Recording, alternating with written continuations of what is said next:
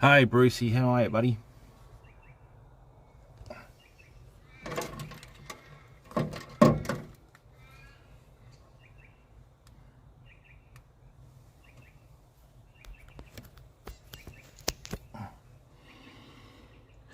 Hey Brad, how are you, bud? Welcome, matey. What's going on?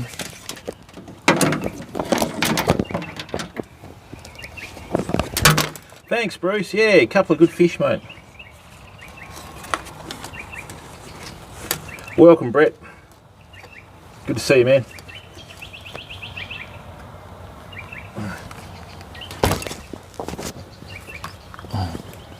Yeah, it was good to get a couple of them.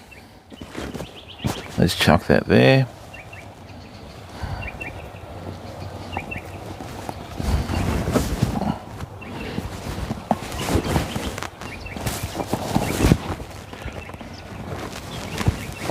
No work, yeah. Leave it up to bloody Reynolds tomorrow, mate. So, all right, just let me set up the tripod fam and then we're into it. Welcome, everyone. Right. There we go.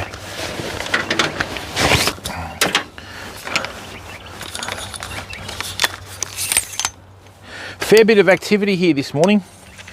We got high tide in a couple of hours and I've already seen quite a few big swirls across the river here. So what we're going to do today is we're not going to fish with lures early. We're just going to fish with baits, and I'm going to show you a few old school techniques which aren't, which a lot of people try and run with and say that they thought of it. So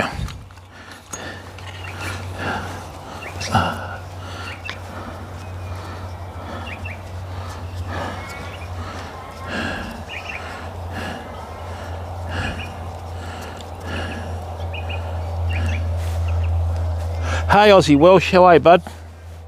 Let me get this down here.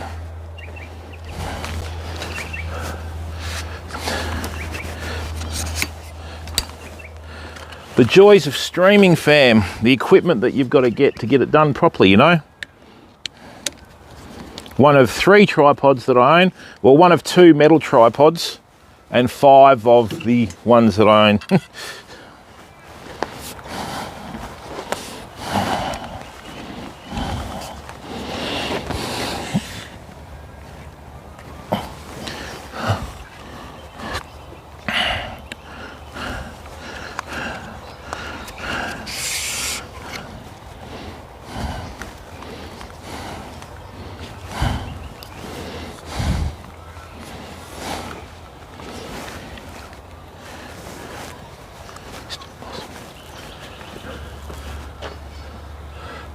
Yeah, they love me down there, mate. Reynolds told me how much I spent last year. Just about had another heart attack. All right, so welcome everyone.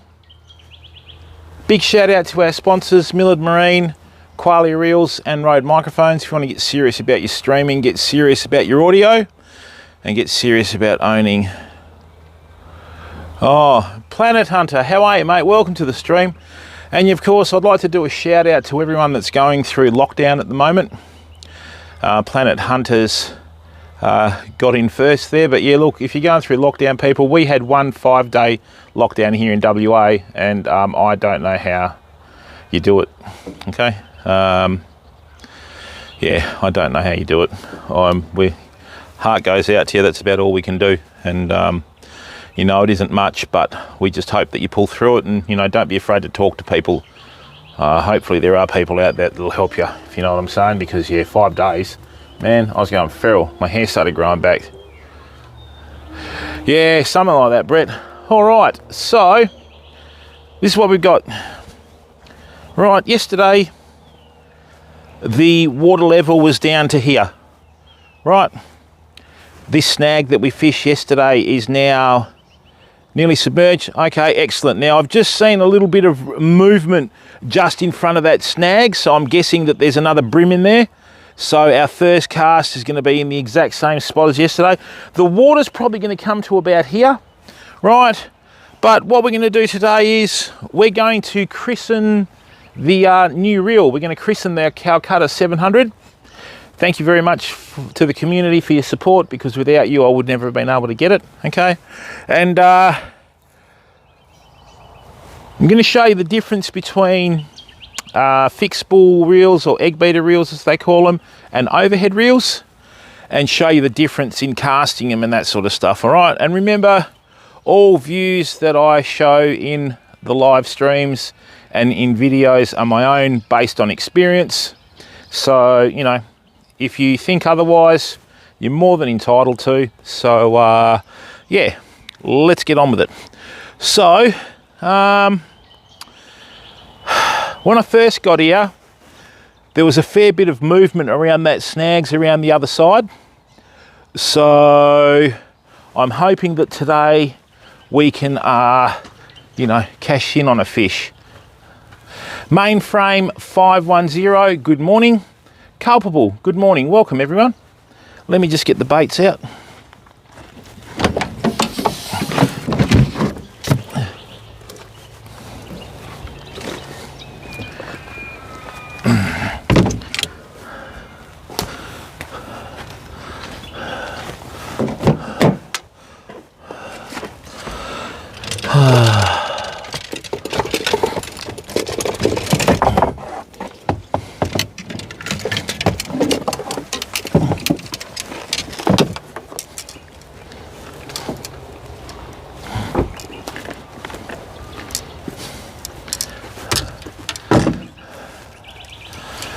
Right, now,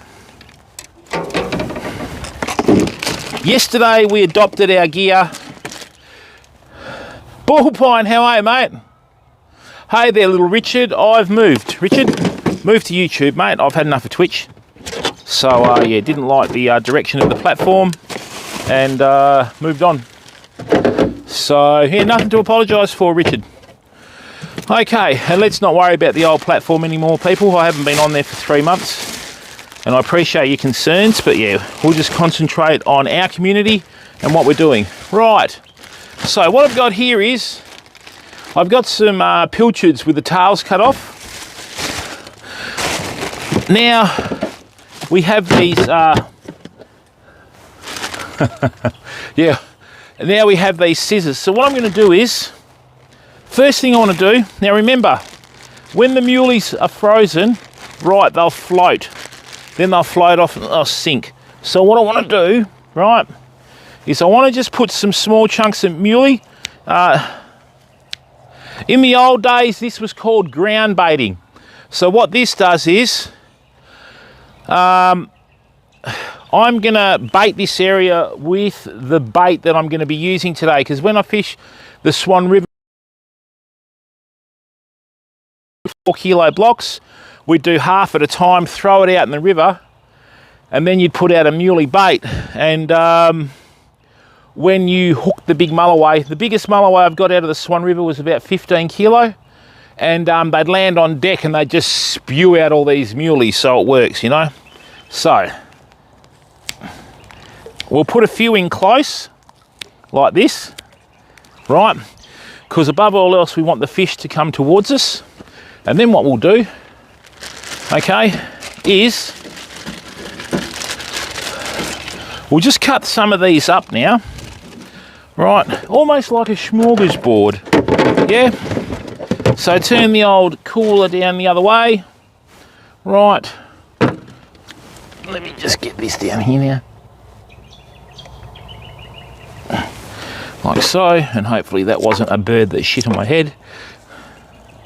As let's face it, it's a very large target.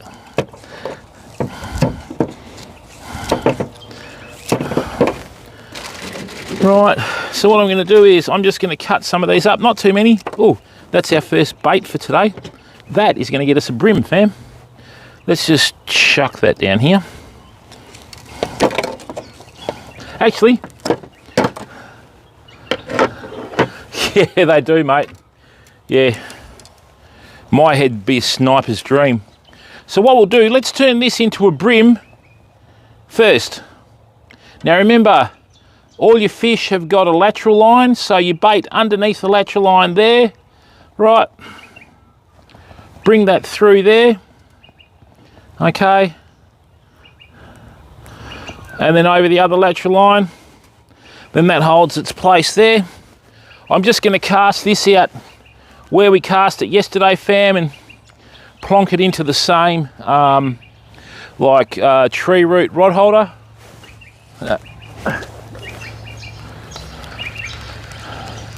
So what happens when your fingers go numb, you sort of tend to lose touch of where you're casting. Lovely cast, if I say so myself.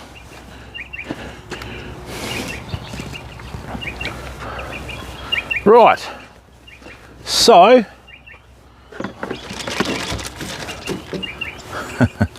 Paul, how are you, bud? Welcome to the stream, mate. Okay. So what we've got here is we've got a few little muleys that we've cut up into little chunk-sized pieces. See that? Right. Now remember, never leave any rubbish at your fishing spots. Let's bring this back up here like that. Okay. Let's make sure that that's okay now. Yeah, beautiful. So, what we're going to do, famo, is this.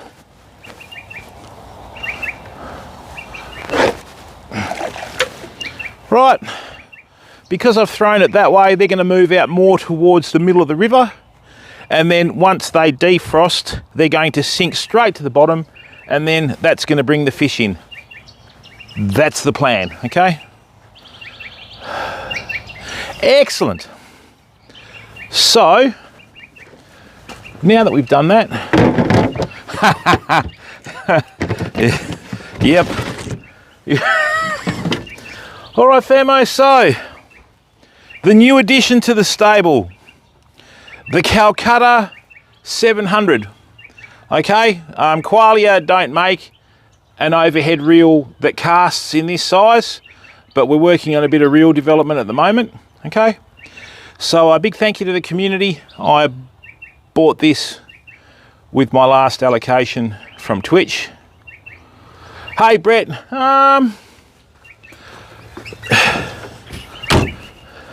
homemade burley's good for your smaller fish species, Brett. When you're chasing mulloway and fish that are higher up the food chain, I mean, it would probably work, but with the burley, it does tend to move with the water. At least with these, they're frozen, they'll defrost and then they'll sink to the bottom and stay there. Okay, and then once they get wrapped up in all the branches and the leaves and that sort of stuff, then, you know, it'll bring the fish in. So,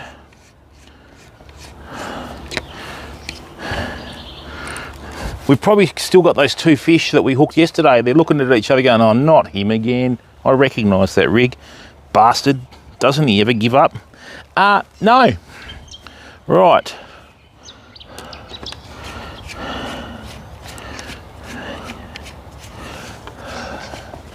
So what we're going to do now, fam, is, ta-da, going to check that I've done the knots properly, which I'm hoping I have. Oh, it is mainframe. These are the WSB tackle rods that I bring in from overseas. So, yeah, this is a really good quality, light, ultra high modulus graphite rod. I think it's like an IM 10 or 12. And hopefully today we're going to get a fish hanging off the end of it. Yeah, with that homemade burley, Brett, you know, that's good as well. But I'm specifically targeting mulloway with this, so I'm going to use the pilchards that I'm going to be baiting on the rod, right, to try and catch them. Now that was interesting. I just saw a V in the water there, so there are bream around. Now,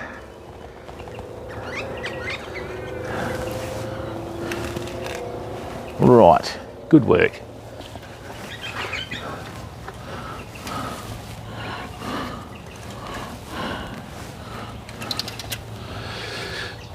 Now, as you can see, no, I'm not happy with that at all. No, not happy with that. Jesus, what was I doing there? Chuck that down there, nice. Bring that in here, nice. Let's have a look, fam. Now remember what I've always said to you, right? You've always got to make sure that you check your knots, okay? And that is not right.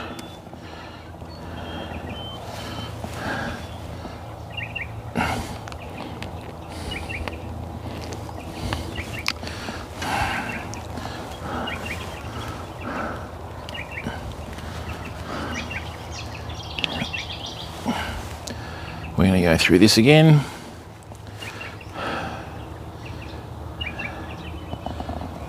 No, actually it is, but I'm just not happy with it. I haven't used this rod yet, so I haven't actually cast this out.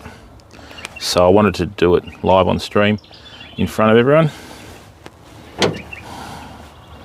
Okay, the eyesight.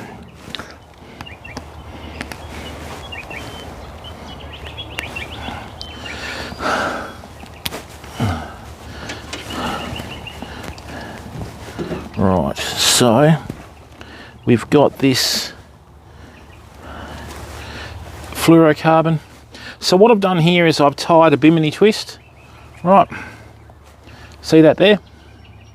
So what I'm going to do is I'm going to show you how to join braid to, in this case, fluorocarbon. Right, it's a nice length of it there. Okay, so what we're going to do is, it's easier to see with the yellow fluorocarbon. When you're doing knots with a loop, you want to get the knots to be nice and even, and you want the loop to have the tag ends the same length. So pinch that there from the top, right? And it's quite a simple process. You fold your braid with the loop over the monofilament that you're using, right? 1, 2, 3, 4, 5, 6, 7, 8, 9, 10. Back through here. Hang on a second, I'll just cut that.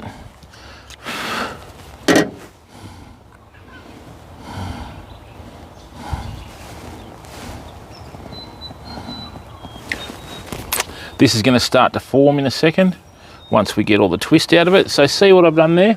I've just managed to wrap that around. Right, and see how the knot's formed? Great. Bring that down.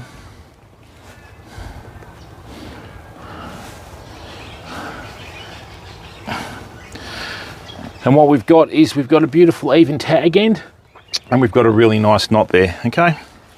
So let me just bring that in. Now that's locked in now, which is good, and that's going to slide through your guides quite easily, okay?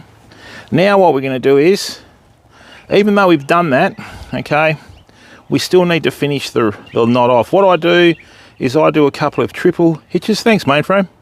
I do a couple of triple hitches, right, like that.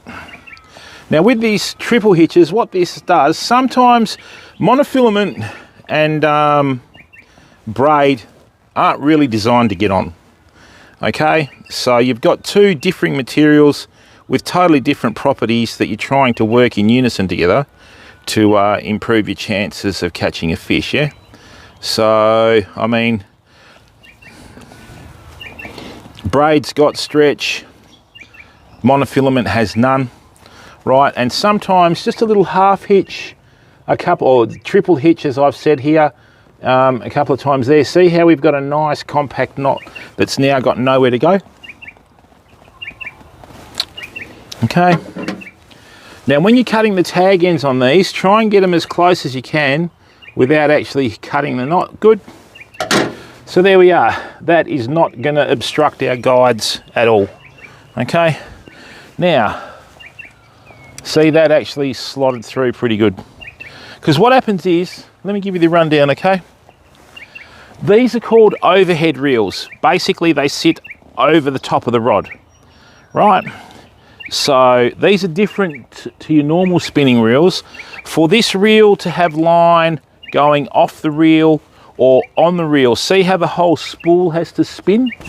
Okay, this is why so many people use these reels in boats, because in comparison to the fixed spool reels or the egg beater reels, there's nowhere nearly as much twist. In fact, it's practically zero.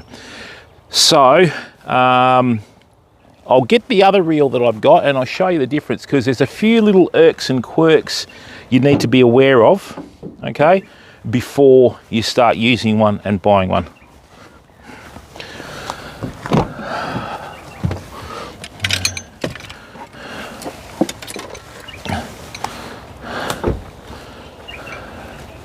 All right, so let's look at the difference between these reels, okay? So, the reason why these are called fixed spool reels is exactly that. That spool is fixed in the middle of the reel, and you have this skirted bail arm that moves around the reel, okay, that oscillates up and down, that lays the line evenly, okay? So that's why they're called a fixed spool reel, okay? You've got the handle here. You've got a main gear that's locked into a pinion gear. The pinion gear is also locked into the spool, and it's actually an amazing piece of equipment, because as you turn that handle, the reel goes up and down, and this lays line around it evenly, you know? With an overhead reel, okay, the spool turns. See here? See how the spool turns? Right, and we wind it back on, and you've got a little line guide at the front. I'll show you that. Okay, you've got a little line guide at the front that lays the line off and on the reel for you, right? Now, with that line guide, okay, a good overhead reel, and I'll show you what I mean by that, the line guide will move as the line's coming off the reel, as this Shimano reel does, okay? And in terms of line twist, overhead reels like this in small and larger sizes have zero line twist because the spool turns, right? Now, me personally, when I'm fishing 1 to 4 kilo line class, I'll use I call them spinning reels, because the you know, the bar arm spins around the spool. I'll use a spinning reel. I spent a lot of time and a lot of money in my youth when, you know, you think about things that aren't really relevant, and I was trying to cast ultralight spinners with super small overheads. Shimano years ago made a Bass 1 mag, one of the like original small overheads. As you get older, you tend to get a bit more practical. So 1 to 4 kilo, I'll just use a spinning reel, and from about 6 kilo up, I'll use a overhead reel like this. Okay, now on this reel, I've got 30-pound line. You've got to be smart with your drag settings. It's not really designed for 30-pound line, although you can fish it. I know people that fish these on the beach with 50-pound line, okay? Now, what I'm going to do is I'm going to show you a little rig that I use fishing in the rivers. It's actually just a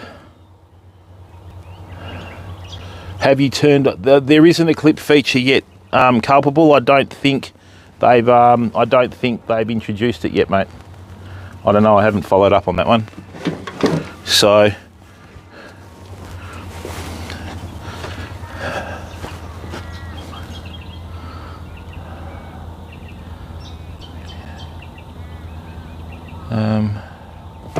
I'll need the other one. Whew. Hang on. Bit quiet on the old Bream front today, fam. I was hoping we would have got one by now.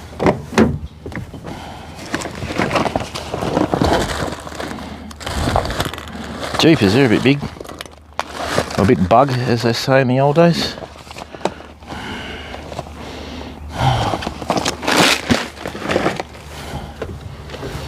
Right, new.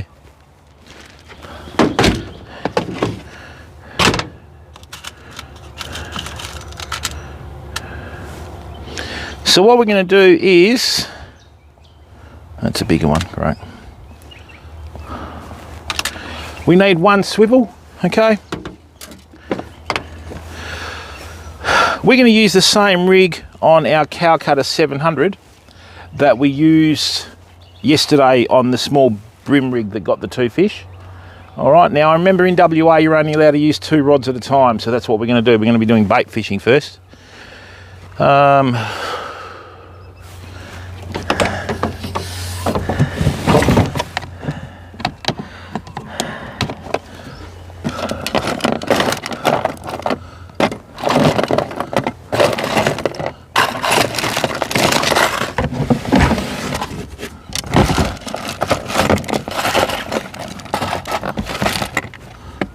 Okay, come on.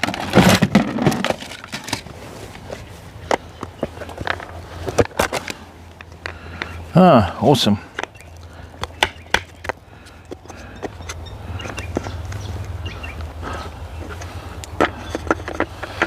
Yeah, the only problem is, Brett, reception is the hard bit, buddy. Yeah, reception is the hard bit, mate. I have got a directional antenna now that I can hit that tower at Cow Cub, but we're hoping, pal. You know, we're hoping, mate.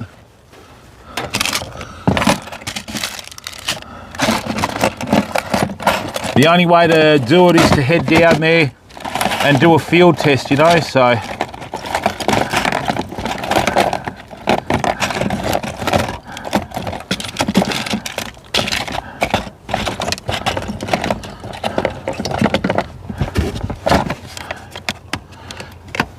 Okay. As a rule of thumb,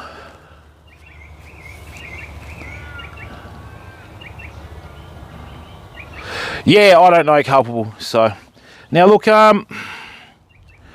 when it comes to fishing in a river and that sort of stuff, you want to use as light a sinker, as light a sinker as possible to get your bait to stay down, because you want it to sort of make it look fairly natural. It's a bit of a pain. More birds dropping stuff on the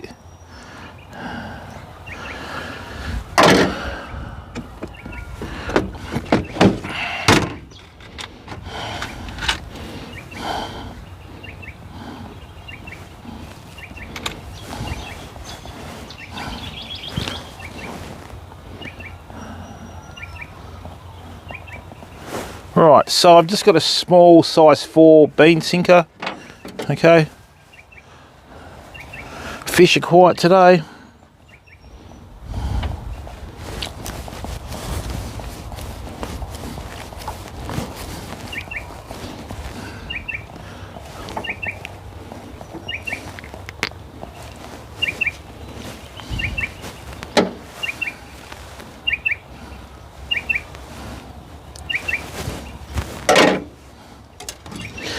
Now, when you're fishing a river, okay, you're always going to have issues with being snagged and dragged under snags, as we did the last time we fished this area.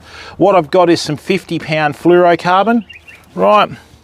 I don't know, I think the fish still see it though, you know, but we don't want to upset anyone that sells fluorocarbon. So,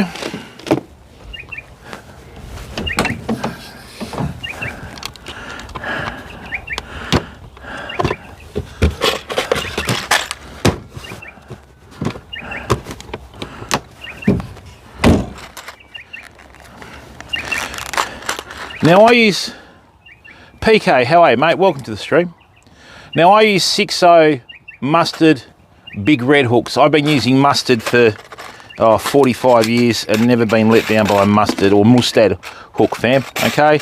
I prefer these to other brands on the market. Nice, solid hook, all right.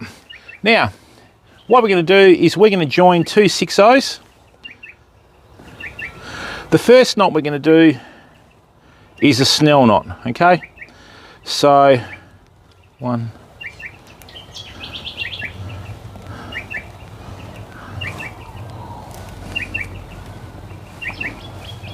like that. Still a good length on that. Bring that in here. We're now going to do a centaur knot. And what we want to do is we want to get this hook as close as we can to the other hook without it actually being too obtrusive with the barb of the other hook. So we'll get that there, bring that through here, like so.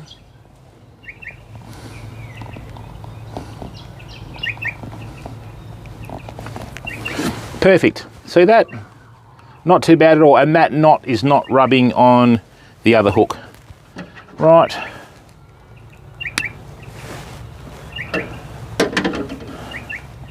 Now, what we're going to do is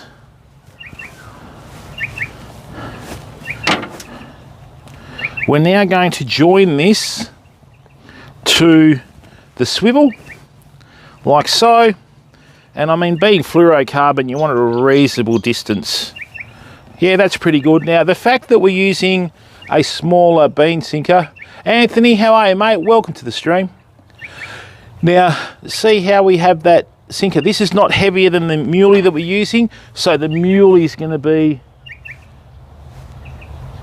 the main weight.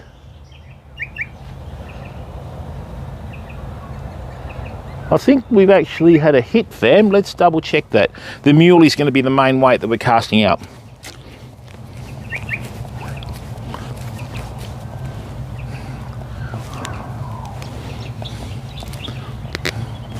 Okay, great.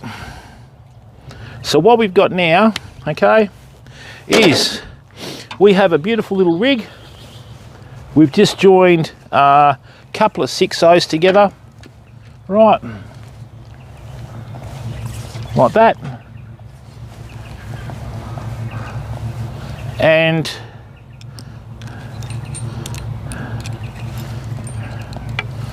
great. So that's the finished rig, fam. So we've got the two 6/0s joined with a 50-pound.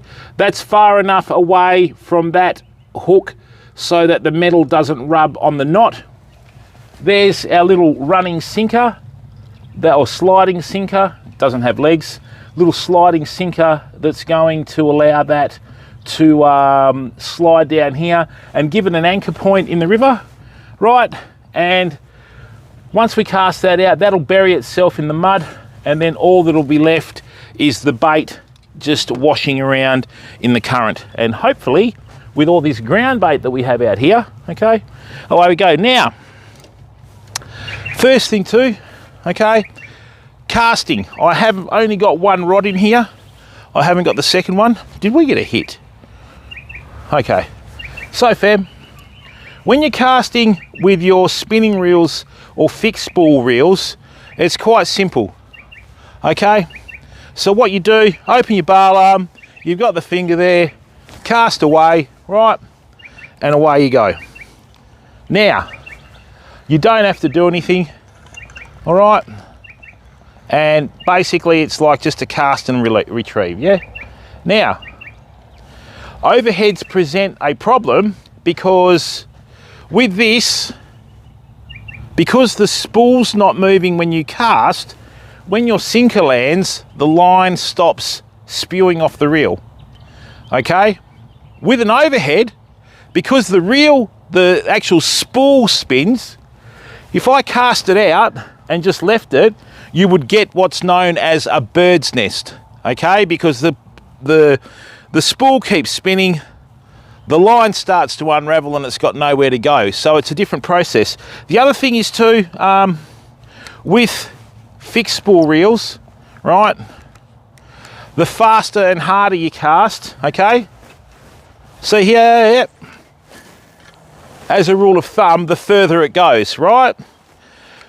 With overhead rods and that sort of stuff, once you're an experienced angler and you're experienced at using it, that's when you will be able to sort of do that. But early on, okay, early on, that presents issues. Me personally, when I cast with overhead reels, I'll cast with an overhead reel here.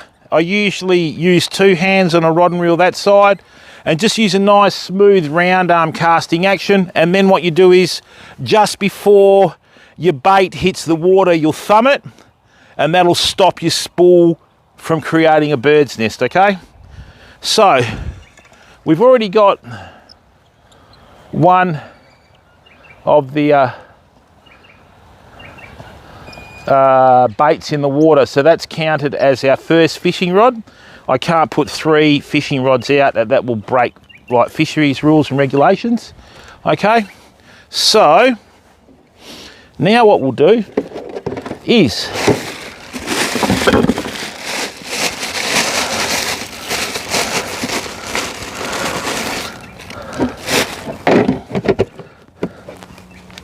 we're going to get a nice big healthy West Australian pilchard, okay, and start using this as the bait for today. So just gonna let this defrost a second. In you go, sunshine.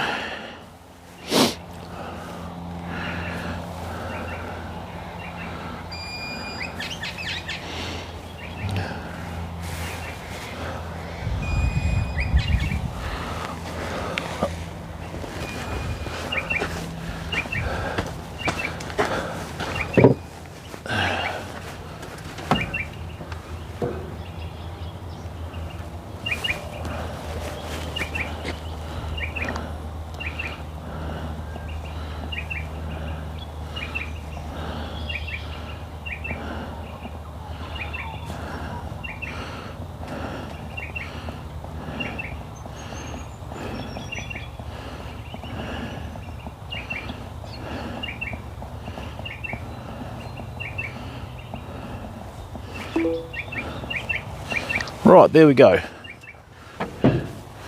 So what we're going to do now is we're going to bait this on the hook and we're going to cast this out. Now with these Shimano Calcutta 700s, you can use these on the beach, use them in the boat, use them wherever. I know people that can cast these further, right, than they can with the spinning reels, okay? So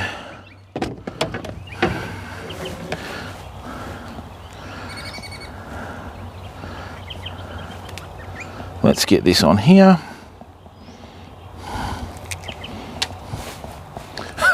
Those parrots are back, cheeky buggers.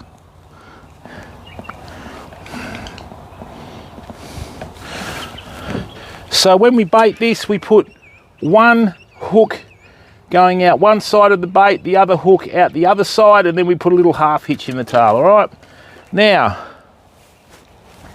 overhead reels have a casting adjustment knurl or knob on the side of the reel there, okay, that you can tighten up or loosen. So I'll show you what happens, right?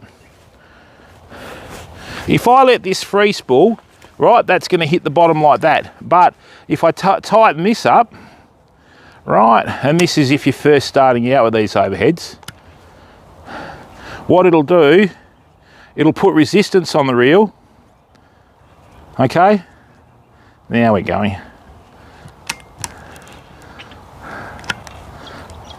And it's like a brake for the reel, okay?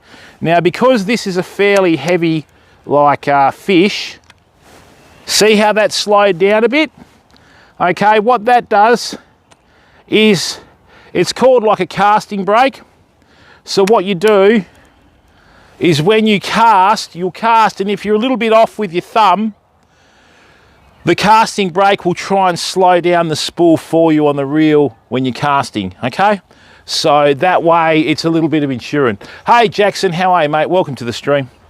All right, once you get the hang of casting and that sort of stuff, you open it up and you develop what's known as an educated thumb. This is an educated thumb. So when you cast, that stays on there. No time does that thumb leave that spool. So you'll cast like that, you lift the thumb, it's spinning, then as it lands, just before it lands, you put your thumb on the spool and that stops the bird's nest, okay? Now, unfortunately with these, the first time you cast, because everything's bedded in and it's all fresh, you usually have a headache regardless, but we'll see if we can work through that today, okay? Let me just make sure that's coming out okay. Right, yes, now see that?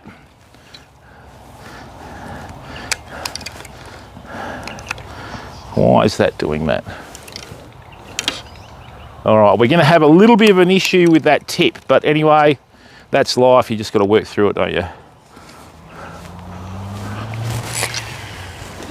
That's it. So, that's just a nice little cast there. Right, I've cast that right where all the pieces of pilchard are. So now it's simply a matter of waiting for the peak of the high tide and hoping that something comes along and eats it. That's your basis of bait fishing, isn't it? Right, so now ratchet.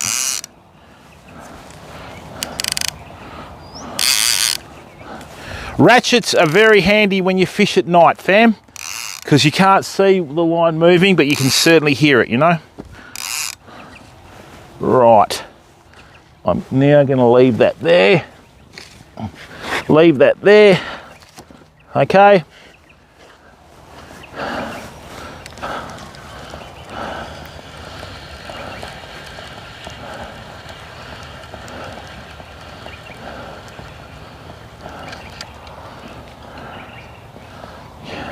Well, famo, we've had a hit. Absolutely obliterated it. I knew something had happened. It's not good, we've missed our first hit, fam. Now what I'm going to do is, I'm actually going to change the bait. I'm going to use the pilchard for the mulloway, and then what we'll do is we'll use river prawn for the bream and see if that works. But I did go to the muleys a while back and had really good results on them, you know. So let's try something different. We'll give them a little bit of a variety, a menu, so to speak. Okay, now with river prawns, when I bait them, I'll always take the shell off where the point of the hook is. For some reason, right, the shell is enough, oh, man, these are really frozen, enough of an issue to foul your hook. Man, that's terrible bait. What happened there? Looks like we might be going back to the muley. I think that's horrible. That's what happens when you bite from a service station. Let's go back to the muley and not worry about it. We'll do the prawns another time. I can't even put a hook through it.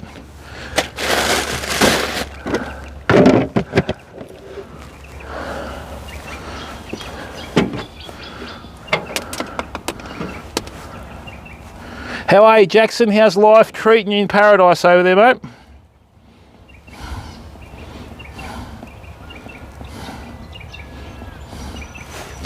Okay.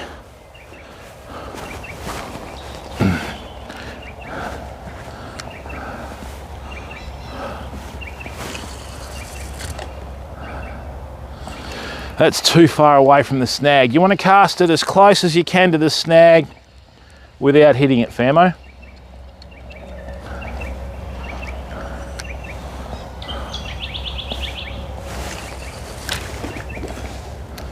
Let's do that again. Bit rusty this morning, fam.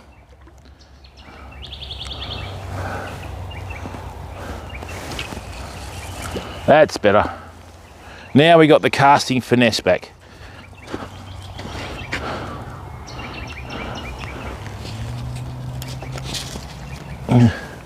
Whoops. Where's that? That's there. Nice. Excellent. So we've got the two rods out.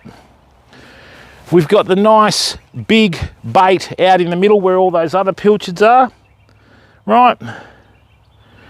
And then in here, we've got the other bait for bream. So now it's just simply a process of waiting, fam. Nice, relaxing.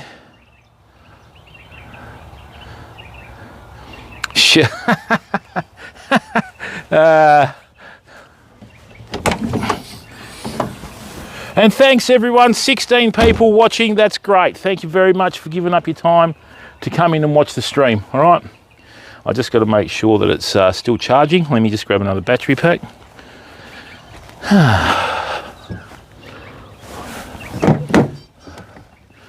It never ends with streaming, fam, it never ends.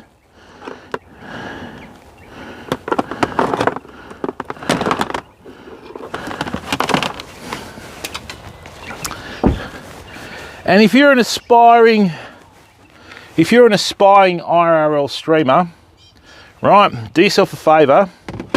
Let me show you a little bit of a crash course in streaming.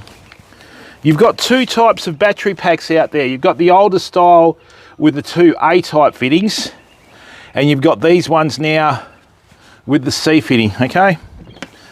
This charges, I think 5 or 6 times faster off a C to C fitting, right, than an A to C fitting, fam. So if you're serious about your IRL, get your battery packs and get the ones that have the 2 C fittings on them, all right? Players, how are you, mate? You safe over there in this lockdown, bud, or what?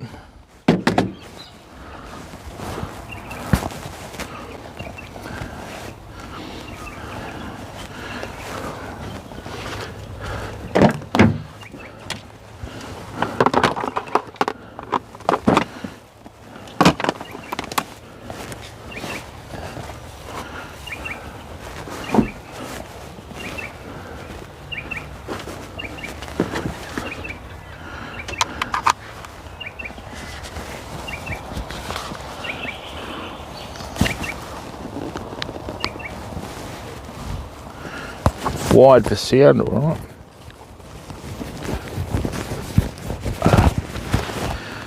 right. All right, let's chill out for a second. That's charging, that's already charged. Oh, I hear you, Ples. I hear you, mate. Like I said, we were in a 5-day lockdown and that just about set me through. All right, fish on. We've got one, fam, straight away. That's the one that we missed before. Fish on, famo. Right, we've got a fish on. Get out of that snag. Get out of that snag. Oh, it's a big bugger, fam. Get out of that snag. What they do is they dive straight for the snags. It took me in the snag, you bastard. Ah, spewing. That was a good fish, famo. Absolutely obliterated me in the snags. Well, that one's not coming back, I don't think. Absolutely smashed the bait, that did. Couldn't even turn it. You heard me, I was saying, get out of the snag, get out of the snag, and that's exactly where it ended up. Damn it. Righto. No more Mr. Nice Guy. If there's one there, there'll be another one there. That was a very heavy fish. Okay, that was a very heavy fish, fam. But where there's one, there's another. Okay.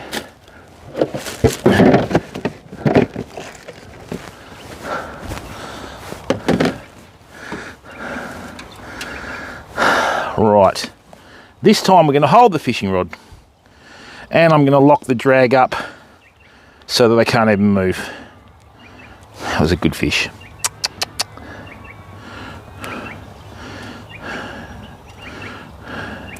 Hopefully there's another one there.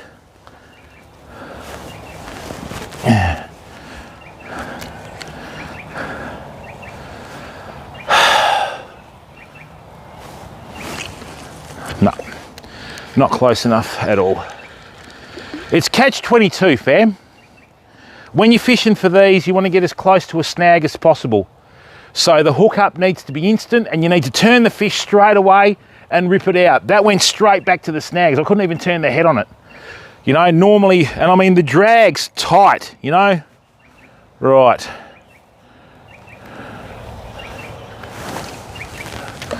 That's actually a good cast. Right, let's chuck that down there. Mate, this drag was nearly on full. Rightio, so I'm actually going to stand here, famo. Right, I'm going to stand here. I'm going to keep my rod tip down. Right, and I could stand here for an hour doing this, waiting for a bite. which is exactly what we're going to do.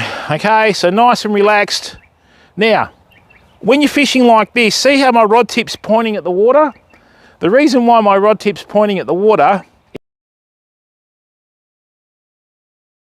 all right?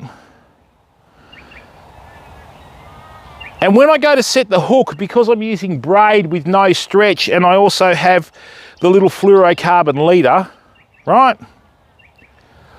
If the fish takes the bait, I'll see the line move. All I need to do is lift my rod to horizontal and I've set the hook. Then when I go from horizontal to 45 degrees, all right, I'm trying to turn the fish to face me. So, you know, oh, hang on. Oh, you're joking, yeah? Surely not. And that's what you're trying to do. One big fault that people have when they go fishing and they'll hook a fish, they'll go right past their head. Yeah, they'll go right past their head and then they'll bring the rod back. Right? What that does is you've got tension, tension, tension. You bring the rod back, it's got all this slack to work with, and bigger fish know how to get that hook out of their mouth, you know? So, it's gonna sit here like this and just wait. And this time it's not going anywhere.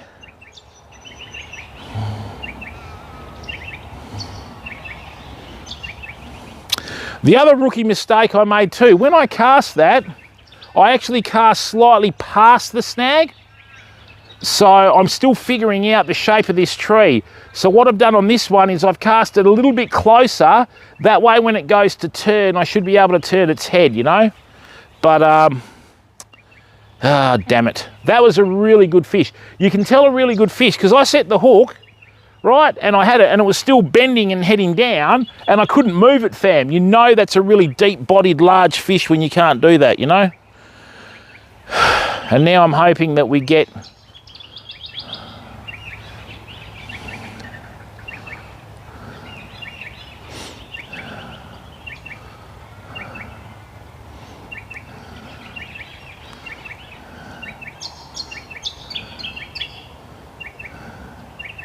I mean, we cast the first time and I showed you how the bait had been hit and we missed it.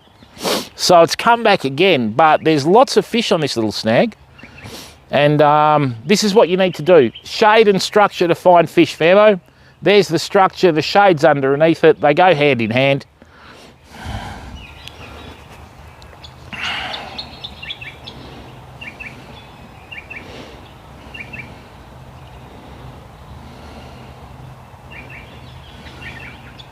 I'll tell you what, I'm lucky I had that rod in amongst the tree roots there, because if I didn't, it would have ended up in the water.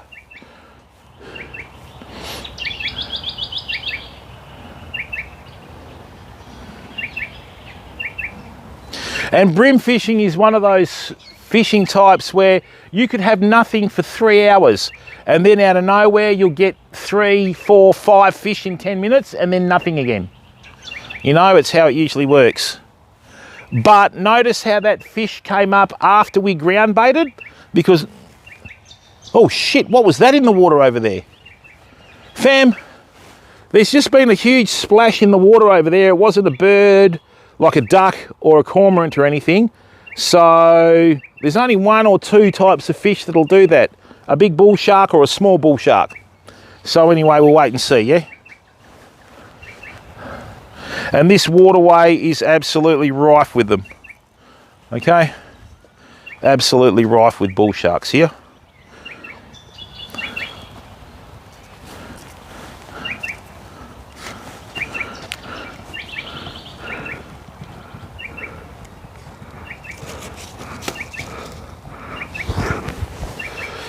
All right.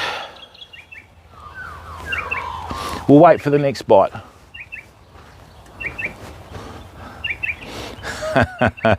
Mega Gremlin, how are you, bud? Hey, Jay Curtis, how are you, mate? Welcome to the stream. Yeah, it is brackish Gremlin. It's a tidal water. Oh, judging by the size of the splash, probably not culpable. So, yeah, you either have them about this big in here, or the biggest one that I've seen swimming through here, about 9 foot. Yep. Straight out of the kayak, straight on the shore. See you later. Man, so, okay. Yeah, technician, we are going to start doing a lot more early morning streams, mate. So, and Jay Curtis, what's your opinion on circle hooks? Mate, with circle hooks, I don't like using circle hooks in smaller sizes. A lot of people have started using circle hooks for whiting and all that sort of stuff. I don't like it because it damages the mouths of small fish, but obviously you do have a higher catch rate. And the other thing is too, yeah, look, people don't get too wrapped up in shapes of hooks.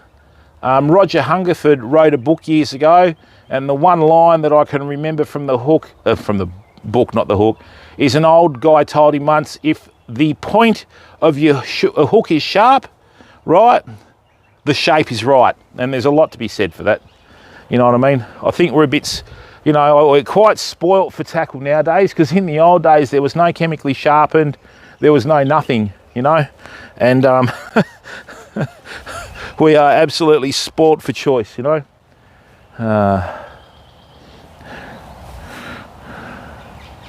I'm hoping that overhead reel goes off.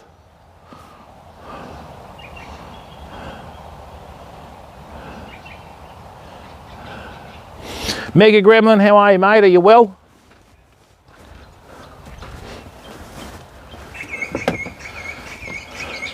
It's just nice to be out in nature, you know what I mean? And this is not designed to rub it into the face of anyone that's in lockdown at the moment, okay?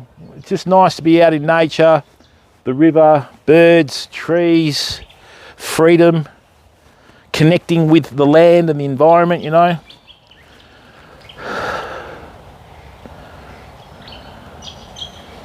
That was a very good fish, damn it.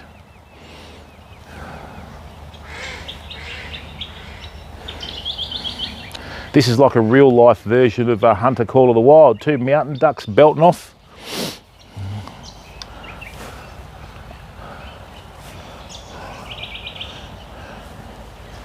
All the stories that these trees could tell, eh?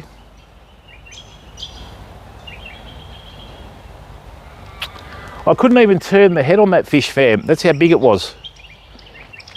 And you just feel it in the weight, you know, like. Might have to give that 15 minutes. I'll cast over the other side of the river. And you got to remember, in a perfect world, everywhere you see a log in the water, there's a fish under it. That's what you try and think. Okay, so, you know, if you're on a log and you're fishing freshwater, okay, you don't walk on the log because your footsteps will cause the log to vibrate, and sound travels through a solid faster than it travels through a liquid and faster than it travels through air, okay? So, before you walk on the log, cast down one side, 3 or 4 feet, let it drop, 6 feet, let it drop, 8 feet, let it drop. Work right to the end of the log on one side, go around the other side of the log, 4 foot cast, let it drop, because you don't know where the fish are on the log, okay? And, you know, you've got to work every single square centimetre of it to, you know, try and catch a fish. So I've been fishing before, big, huge log that's fallen in the water, 4 foot cast, 6 foot cast, 8 foot, boom, got a fish, 10 foot cast, 12 foot cast, 14 foot cast, about 20 foot out, bang, you'll get another one. You've got to work every single square centimetre or inch, if you're in the imperial measurement, of the log to try and figure out where the fish are, you know. And here in this instance, what I've done is I've cast out the bait, more mozzie, excuse me for a second, cast out the bait and we're bringing the fish to us. Yeah, it does. Well, that's what they taught me at school. Oh yeah, we do have a, we have a lot of apex predator birds in Australia, Mega Gremlin. There is a sea eagle that's nested further up here, but I'm going to show that another time. Let me just get some of this spray on my legs.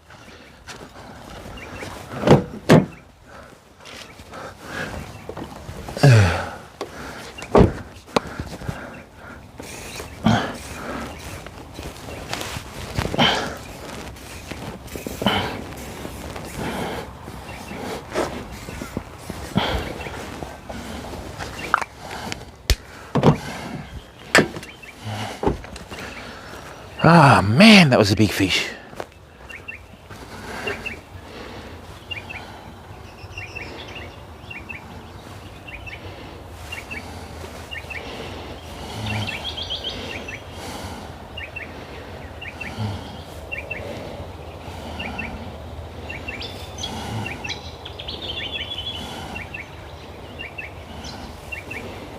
Hang on, fam.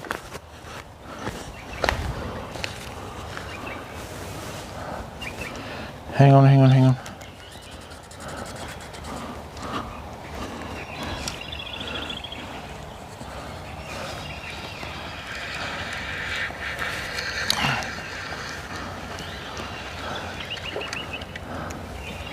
Right. Different tactic, famo.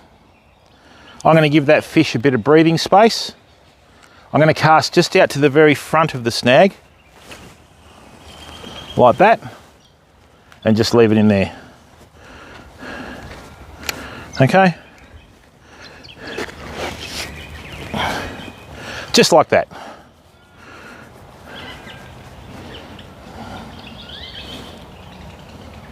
No, surely not.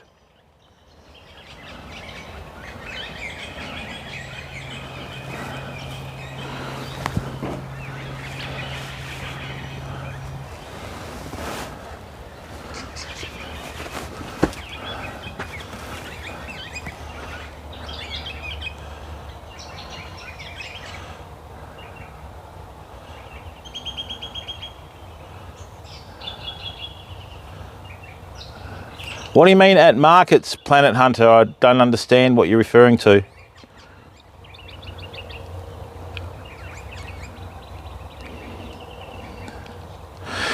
Yeah, don't know, Mega Gremlin. It was a bit strange. As soon as it hit the water, like it moved, and then, you know, since we've gone back to the single swivel, we've had better results, because I normally fish between two swivels, so the brim sets the hook itself, but that hasn't been happening this spring and winter so far. So, you know,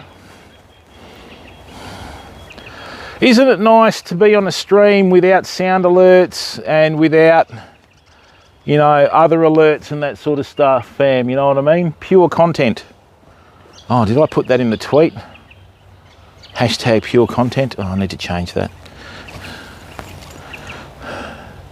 Ideally, what we want to hear. Hey, Daniel, how are you, mate? We do want to hear that drag go off on the Calcutta. You can't have everything. Probably not, technician. I don't know, mate. I'm not partnered on YouTube yet, so I don't know. You know what I mean? I have no idea how it works, but I'll worry about that later. Now, at the moment, all I want to do is I just want to get back into the groove of live streaming. I want to just be able to provide quality content that people can use as a reference for the future. Excuse me, and then that way we can start building some momentum and getting our numbers up again, if you know what I mean. Yeah, I did years ago, Planet Hunter, years ago, not for a little while. I'm thinking about doing it again, but I don't know yet. As soon as I do, I'll make sure I'll let you know. But yeah, I did years ago, mate, so. Righto, fam. Now, where we've got the pilchard, there's been a bit of water movement, right? I'm hoping that is water movement around our bait.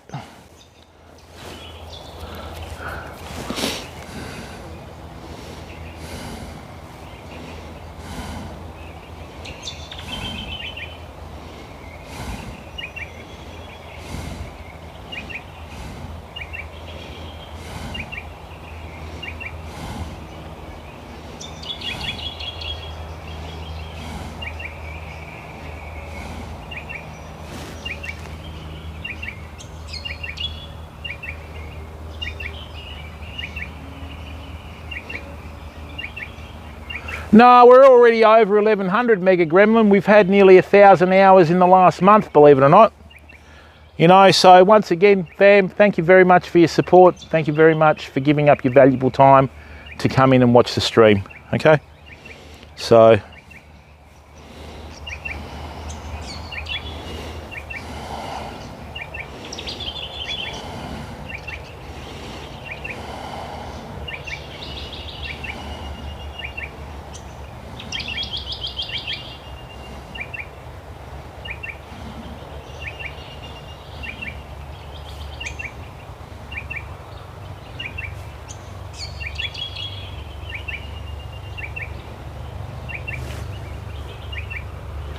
thank you, Mega Gremlin. Oh, how's it all going for him, Daniel?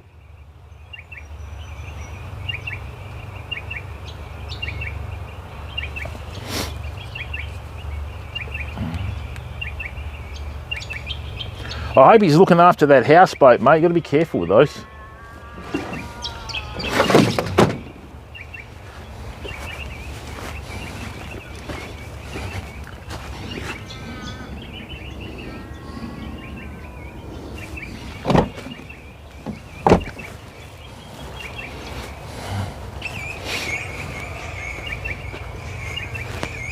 Thank you, Mega Gremlin. Oh, awesome. 16 people watching. Thanks, fam.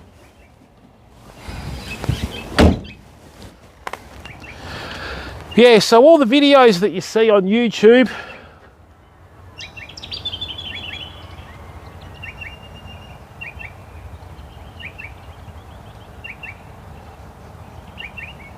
no, not at all, Jay Curtis. We are 3,000 to 3,500 kilometres south of the nearest saltwater crocodile. Okay, so, and if I was in crocodile country, I would not be pulling up to the river like this, mate. If you're in croc country, you don't want to be within about 50 feet of a river. Okay. What I might do though, wouldn't that be funny? You get a little motorised crocodile and you sort of remote control it through a river. That would be hilarious. There's a few spots up here where people swim. Imagine that, you've got a drone watching where the alligator is, you dive it under and you bring it up in between two people like swimming, they just freak out, you know, it'd be hilarious.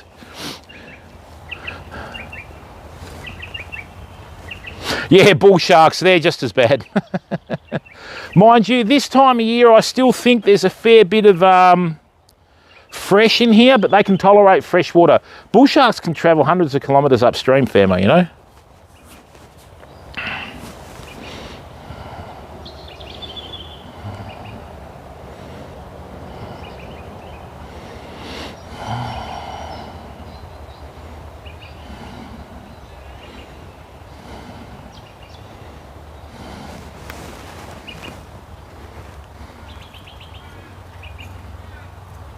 Oh, when you say dam technician, do you mean Big Brook Dam?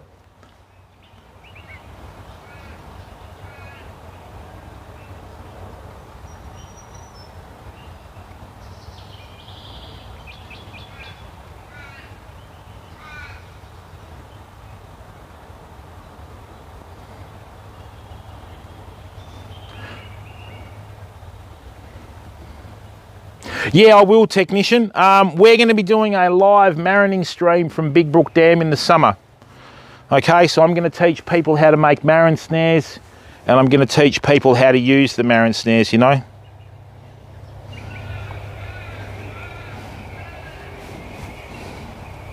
I really like the balance of that Calcutta reel with that rod, famo. It is sensational. And silky smooth, that reel, absolutely silky smooth.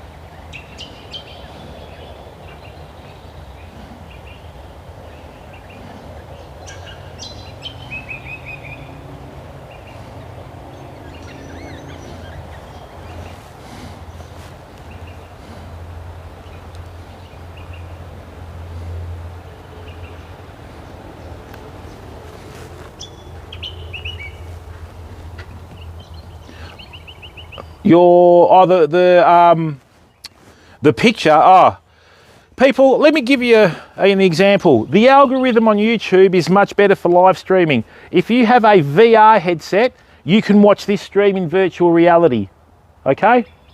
The other thing is too, I'm not even partnered on YouTube yet, and I've already received a message through Twitter, okay, from, hey Hank, how are you, buddy? I've already received a message from YouTube creators this morning, right, asking about my experience on YouTube.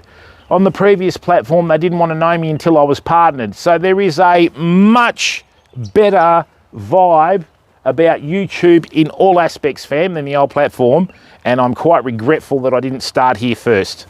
Okay, so all in good time though.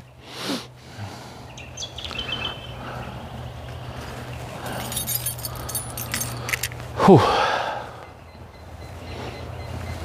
Now I've deliberately cast this one on the left a little bit further out from the snag, but it's the same old story. They won't venture too far from a snag to feed. So maybe we should just bite the bullet and chuck it back at the snag again. Okay, Jackson. Unfortunately, technician, I don't think I'd fit inside the screen. Yeah, do it, Jackson. Let us know how it goes. There is an actual, if you go to your screen and then you go to the 3 dots on the right-hand side, it says report, quality, loop video, captions, playback speed, and then it says watch in VR. So, yeah, it's good, Mega Gremlin. And I tweeted at them the other day. They responded straight away. It was great. It's nice to actually feel valued, you know what I mean? So, oh, this is fantastic today. So this is the deal, fam. What I did to provide this content today and in future, I've approached a farmer and asked him if I could fish on his land. And what I did is I bought him half a carton of Carlton Dry. So what I do is I SMS him and ask him if I can come in and that. He gives permission. And this is exactly the extent that you go to provide quality content, famo. Right now, in the country, I have access to, I don't know, 11 or 12 kilometres of private river frontage, which we will be using for YouTube videos in the future. I've got some absolutely mind-blowing freshwater content coming up, fam. You wait until you see it. All right, this is just going to be the stuff, you know. And I know a spot on the Warren River that is about, I would say, 8 times wider than this.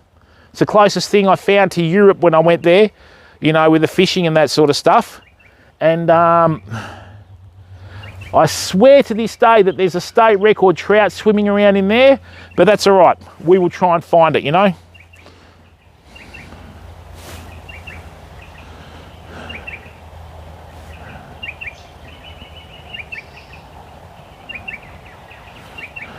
There is something quite eerie this morning, famo. I don't know what it is, right? There is something quite eerie about this spot. You know, you ever get that feeling where something's watching you? That's what I'm getting standing here. Okay? Don't know, there's something just not right this morning about this spot, fam.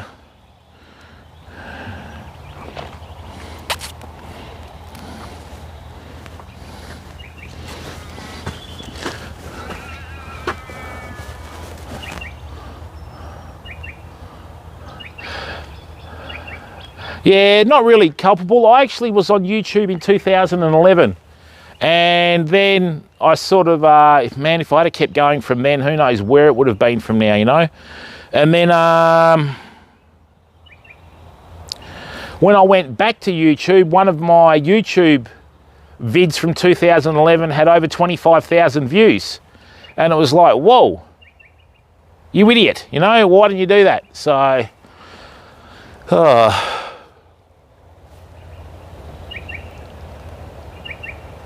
come on, there's something not right.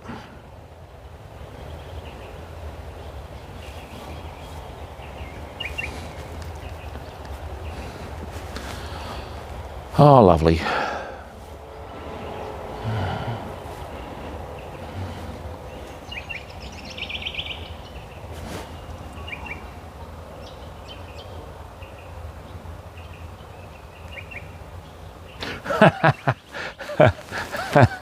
Hey, Mega Gremlin, how's your connection project going? Is it working or what? Is everybody pulling their weight?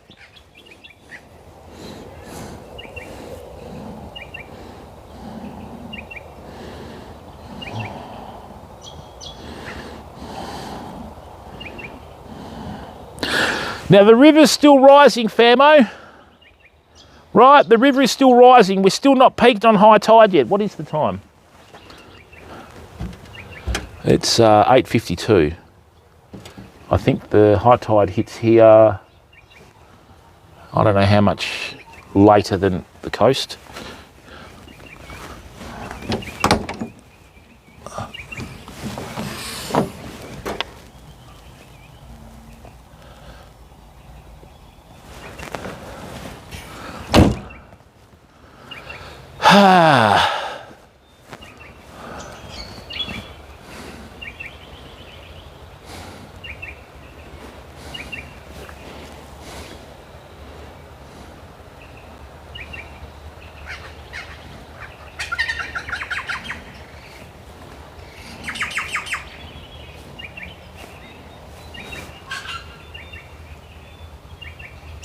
Oh, nice one, mate.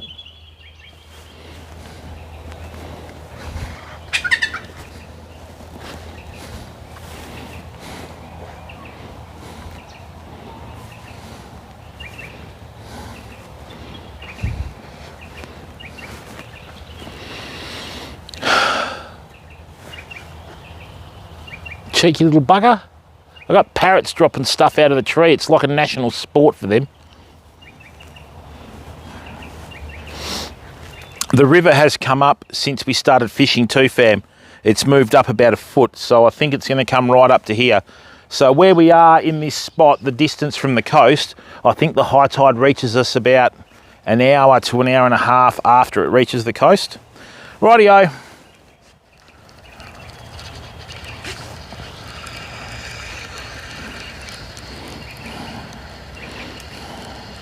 We've given that a fish a break on the snag. Time to go back again, fam. Let's do it.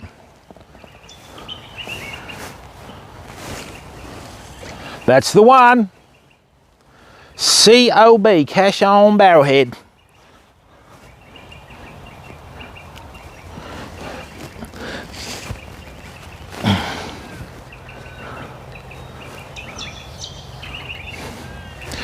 Okay.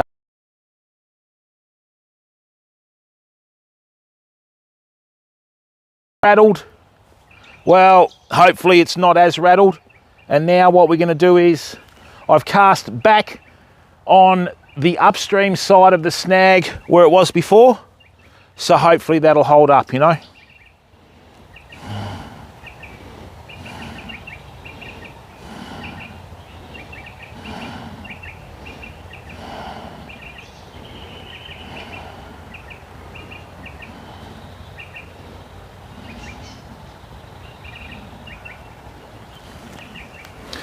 The most black bream that I've caught in one day, I think, was a couple of hundred at Augusta when I was younger.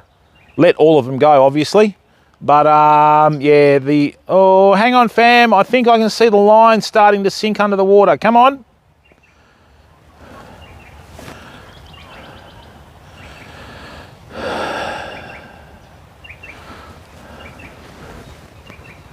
I'll just get that braid out of the cow shit there.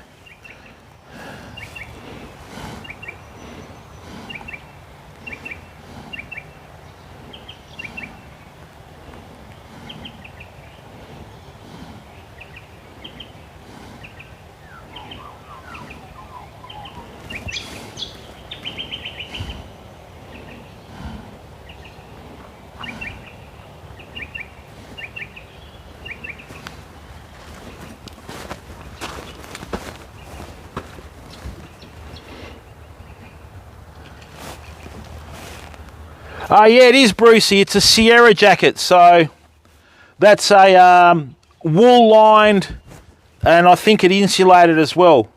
So they're really good, mate. Not very waterproof. You can buy them waterproof, but I think the easiest way to waterproof it is just spray it with Scotch Guard when you first buy it, and that'll seal it.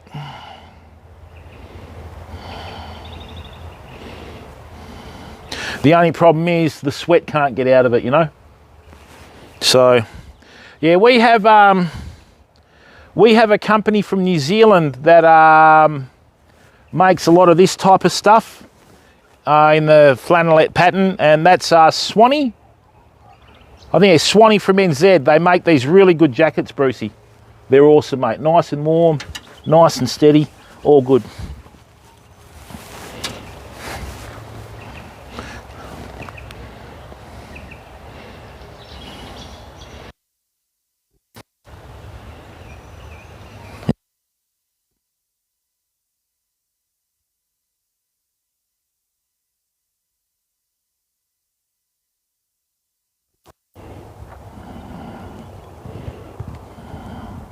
Hey Stephen, how are you, mate? Yeah, every day's a beautiful day when you're upright, mate.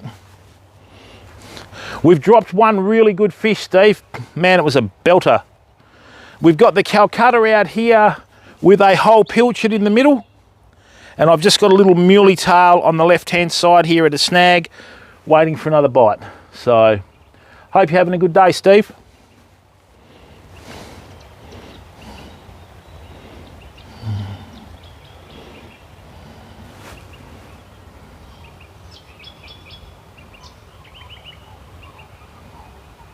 Yeah, I couldn't turn its head, Steve.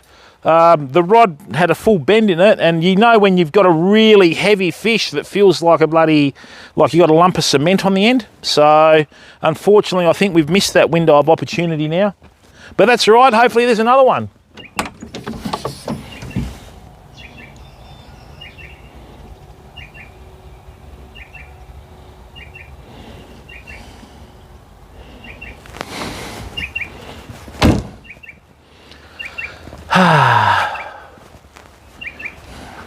A lot of my bream fishing when I was younger was sleeping next to the rods with a little bell on the rod tip to wake you up.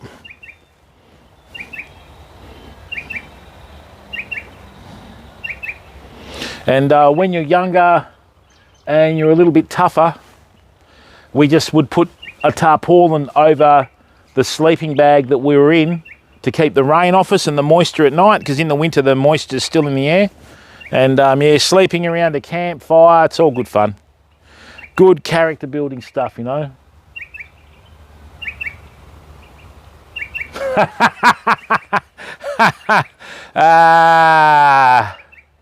Yes, mate. Unfortunately, you've got to own that one. Yeah, unfortunately, you've got to own that one, mate.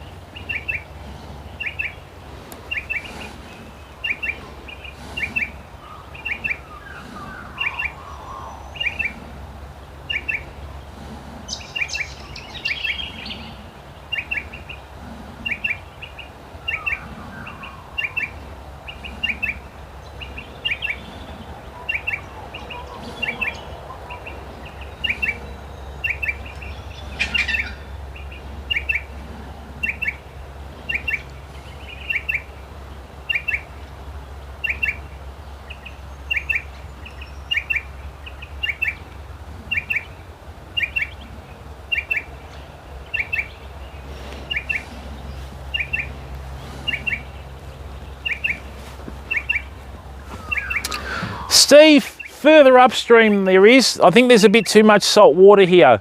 Yeah, catfish are a strange one, aren't they, you know? That is actually the only fish in the freshwater rivers in WA that's naturally occurring here. Redfin perch, brown trout and rainbow trout have been introduced. I mean, the black bream live in the salty brackish water, so, you know. So further upstream there is, Steve, but down here, not as much.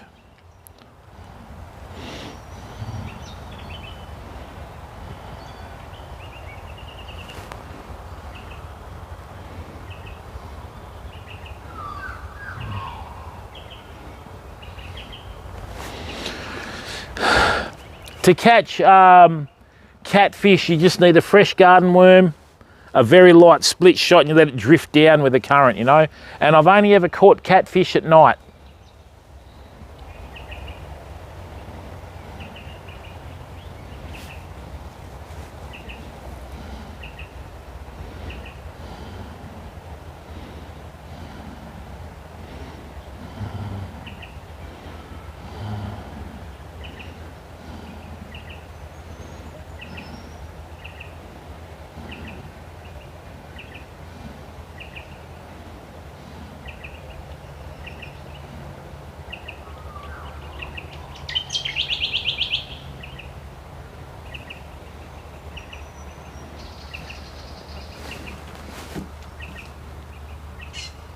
Dwelling up, okay.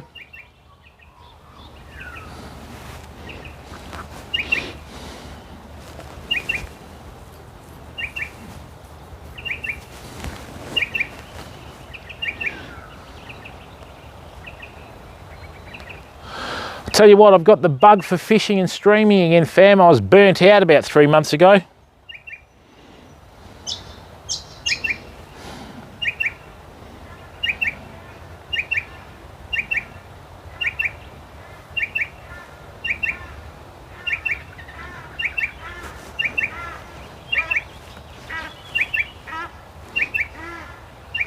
We have so many different types of birds in Australia, famo.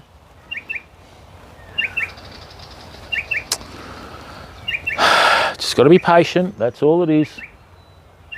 Just got to be patient, fam.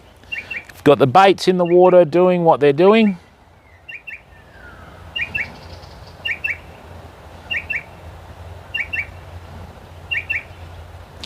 I really do want to get down south this week though and do some freshwater fishing. So we'll take our lures down, we'll take our fly fishing gear down, we'll take everything down, fam.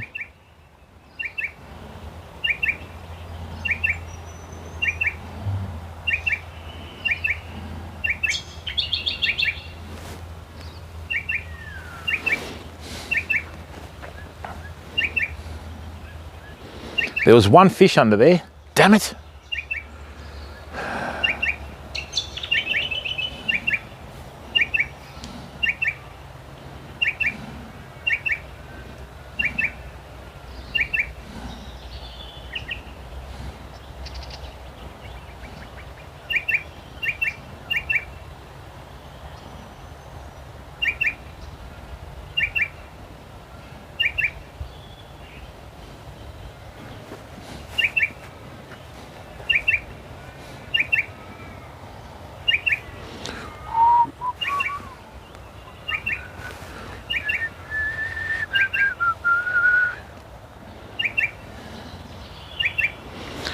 So does anybody have any suggestions for content that you'd like to see on the stream? Is there anything uniquely Australian or anything that you haven't seen on, you know, social media or on television that you'd like to see? If there is, just any suggestions would be greatly appreciated, fam, because there could be something that, you know, I haven't thought of or other people in the community haven't thought of. And, you know, we can just give us a bit of direction on how we go about trying to provide content, if you know where I'm coming from. We're going to do some camping streams. We're going to do some campfire cooking streams. So they're on the way. I'm just organising those. No, don't be silly. They don't make Foster culpable. You order Fosters when you go to Australia, you'll get beaten up. Fosters, oh, you international bloody blah, you so-and-so. You don't, Fosters isn't real, right? Everyone overseas, oh, do you drink Fosters? No, we don't drink Fosters.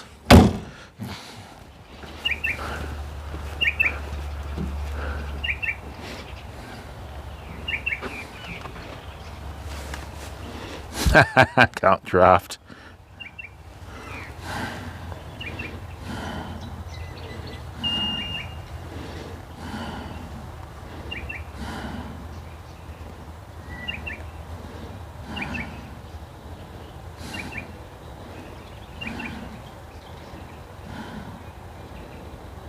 Oh, thanks, Ples.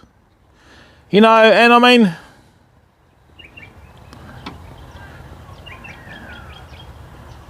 we don't, We don't sit around. More like your dream culpable. I think you need to go and see a doctor. Who says that?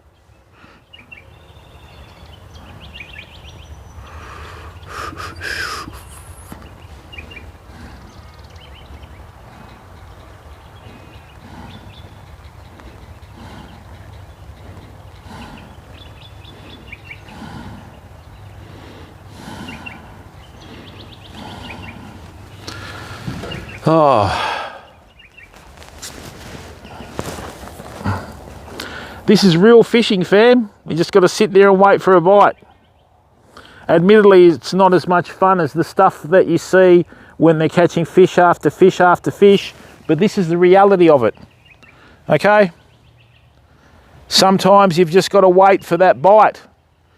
I think we'll get a bite at the peak of the high tide.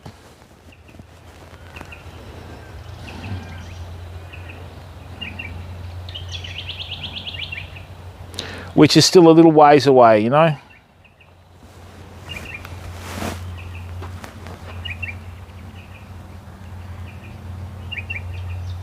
Oh, okay, Pless. You like learning new rigs and stuff like that. All right, let me show you a rig here that will catch you most fish from a beach and from a boat. All you've got to do is just vary it, okay? So, how complicated you make the rig? 15. Oh, we'll do the nighttime squid stream, Lowy. I appreciate the suggestion, buddy, but a heap of streamers on the old platform did that and ran with it, you know, and I mean, I've got the small rod challenge, which is the 70 centimetre rod, you know, which is a bit different to buying the cheap, like, you know, they bought the kiddie outfit. We'll use that small 70 centimetre rod, you know, when we start fishing a bit more from the beach and that sort of stuff. We'll use that in salmon season. When the salmon are out and about, I'll go and try and... I'll tell you what we'll do, right? I'll put that Calcutta 700 on the little rod, right?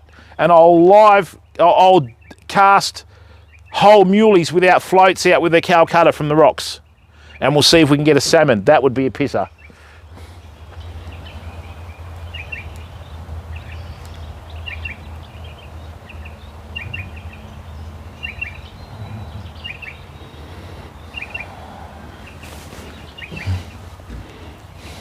Oh, Plez, we would have been down there this morning, mate, but because we've had all the winter storms and the rain, last year we were fishing the beaches a month earlier. This year, there's still really no beach to fish on at high tide because the water's reaching the dunes. We've got to wait for it to recede again, you know. Once it recedes and that sort of stuff, then we'll be into it.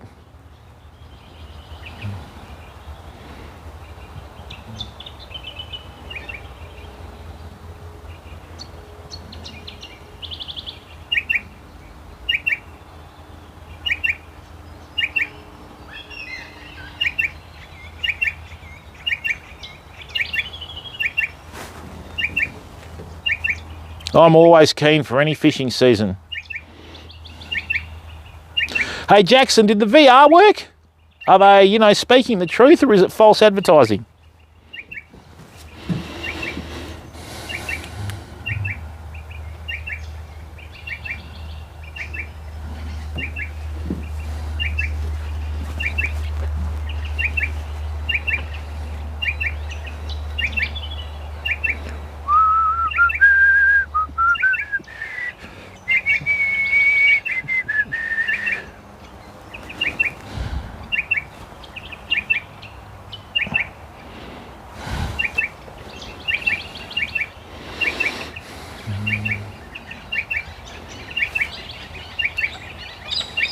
It's 28's are funny.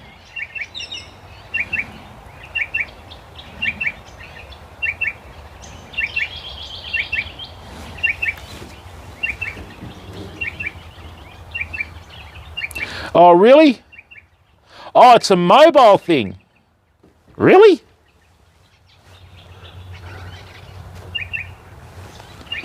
Experience YouTube in VR. Place your phone in a VR headset You can place your phone in a VR headset. Get a VR cardboard. Huh? What's VR cardboard?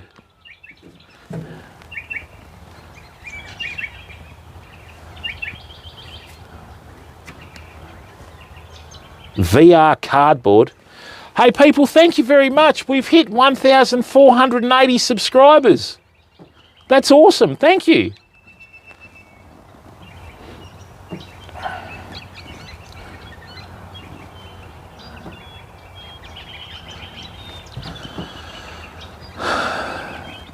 Wow.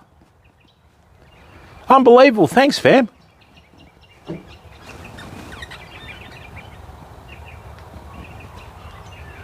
Let me bring up the stream again. Boom.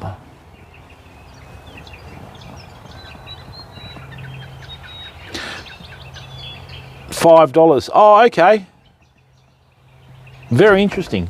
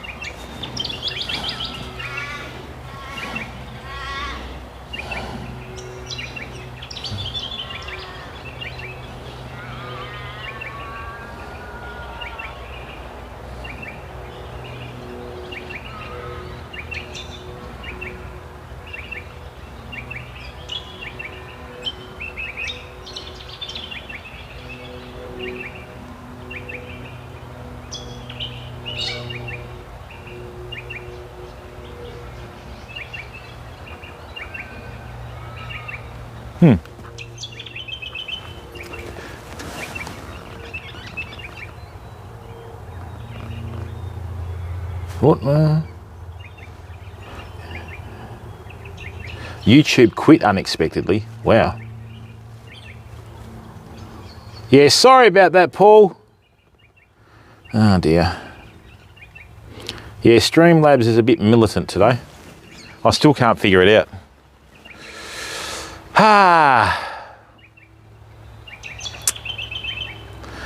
Righto fam, I'm going to give that bait another 5 minutes and then we're going to try a different presentation, okay?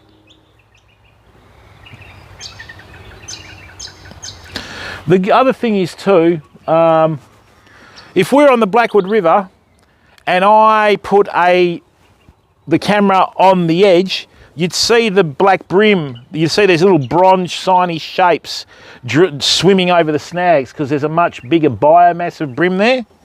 So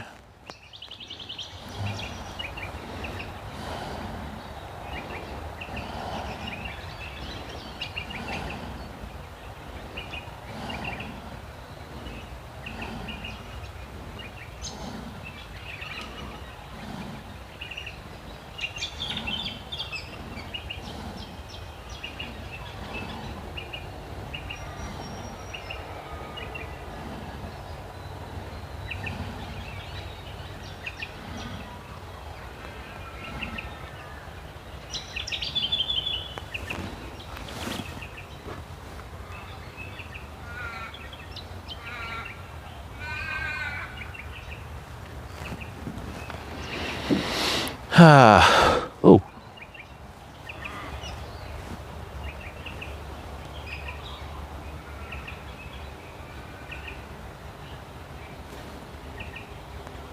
Yeah, we've still got a rising tide, fam. It still hasn't peaked yet. Okay, let's try a long range presentation. What happened there?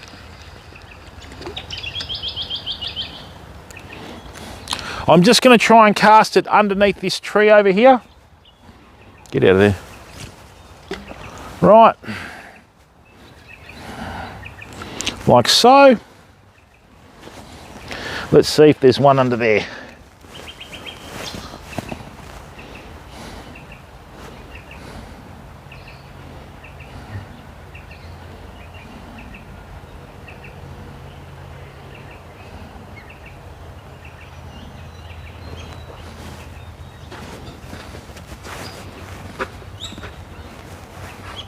Look at the clarity of this picture, fam. Look at the clarity of this picture. This is absolutely sensational. Look at it. You can see all the differences in the water. You can see where the sand sort of, you know, drops away and forms the channel. Unbelievable.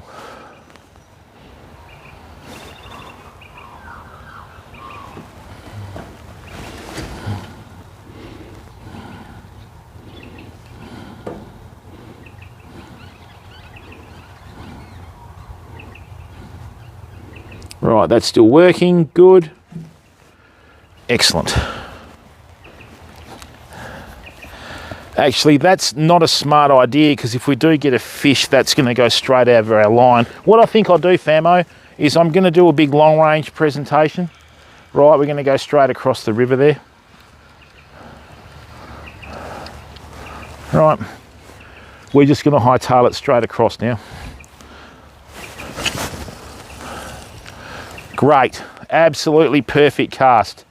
What I did is I just hit the bottom of those branches there, right, and then it drops straight down. That's a lovely cast. Now, when you have a longer range presentation like this, I can't afford to leave a, you know, I can't afford to leave a lot of slack in the line. Okay, so that's a little bit tighter. So that way, over that distance, if we do have a fish that takes the bait, that is going to like hook it up straight away, which is exactly what we want. Oh. There's something about being out in the bush and being near water, fam, you know. Even if we don't catch a fish today, the clean air, I don't know whether you can see these, right? But on these trees here, okay, what we have is we have these lichens, right? So with these lichens, these are an indicator of good air quality. So that means that the air here is quite clean and without any contaminants and that sort of stuff through it. If it wasn't, these would be disappearing. Okay, lichens are a really good sign.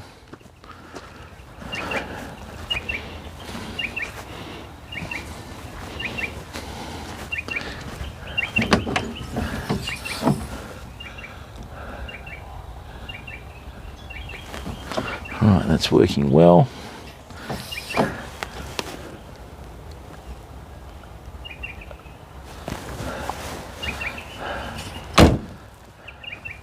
All right, the line's moving, fam. We may have a fish here. Come on, yep, line's moving. Good, we've got a fish. I'm just waiting for it to take the bait. Where the line finished was about 8 foot that way. Now it's come back again. Come on.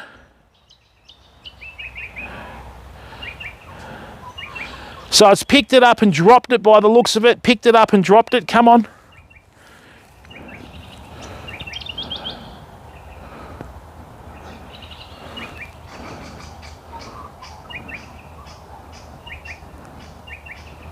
Come on.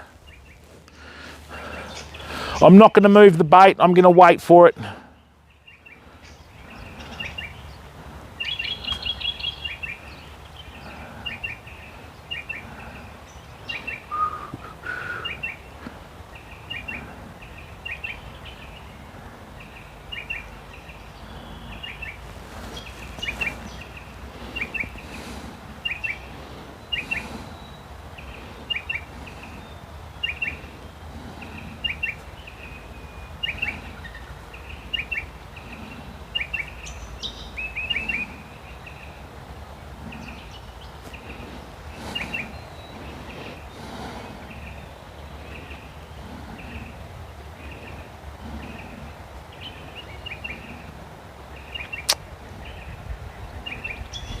I've actually got the line over these reeds here. So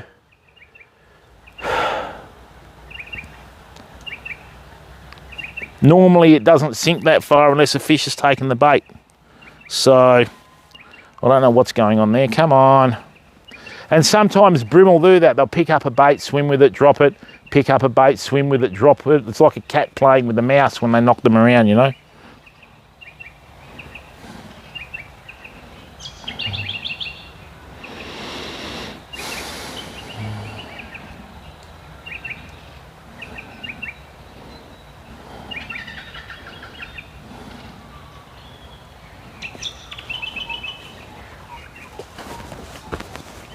Extreme, how are you, bud, mate? Thanks very much for your support on Twitter, Extreme.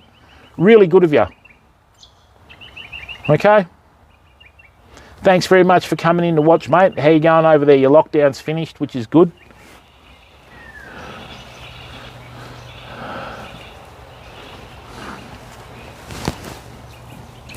We've already dropped one fish, Extreme, so yeah, I couldn't get it out of the snag, unfortunately. So now what I've done is I've cast across the river, done a really big long-range bait presentation, and I'm hoping that can entice a fish. But we've still got a rising tide, so it hasn't stopped yet. Uni assignments, how's that going for you, bud?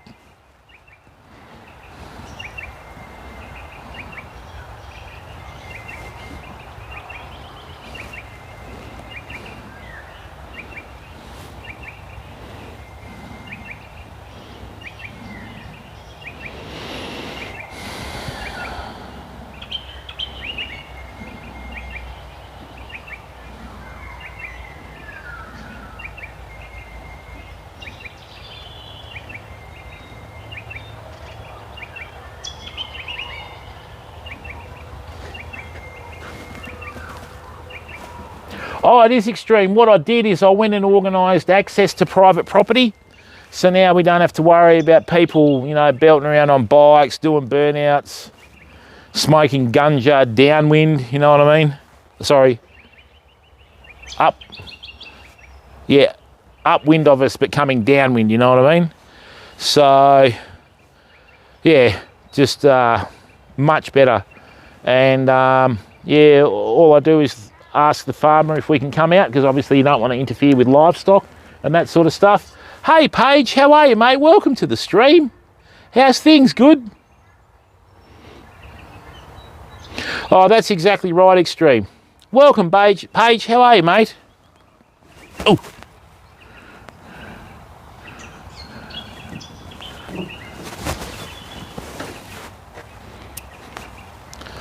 We're just chilling out by a river in Australia, Paige. Thank you very much for coming in, mate. Yeah, good. Not bad for an old bloke. Got to start working on the fitness, but you know, you get that.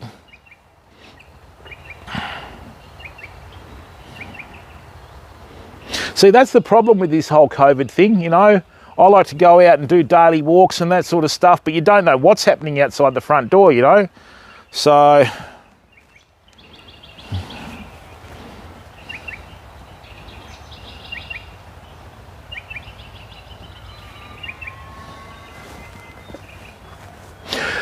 yesterday we got 2 bream, 42 centimetres, and today I dropped one. Yeah, it took the bait and I hooked it up and I couldn't move it. Just went straight into the snags and I lost it. That was a good fish. It still is a good fish. It's just that I haven't hooked it, you know. So now what I've done is I've gone across the river there. I've cast out to some snags over there, and I've still got the big bait out. So I'm just waiting for the big bait to sort of go off, but that's not really happening at the moment. I still think it's a little bit too early in the season.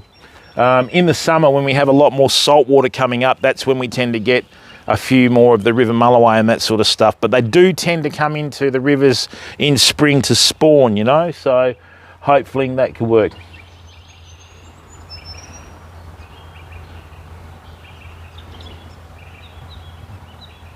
Everything good at work, Paige? Good?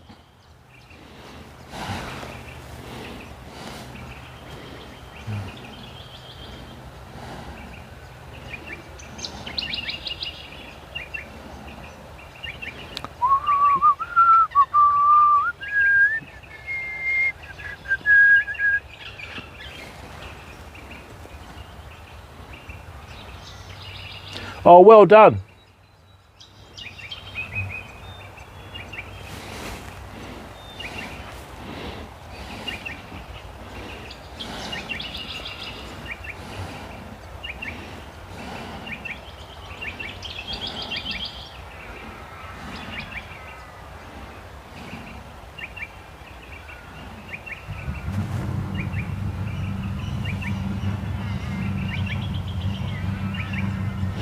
Taking the Sunday car out for a drive.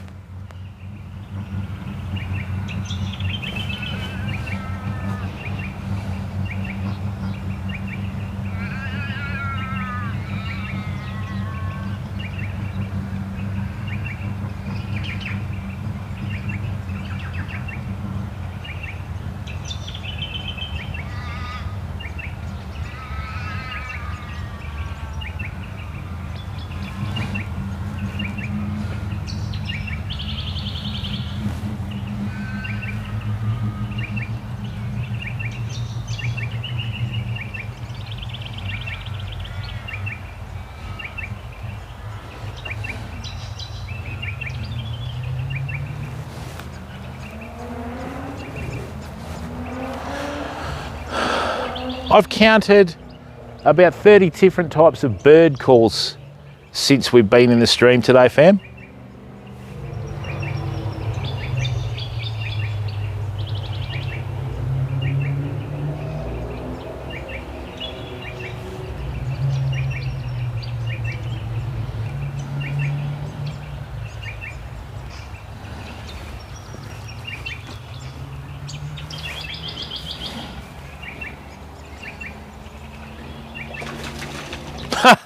A little cormorant just flew out from underneath the tree. Cheeky bugger, and it had a little mullet. It's doing a better job than me.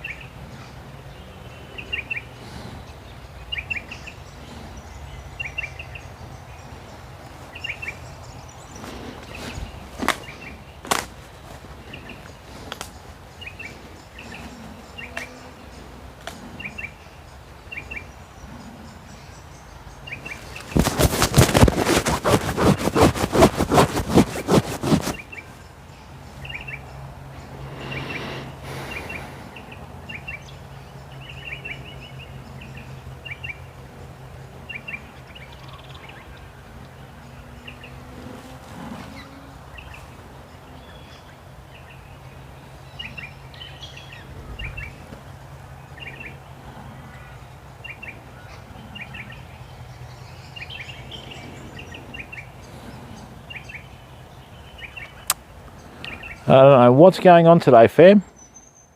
I mean, we know there's fish here. Let me just have a look over here for a second. All right.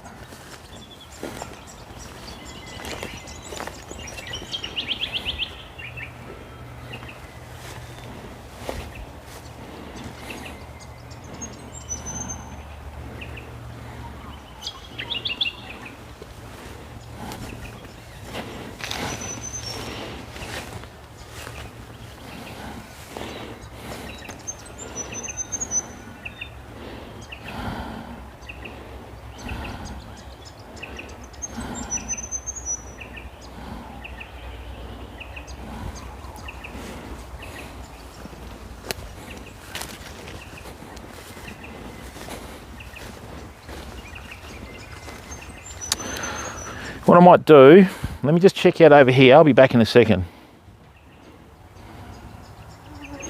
I think it's an 8-wrap braid, Aiden.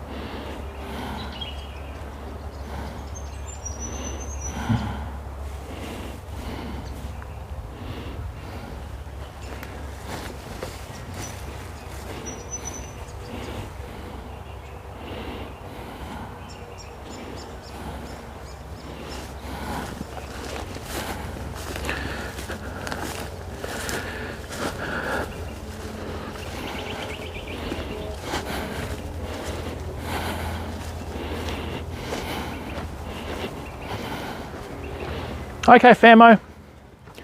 What I'm going to do is I'm just going to get everybody to come with me for a second. Those birds are carrying on. I'm going to show you how to fish. Hey, Jimbo, how are you, bud? What's going on? Nice to see Toon in here.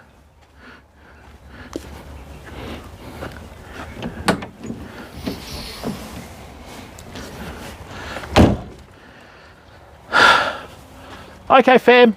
So what I'm going to do is I'm going to grab chat. I'm going to take it over to a little spot over here. I'm going to show you how we fish rivers for black bream normally, okay? So down south when we go to the Blackwood River and we're going to fish for big black, I'm talking big black bream, like huge, 20-inch plus fish.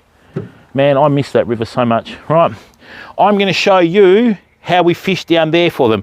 So I'm going to change from this phone to the tripod. Oh, sorry, Jimbo. It's just Streamlabs having a bit of a mare. Right. So just give me a second. Okay. Let me show you how we fish for the bream down south. Oops. You better bring the modem, Jimbo. No modem, no stream, no nothing. Right. Look how clear. Look at this algorithm for the live streaming, famo. Unbelievable. So, let's grab this. Let's leave this. Oi. Don't be deceived, fam. This is a highly organised system that revolves around precision and stealth. Okay? There we go. Like a gazelle. So we're going to put this in here like this. Let's go over here for a second, fam. I'm going to show you how we fish down south for bream. Okay, so here we are amongst the bracken. Right, in the bush you have much more things to contend with, like snakes. Right, so what we'll do, right, is you walk along and you find a little area like this where you've got a gap in the trees. Right, so let me just chuck this down here, like that. And just got to watch out for snakes, obviously. So, probably here would be better. Right, like this. Much better. So, what I'm going to do is I'm just going to show you how we would fish this, okay, down south. We've still got signal, still got everything. Life is good. Let me just grab the other rod.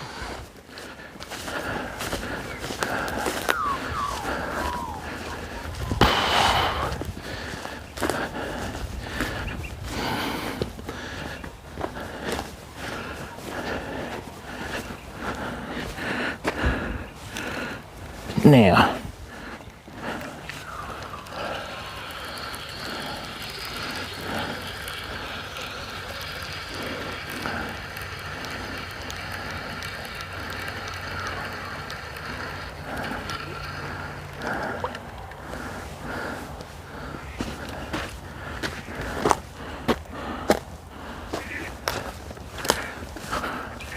so what I'm going to do is I've just gone and grabbed Old Faithful. Right, and I don't have the phone on me to read the chat, so just bear with me.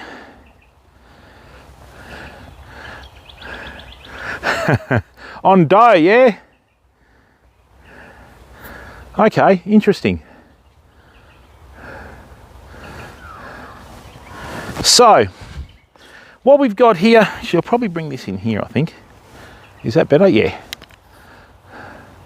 Most of my time fishing for bream is spent hanging off timber.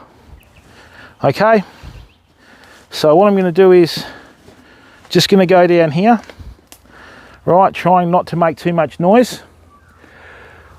So what we've got here, famo, is we've got a little gap in the trees, which normally means we've got enough structure, right, to get a fish. So what I'm going to do, I'm just going to plonk a little bait in here, just underneath this tree here. Ready? That's a really good cast actually for where we are. And what I'm going to do is I'm going to leave that there, and like a statue, I'm going to stay here, right? And I'm going to watch, and hopefully a fish is going to come up and hit the bait. Now, wherever you've got a situation like this, you should have a fish. And when you walk along the river and that sort of stuff, just walk along, checking out, you know, what's available. If you see a gap in the trees like that, and you've got enough room to have a backswing and a cast, right, throw a bait in there. So what I'm going to do, I'm just going to give it a little bit of slack there, right, and then wait.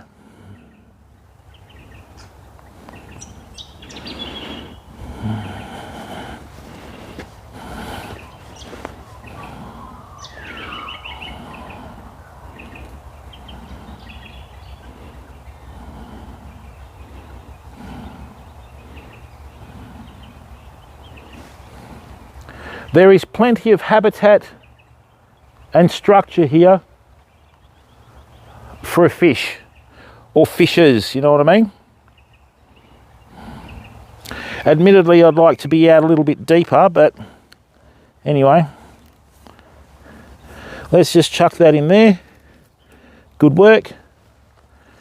Chuck that in there like so, flick the bar arm over, right, and if there is a fish in there, we're going to find out very shortly.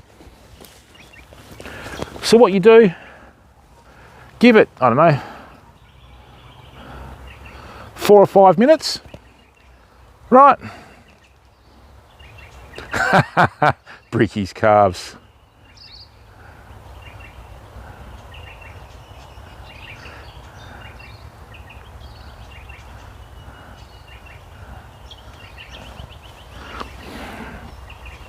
Yeah, unfortunately when you fish down south, Paige, you don't know the meaning of the word be careful. You just go, oh, fish! Oh, I've gone crashing to the deck and I'm breaking the fall with my face. Oh, how'd that happen? So, nah, we'll get over it.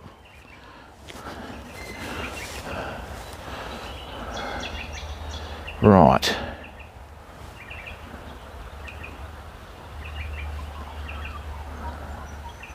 I'm just very surprised the big rod hasn't gone off yet, you know?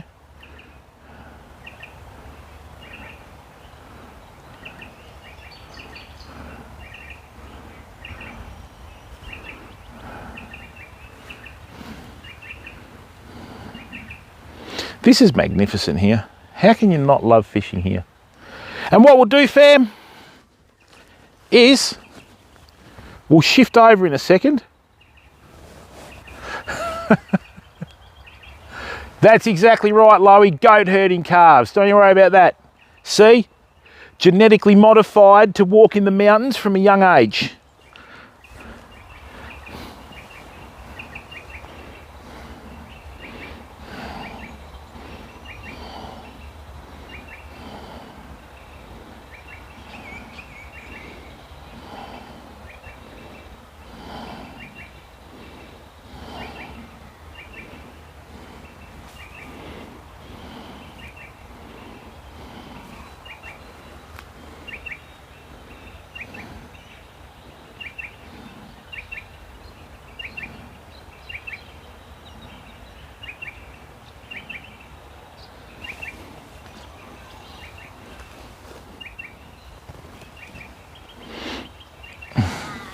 Yep, 18 years old with 15 years of experience, Jimbo. That's you in a nutshell. Jimbo is at war with Streamlabs. You can't tame me, Streamlabs. Take this. That's what Jimbo thinks every time he types. Yes. Now. So what we'll do is give this another 3 or 4 minutes. And then what I'm going to do is I'm going to give you a little bit of a lesson in streamcraft, as the English call it, which is basically another word for river fishing, as we call it in Australia. Oh yes, chap. Here we are at one with nature, wearing our tweeds, frolicking through the undergrowth. Oh, chap. Whereas in Australia we say, yeah, there's a gap in the trees there, chuck in the bait weight. There you go.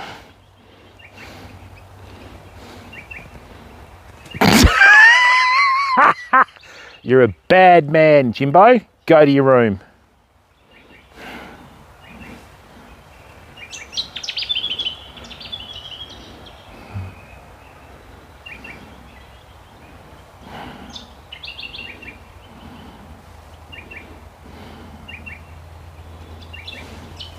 All right, fam. Now, while we leave that, let's come over here for a second. Right, let's have a look at what's going on here. Before you ever have a cast, right, you need to sit down and think about what you're doing. So let's zoom in on this spot, okay? What we've got here, if we have a look, see down in here we've got this log, but you've got to remember logs or branches and that sort of stuff. Now this sucker comes right up to here, see in there, right? So that branch actually finishes about there.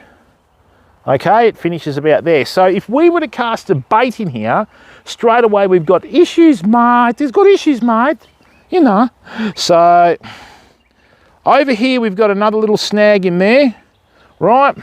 And there's not really much point casting a bait in here only to have the fish dive straight for you and your line wrapped around the rocks, rocks, whatever it is there, right? So if we go in here and have a bit more of a closer look, the only real place that we have any chance of sort of, you know, maybe dropping a bait and getting a fish out is in here.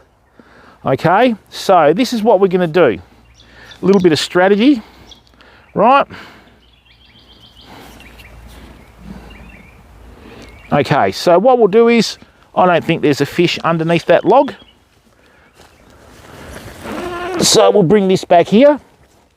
Okay, there's our Wi-Fi.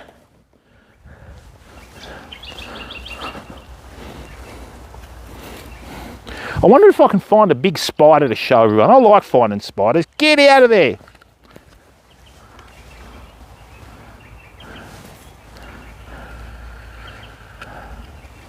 Although some people freak out. Oh my God, it's Max. Okay, fam.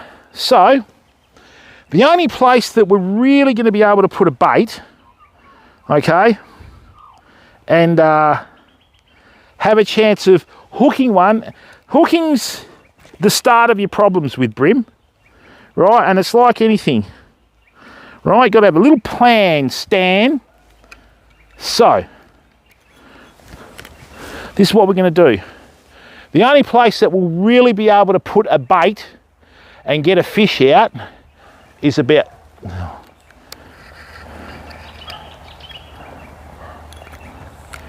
here. Right, there's a little fork about here.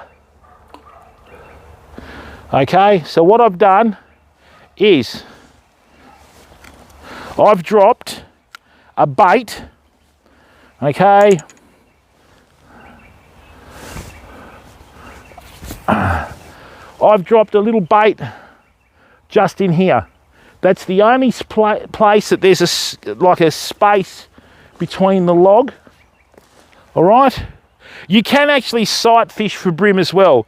If you've got your polarized sunnies on, right, you'll put them in the water. You can see fish milling around and you'll see them go up and have a look at your bait and all that sort of stuff. So that's about the only place I've got any chance. If the fish hits the bait and heads for a snag, I should be able to get it out from the snag because I'm using 20-pound braid. But if I've cast over the snag, right, and it dives in, you've got your line wrapped around the snag, does you no favours whatsoever. So wherever you cast and that sort of stuff, always try and cast in a spot, right, that gives you the best advantage of getting the fish out. So in the old days with monofilament, they spend a lot of time trying to develop a low stretch mono. All right, and then braid came out and people were catching fish that they never even had a chance of catching before because you've got an ultra thin line that's ultra strong with zero stretch. So for bream and snapper, that was the start of their downfall, if you know what I mean. Okay.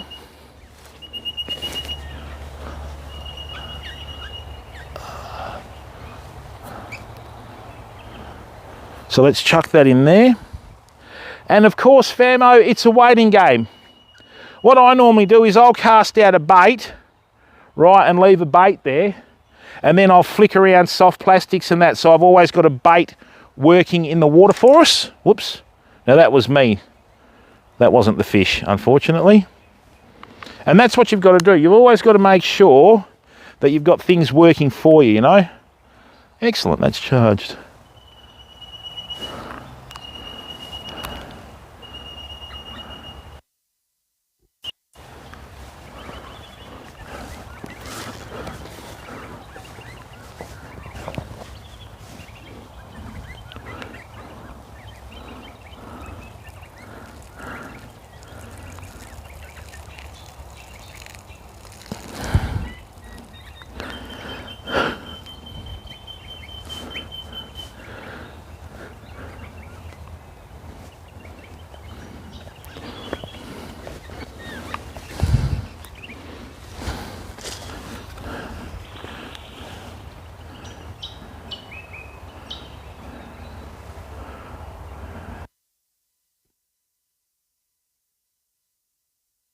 The other thing is too, there's nothing more nerve-wracking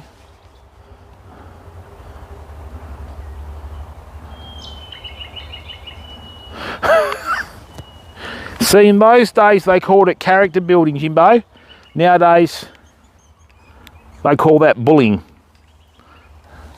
Yeah, just keep those in your memory banks, Jimbo. The other thing is too, Famo, if we've moved away from that spot that we've been fishing and that big fish decides to still stay in that snag,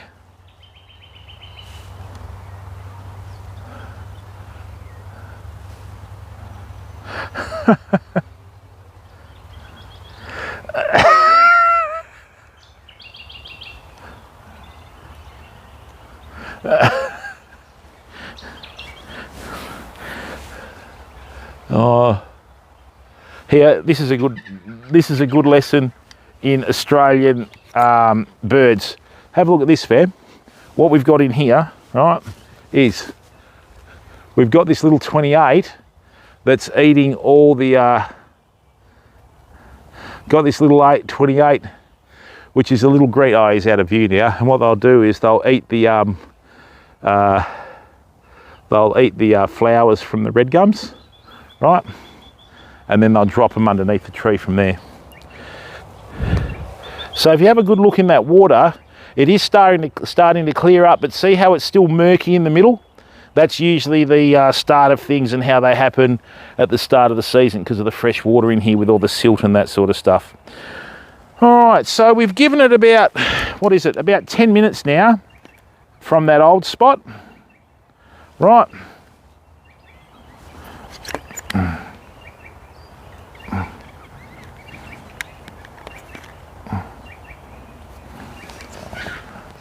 Yeah, we've given it about 10 minutes from that old spot. So what we'll do is we'll head back. We'll set up the phone on the car again, right? And we'll have another cast in that spot where we were. So we've moved on. We've tried a couple of different spots trying to get a fish, right? And no joy, but that's all right. So all the time you're fishing, just use it to your advantage, fam, you know? So we've given this a break. Now we'll go back to our other spot and cast it in exactly the same spot and hope that we get a fish. Water's still rising. That's not good enough.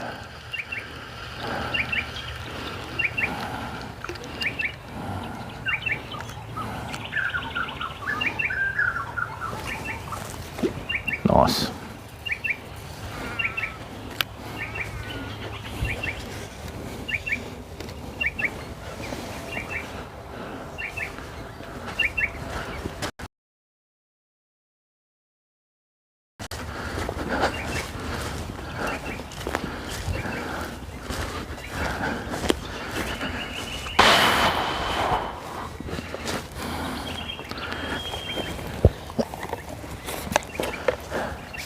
Rightio, let's go.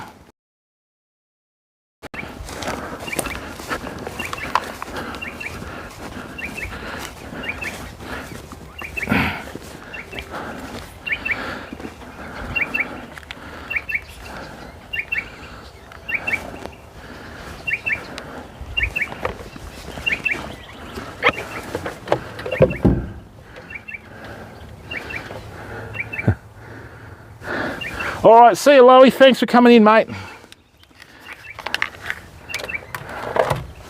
Right. Now,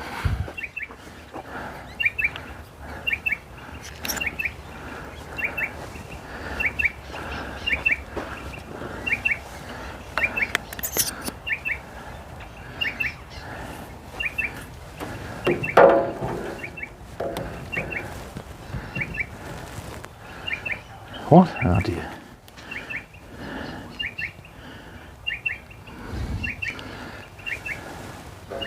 Okay, let's just get that right.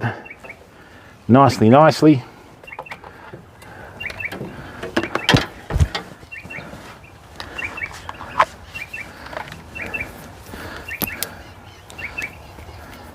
And thank you very much to the 21 people that have given up their time to come in and watch today, people. Thank you, thank you, thank you.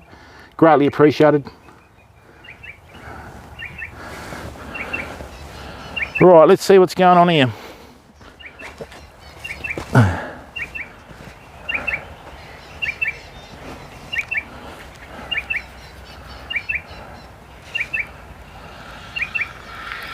Ooh, interesting.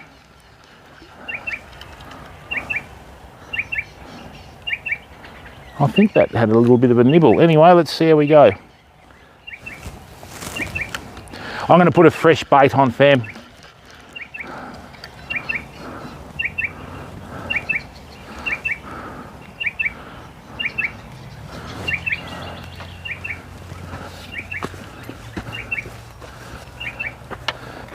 Thanks, Jimbo. I'm just glad that everyone's enjoying it, mate. Do you really? Yes. That's what we're talking about. You can't beat the old Swanee style of jackets, Jimbo.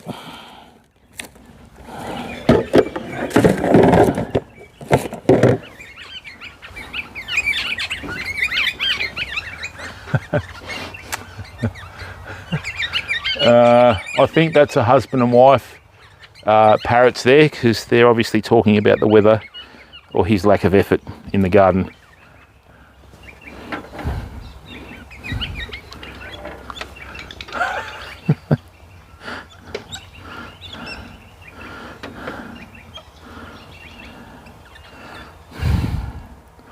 Right. Nice. Nice, nice, nice.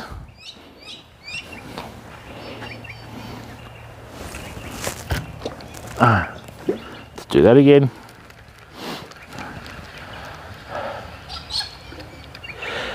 Excuse me.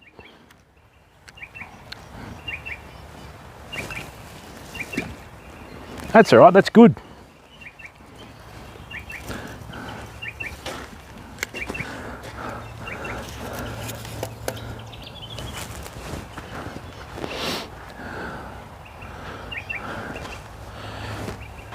Knowing my luck, both rods will go off at the same time, which has happened before.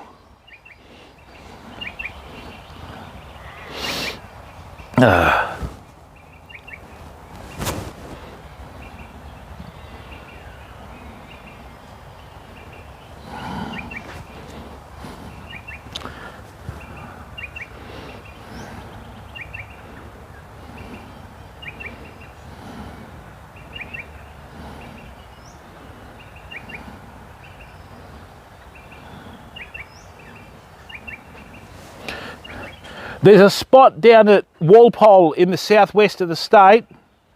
You can fish it from the shore, but if you're a foot either side of the spot, you don't catch anything.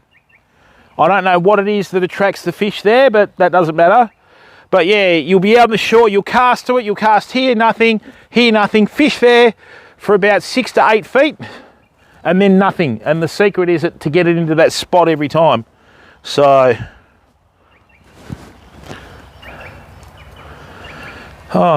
would have liked to have been down there today, but work commitments say otherwise. And the other good thing about fishing, fam, unfortunately nowadays so many people try and sensationalise it and try and treat it as some form of empowerment. Fishing's a great way to relax, okay? And if you like eating fish and you catch fresh fish, at least you know what you're getting. Me personally, I don't eat black brim, right? And I haven't eaten them for a long time because they're such a slow growing fish. Now, is that line starting to move?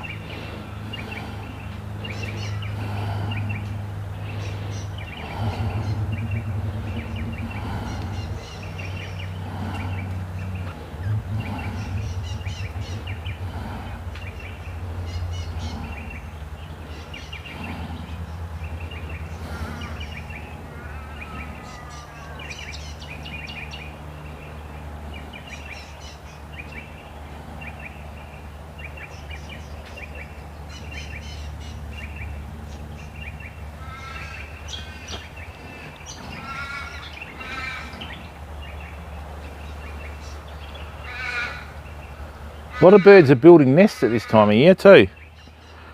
Right. The river's still filling up, fam, so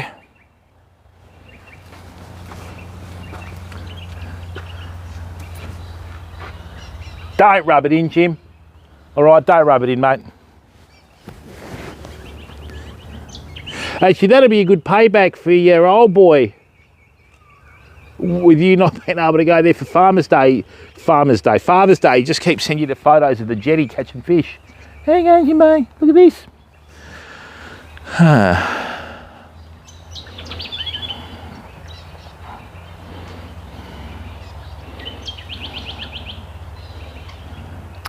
I'm pretty sure that this tide is going to sort of peak in the next half hour. Hopefully when it peaks in the next half hour, fam, we actually get another bite. Spewing. Yeah, do it, mate. Keep it in the family.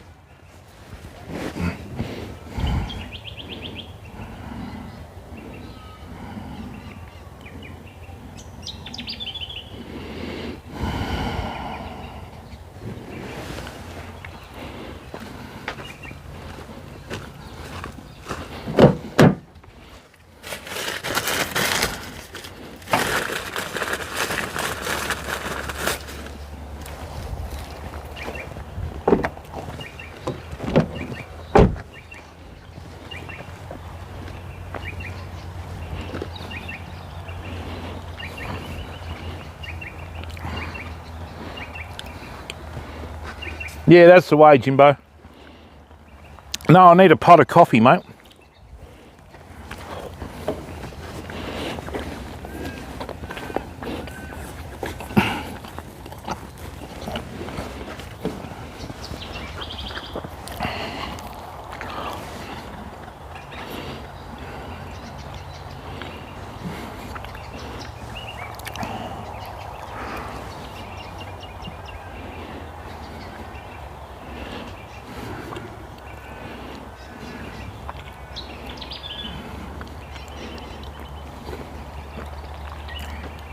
Now, Jimbo, I've got a confession to make, and I'm a bit worried about telling you because I think that you'll think less of me. All right? I don't know how to put this, but I own, and we're going deep here. Promise you won't think less of me, Jimbo. I'm not going to tell you until you, like, you know, promise.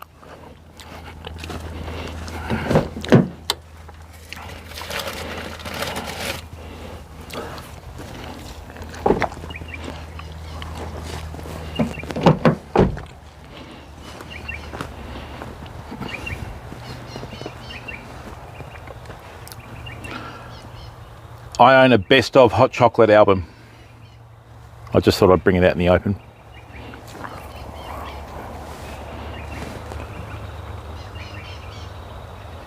See, he's gone all quiet and distant now. I'll lose 10 viewers.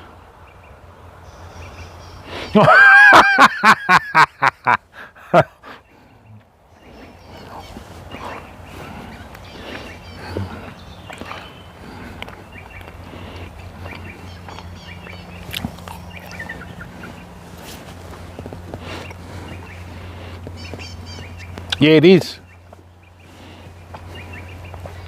Because they think hot chocolate's a drink, as does 99.99% of the uninitiated out there. But at the end of the day, Jimbo,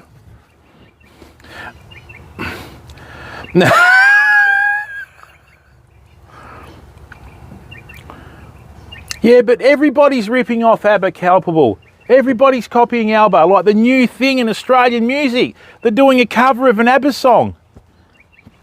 Really?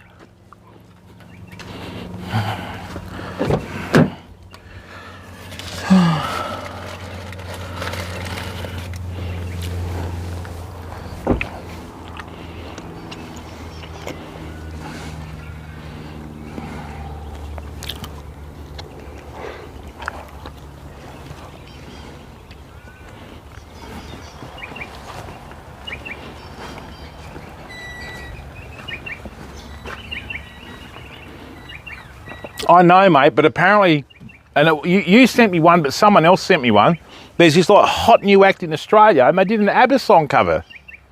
Like, really?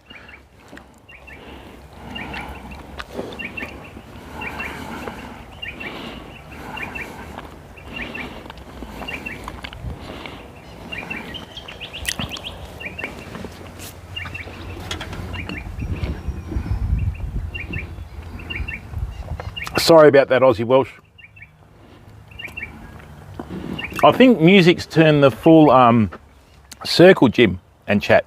Remember that song, Ship of Fools? Apparently that is the highest, no, that's the song that's had the most number of covers done about it. You know?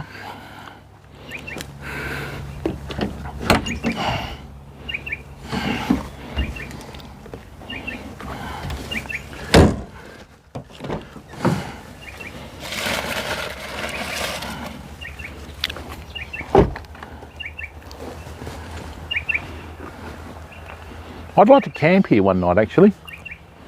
That might be a good idea.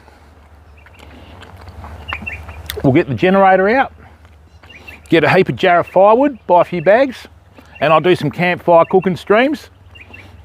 And I'll have the line going into the water and going right back to the camp spot. Now that would be entertainment. Oh, it is, Jimbo. Look, where else in this, like, we don't realise how free we are in Australia, mate. Some fishing spots in Europe have got a 25-year waiting list. 25 years. A third of most people's lifetime.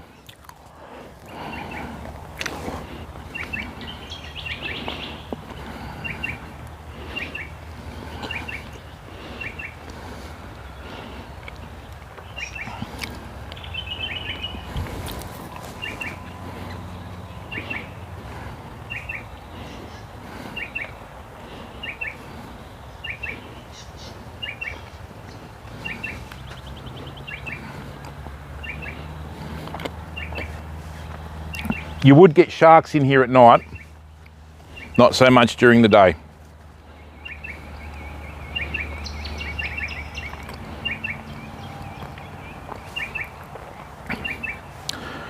You hear the bloody leaves rustling from the wind. You hear the bird. All right, fish on, fish on. Oh, come on, tell me that's a fish on.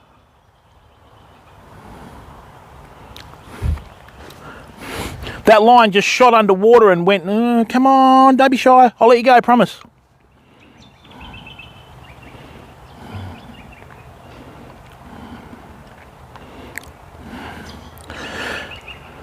Whatever is out there is very, very finicky, fam. It's like picking up the bait and dropping it, picking it up and dropping it. I don't know whether it's bringing it closer to the snag or what, but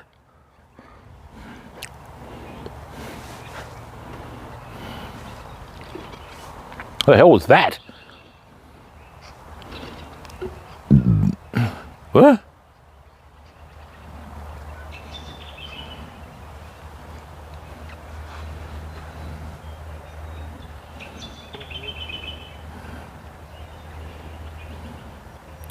Yep, it's moving, come on. It's moving. Come on, it's moving. It's moving. I'm gonna take all the slack out of this.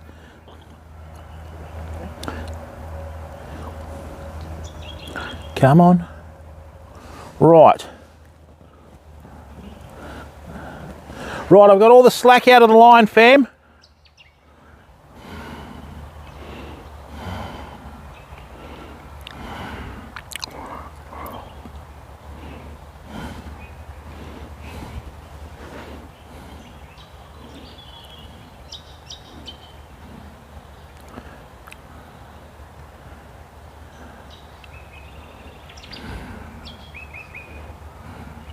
If this is a bream, or whatever it is a good fish. Because usually the good ones are quite finicky like this, you know.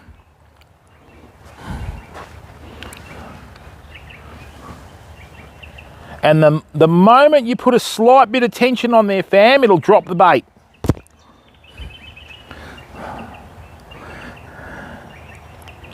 Oh, come on. Right.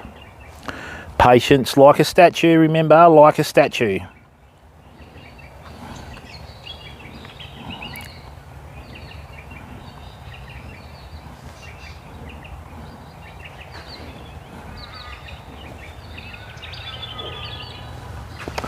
Luna, what are you doing? I just ate the sausage roll.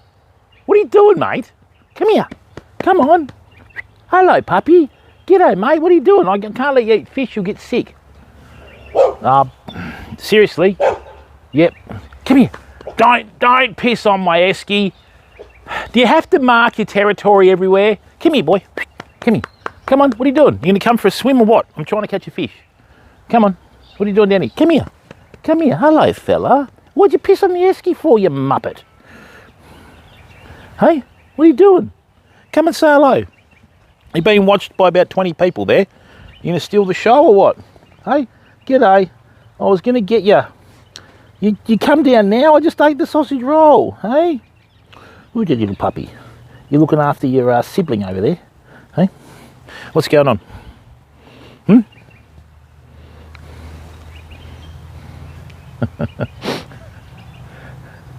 Now pisses on the other side of the esky. Don't you love farm dogs?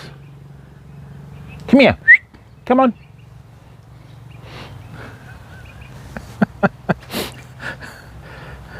Urine artists. That's what dogs are. They're urine artists. He's just come in and gone, and I went, oh, don't you dare. Sure enough, straight on the esky. There you go. No wuckers. Excuse me. After that one barked at me, I'm glad I ate the sausage roll now. Come on. Come here. Hey. Devil dog.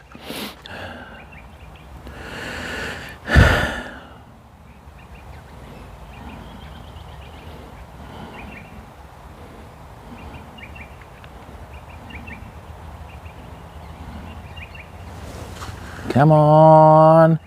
Rightio, fam. I don't know. Oh, bugger. Oh, no. No, dropped it. Bastard. Yep. It's been belted, but I'm going to chuck it out again, famo. Right, it's been belted, but I'm going to chuck it out again. There's enough on there to get another bite.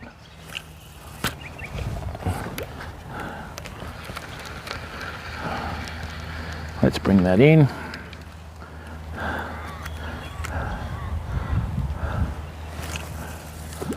No, not close enough this time. Tell you what, they're very finicky early season, whereas down south, early season, they'll rip the rod out of your hand and then bring it back because they feel sorry for you. Actually, that's good. That's actually probably the better cast that I've done there.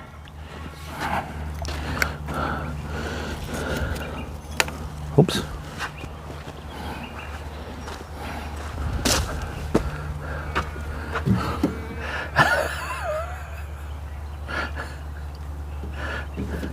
Oh yeah, I hear what you say, mate. No, Jimbo, you sleep in another tent with 2 Rottweilers between us. Bit of old Russell Coit, eh?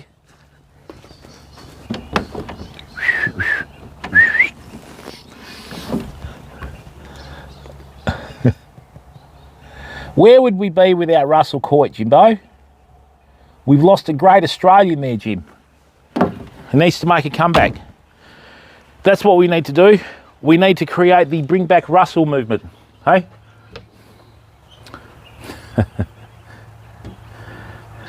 Brisbane or Bulldogs?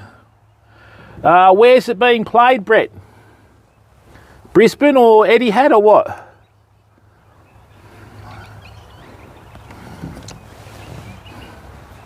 I tell you what, the Doggies have won it from 8th before, mate, so winning it from 5th is nothing for them.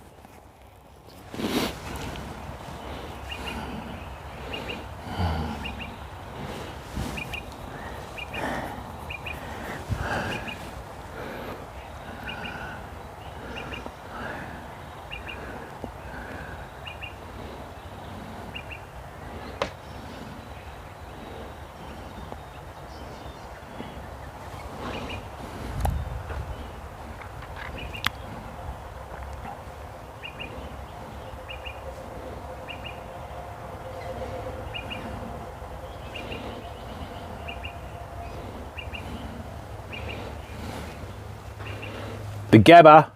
Well, I'll tell you what, mate, if the Doggies beat Brisbane at the Gabba, that's going to be a big statement for the finals, isn't it?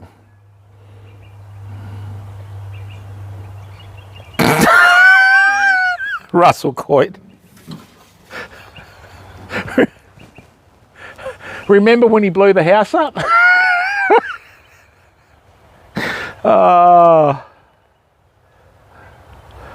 The word is, the conspiracy theory on Russell Coit is Russell Coit was a rip-off of when Hogs did that guy, when he did a rip-off of Harry Butler.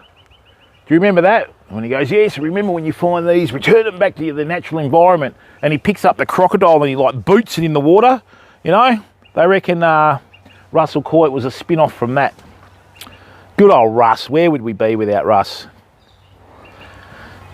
What would Russ do in this situation, fam? Oh, on the toe boy, yeah, oh man. And then he was then he was doing the driving lesson and the kids drove off in the car. Now don't do that, or whatever he said.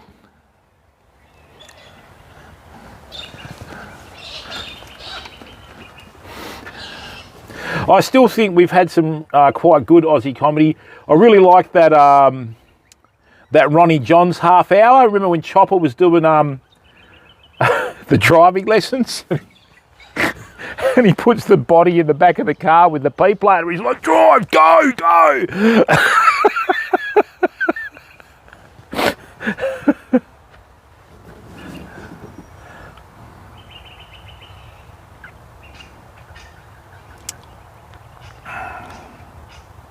Hey, Ples, how are you, mate?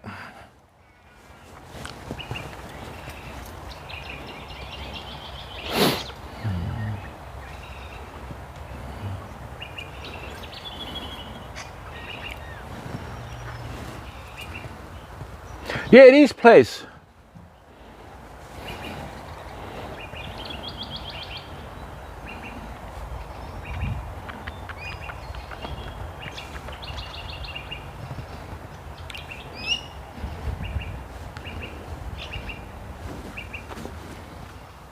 Yeah, very good.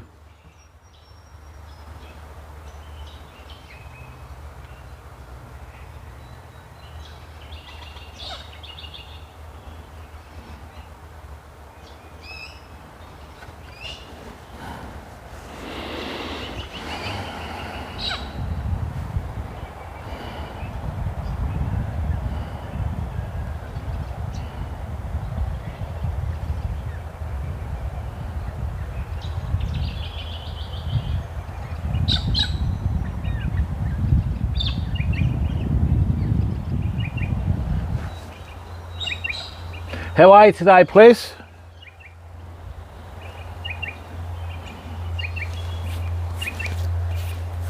Oh.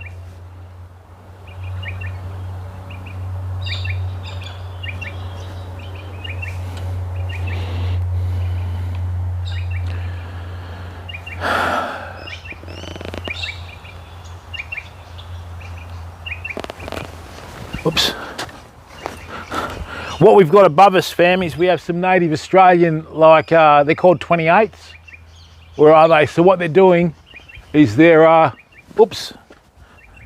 they're eating the flowers from the red gum trees. So see the back of that little flower, that little seed pod? What they've done is they've chewed the back of it off and gotten all the sap out of it and all the little dew and that sort of stuff, okay? And then what they're doing is just dropping them under the tree. So the whole time we've been here, the ground's been getting covered with more and more of these little flowers. There's another one. It's like it's raining red gum flowers. There's another one there. And every once in a while you hear that little thud on the car. That's because there's parrots above us here on these gums.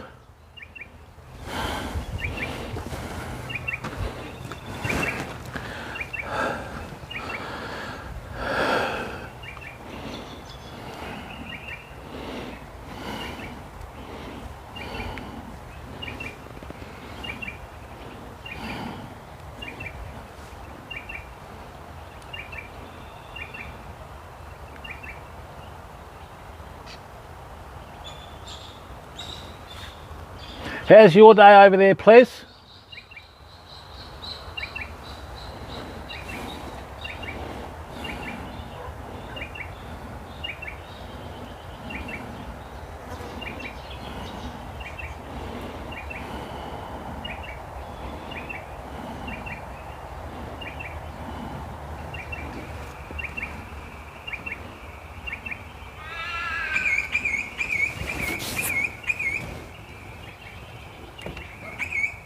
These Rode microphones draw absolutely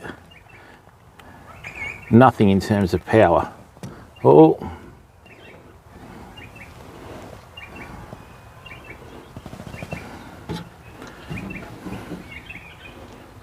Stood on a... That's... Oh, golf balls, nice one.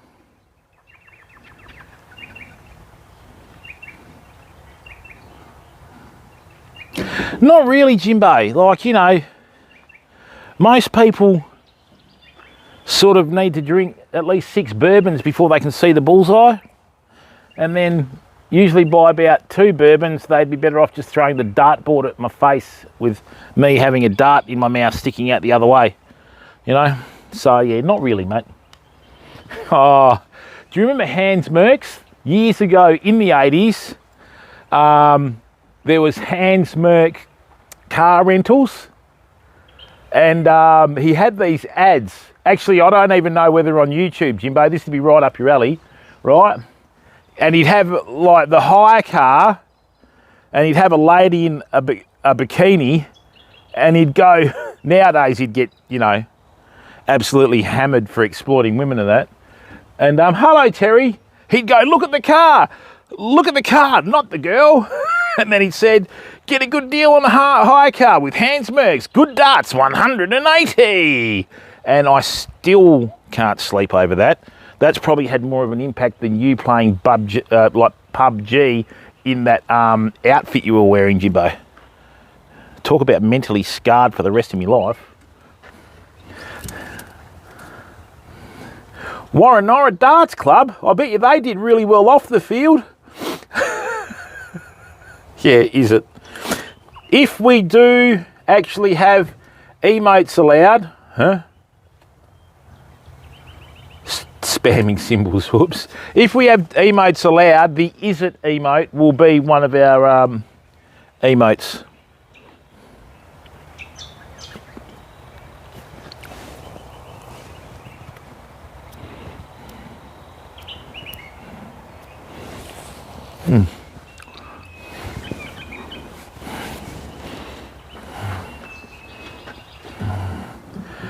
No darts sober. Oh dear. Let me guess, you didn't win too many pennants, but you had a great time.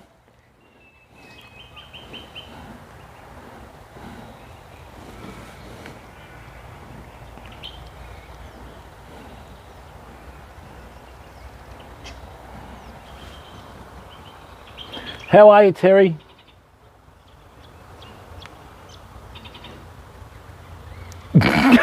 That's right.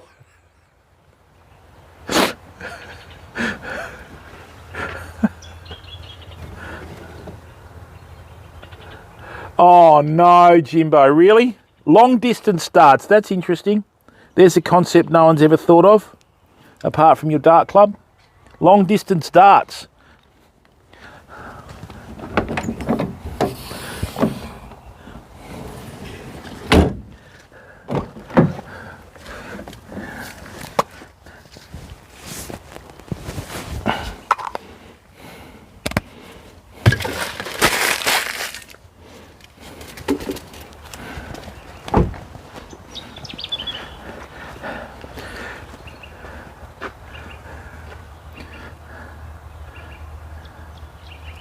Yeah, good, thanks, Terry. And wasted, oh no. If there's anyone in the chat that would like to know of a game show years ago that was very popular through Great Britain and Ireland and all those places, right? Google lawn darts. Oh, you took up streaming to sober up, Jimbo. Well done.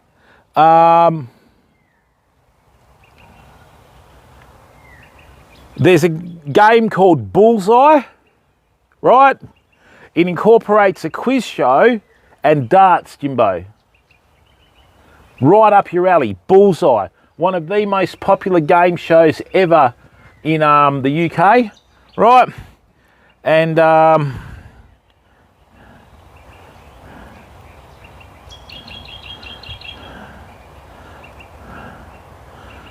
oh dear.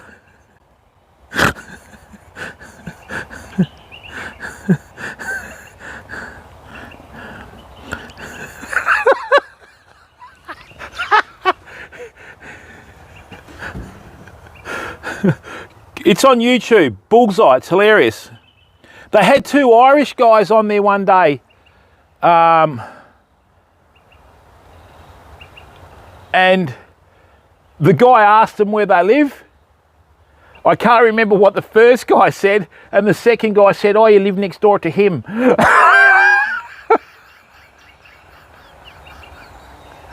Oh, now just say, right, you're out camping, you set up, you hear a splash in the river and you hear a noise that you've never heard before, right? And then you see that.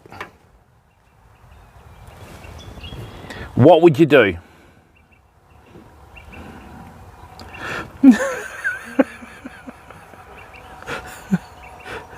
Mutton chopsosaurus. That's what that is, mutton chopsosaurus. Even further with plant.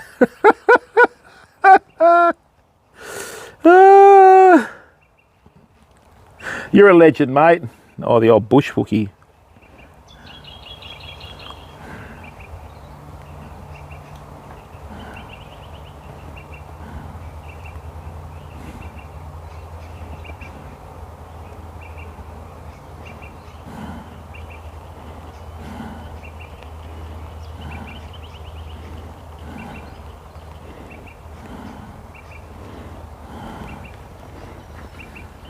VB. Now, are you sure that you're not Chad Morgan's secret love child, Jim? Because I'm seeing a resemblance there. Chad Morgan, what a legend. That was so funny.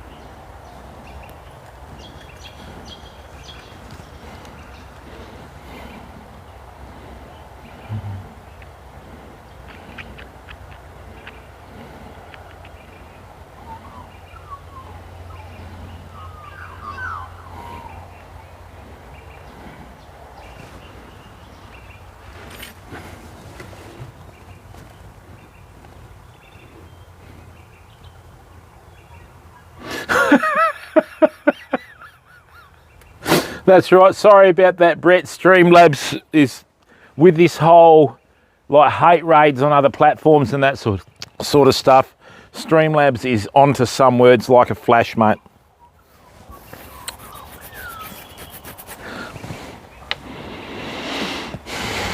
Okay, so the river's peaked, fam. We've had our high tide and it's starting to drop off now. So what we'll do, we'll give it another half hour, right? And then once we've done that, I will probably call it a day.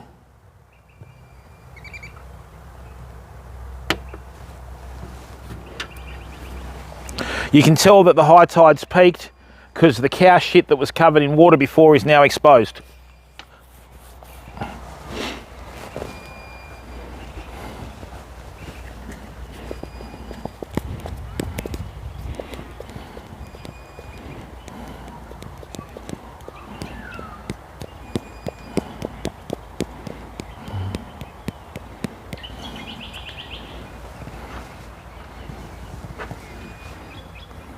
Terry, I've lost one fish. I haven't caught one.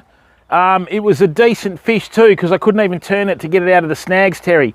I saw the rod go off. I picked it up. The rod tip went right down and stayed there, and it was like I was trying to pull in a block of concrete. Had no chance, mate. I've still got the bait out there. I'm hoping it does the return visit, you know. No, I don't use drones, Brett. You know, drones are a waste of money. $3,500 for a drone, another $3,000. I could buy a boat for that. Do you know what I mean? So yeah, no drones for me, mate. And plus, we can cast far enough from the shore to catch fish without drones. You know.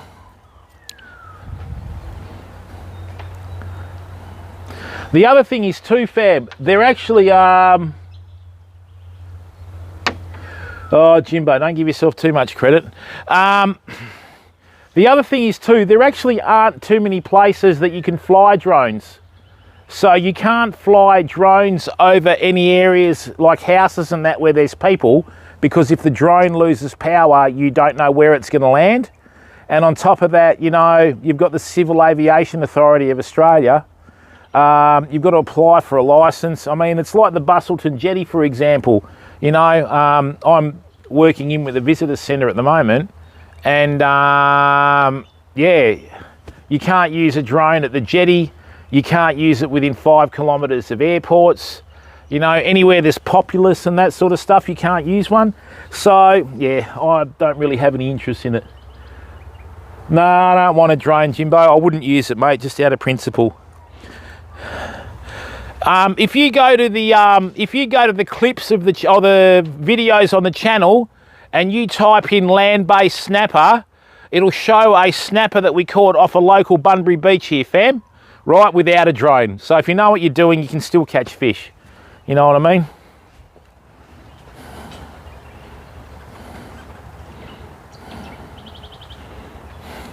You can't use a drone in Bunbury, obviously, because of the population. So why would you bother getting something? It's just a toy to me, you know?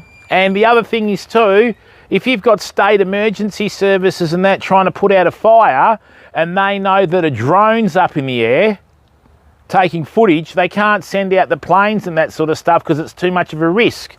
So, you know, it's all fun and games to have one, but the responsibility of one, owning one and using one, far outweighs the price of having one. Do you know what I mean? So, you know,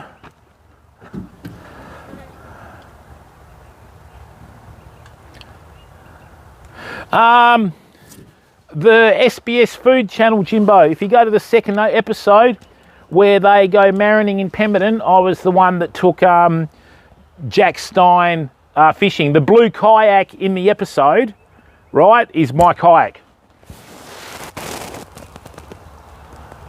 Oh yeah, I know that, Brett, but I mean, I'm a fishing streamer. I don't do footage, you know what I'm saying? So, yeah, I wouldn't use one anyway, mate. And so many people have bought them now, Brett.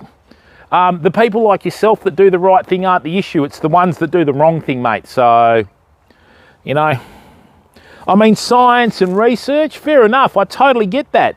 Bushfires, army, all that sort of thing, I totally get that. But, you know, other than that, not really interested. Oh, oh no. The dad jokes of dad jokes. Wow. Where did that one come from?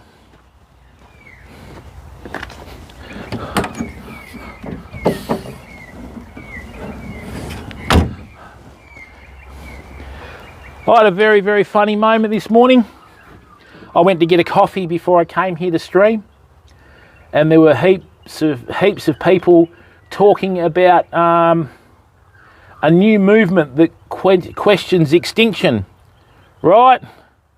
And then I just looked at them and I said, well, I wouldn't worry about it too much. It sounds like it's going to die out eventually. And just walked off. Take that. I like dad jokes. They're really good at taking all the mood out of a room. You know what I mean?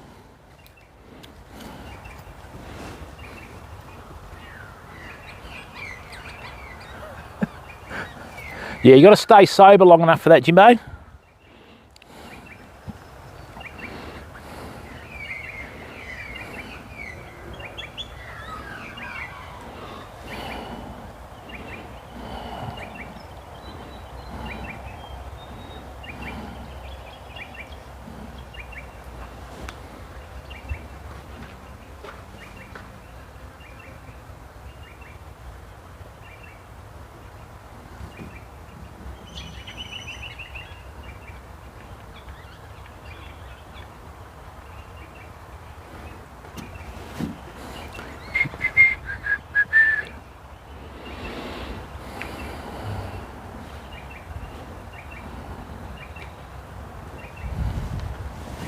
What I'd really like to do, fam, is I'd really like to get an up close and personal stream of a couple of Australian snakes, like a tiger snake or a dugite and that sort of stuff.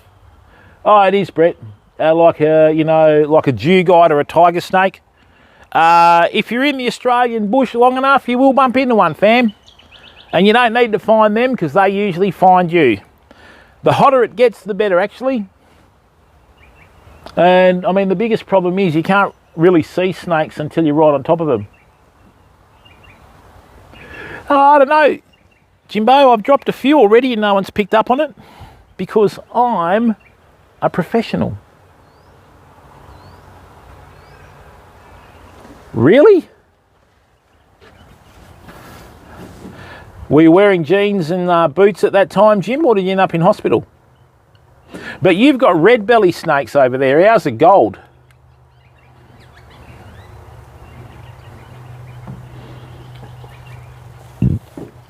Really? So was that in the forces or?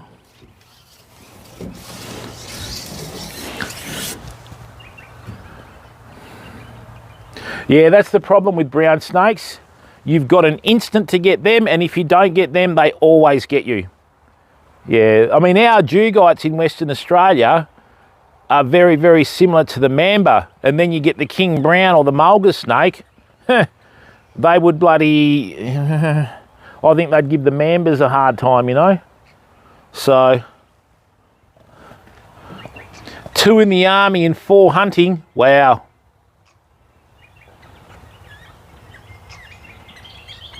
Yeah, Jimbo, I've got to stop doing that. I stomp through the bush, shorts, barefoot, the whole lot.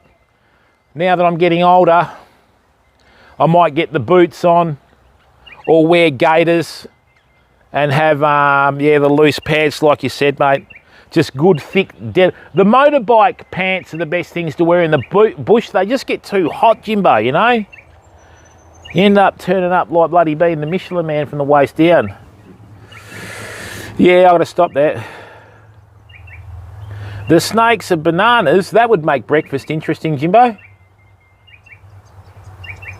Yeah, well, that's right, Brett.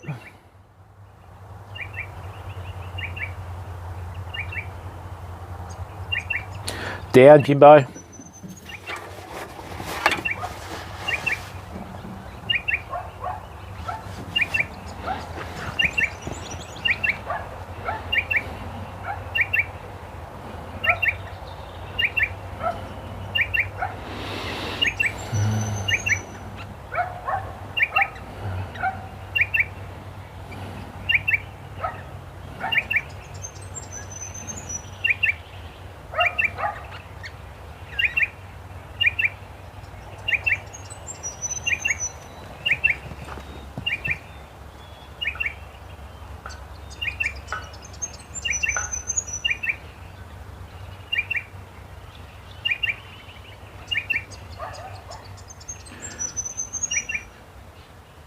Oh, really? Yeah, that venom's lethal, mate. You can't even really get it on your skin, can you?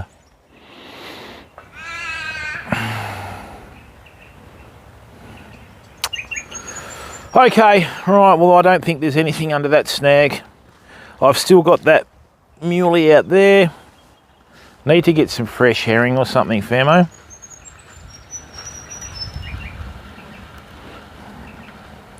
Right. No, we got hit again. Bugger. Righto. Okay. I'm just going to aim across the river here, fam. See how close I can get to that snag over there. Nowhere near it. Righto, Jimbo, focus.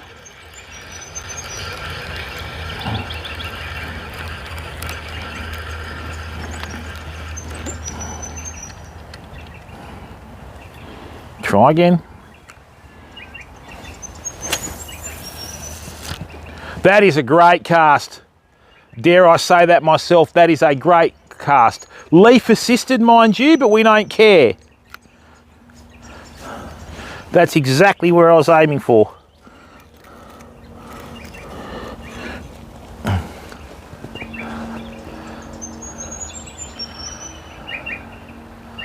Excellent.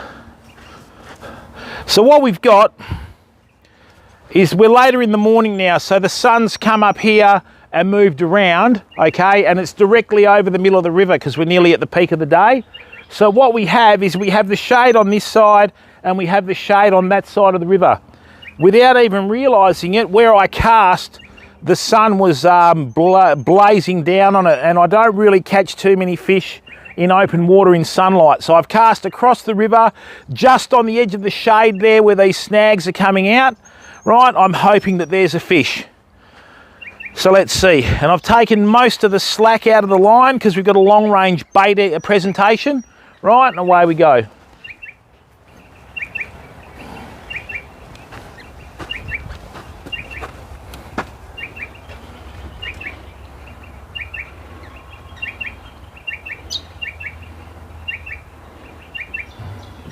Oh, that rotten herring, mate.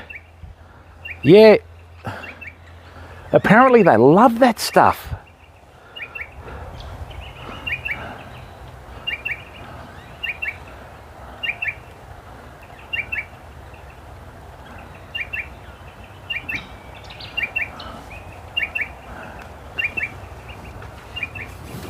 Oh, not really, mate. It's like that blue vein cheese or blue cheese. I don't know how people eat that. Oh, bleh. Just thinking about it, God. Oh, it's terrible.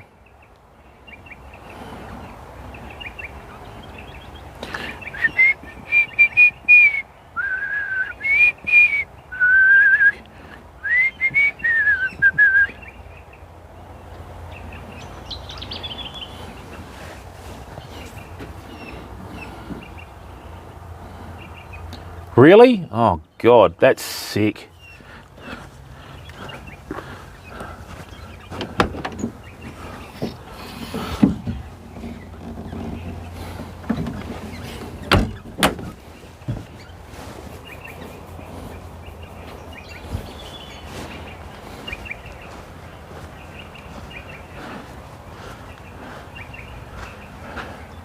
Mountain ducks everywhere.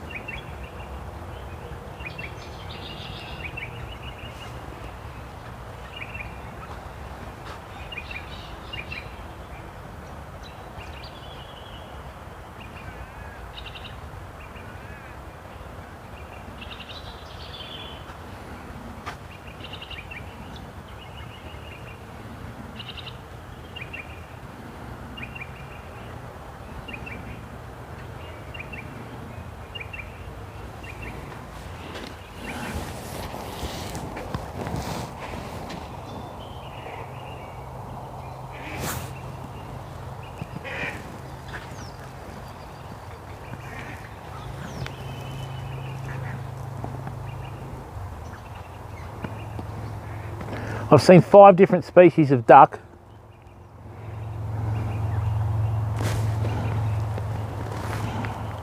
I don't know how many different parakeets, parrots, lorikeets, African lovebirds, everything. Oh, we're on! That was a bite! That was a bite, famo! Bugger! That was a good bite! Oh, that was a good bite!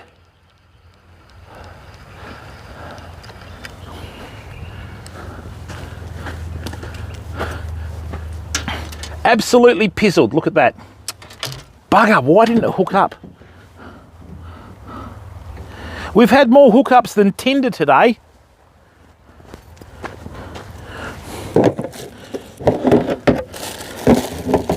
Oh, and I forgot the dog weed on the side of the esky. I'll have to give those boots a wash when I get home.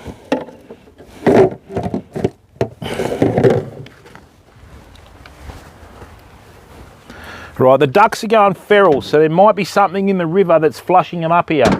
I'm hoping that there's a shark or something, or a mulloway or something anyway. Man, why are they so tentative? Rightio. Long range presentation again, fam. They might be down the other end of the river. Right, let's do it. I just need to try and cast into that same spot again. Now remember, all fishing rods are built on a backbone. So when you're casting, don't try and cast with your backbone facing at your target. See how I've turned this on the side? This is the maximum resistance for this rod. Woo! Twice in a row. Oh yeah, the casting's back. And this is what we're going to do now, fam. We're going to wind up the slack, right? And I'm going to hold it right here until we get a bite.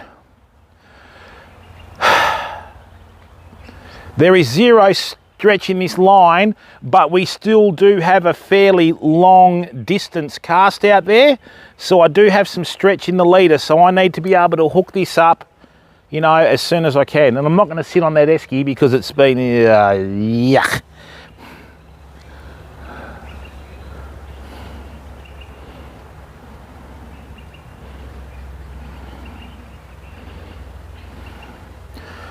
Rightio. Had 2 good bites today.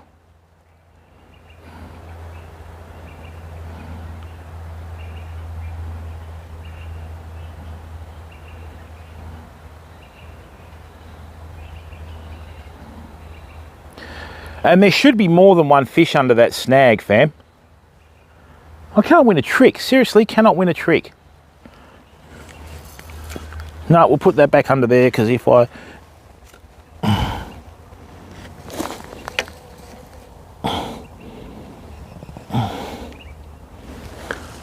Righto, we've got absolutely no stretch in that line at all.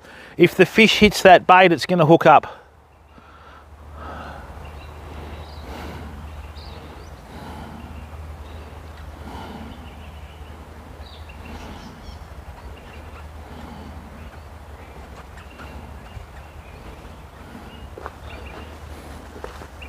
Bugger.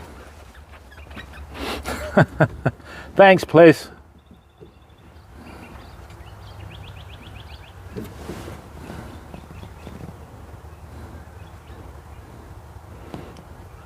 Duck à l'orange.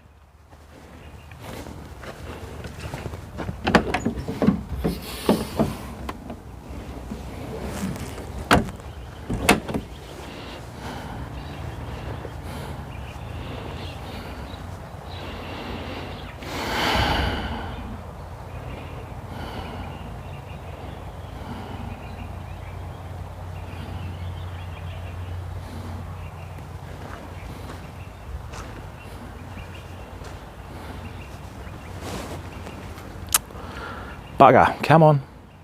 Yeah, every time we've come to this spot in particular, we've always had bites from fish, fam, you know what I mean? Every time we've come here, so...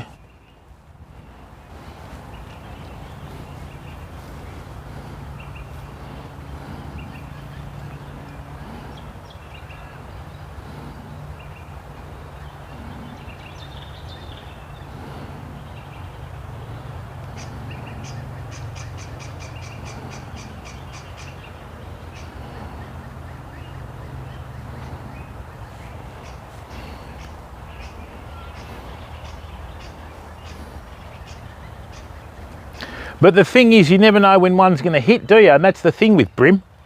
You know what I mean?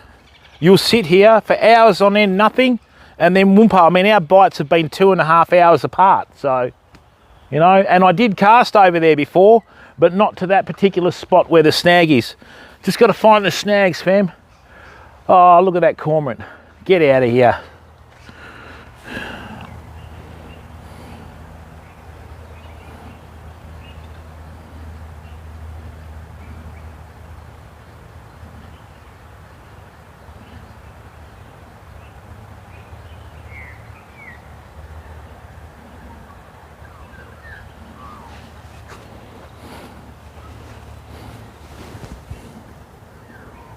Hang on. I'm just going to give this other rod about another half hour, fam, and then what we'll do is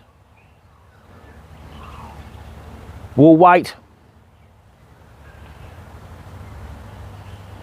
Yesterday we got a couple of bites near low tide, you know, so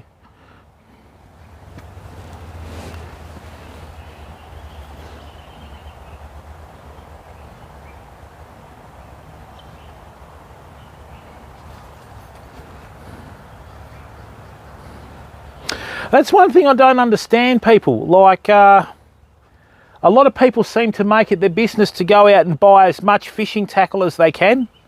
You know, every season, new rod and all that sort of stuff. I've had that rod there for 30 years or whatever it is.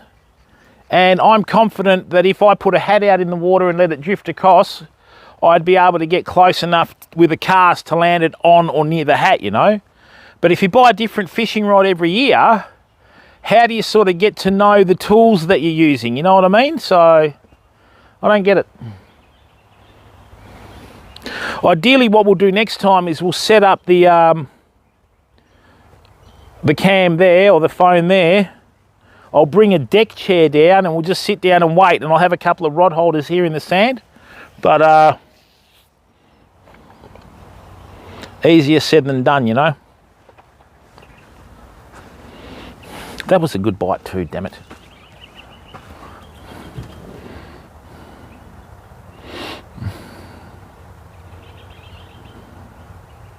Well, yeah, I mean, I bought this one last year and it took me about, oh, I don't know,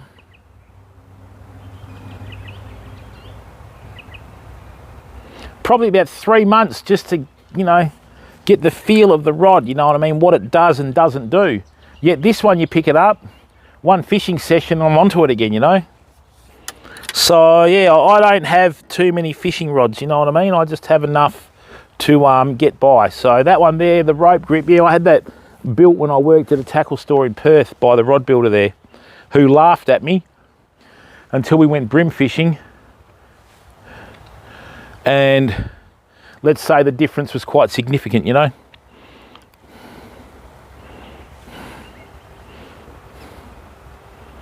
I know what we're going to do. I know exactly what we're going to do. There's one little snag through here that I haven't fished yet, fam. Just through here. So I'm hoping, can't believe that. I just want another fish, that's all. If we were at the Blackwood River this weekend, I reckon we would have caught and released about 40 fish by now.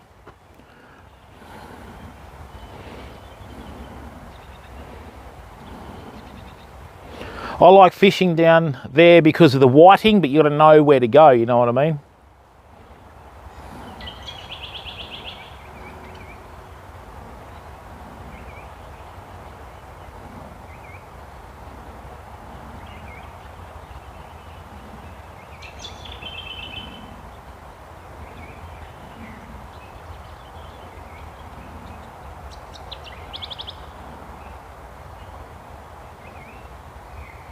Actually, whiting is one fish that I like to eat. That's a beautiful eating fish, especially the King Geordies.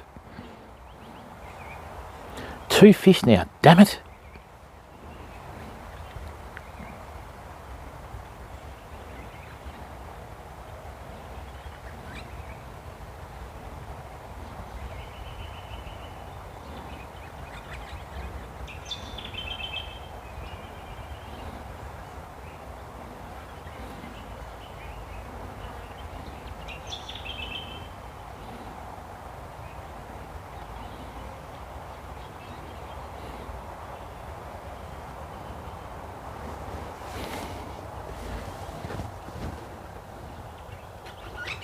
Yeah, that's right. It does happen sometimes.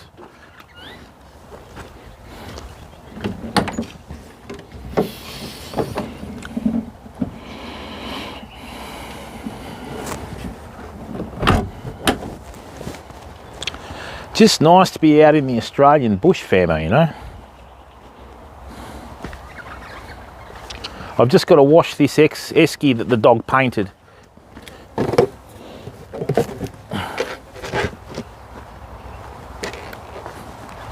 Cheeky bugger.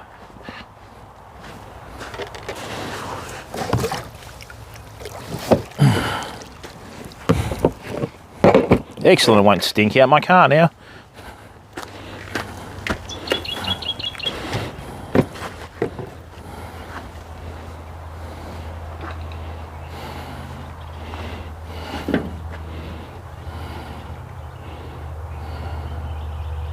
Yeah, Jimbo, you're not allowed to spear whiting over here, mate. You got to use hook. You know what I mean? Hook and line.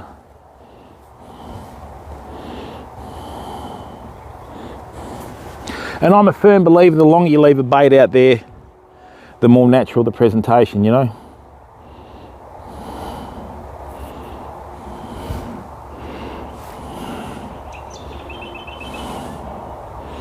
Might check that muley in a second.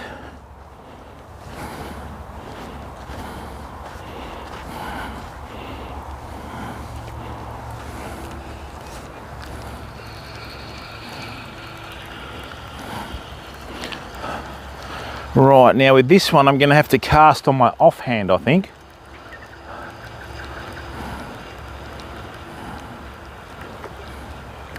Righto fam.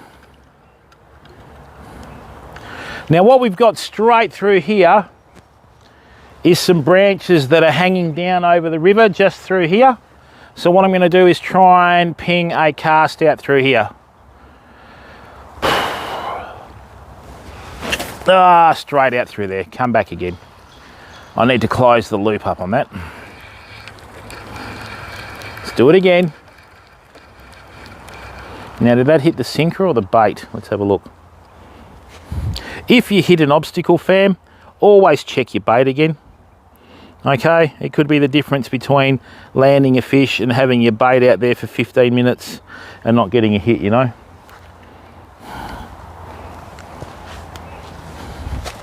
All right, let's go. I'll close the arc up this time. That's the one, right there, exactly where I wanted it.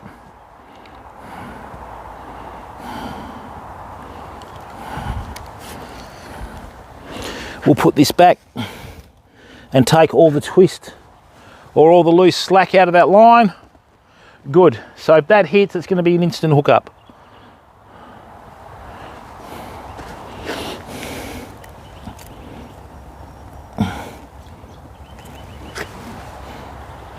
Nice work.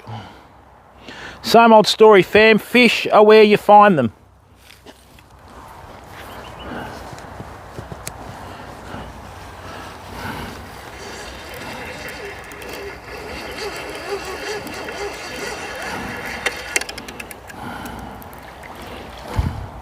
Yep. And our big bait hasn't been touched, famo. Look at that. As pristine as when we put it in there. We've got a bite. We've got a bite. Come on.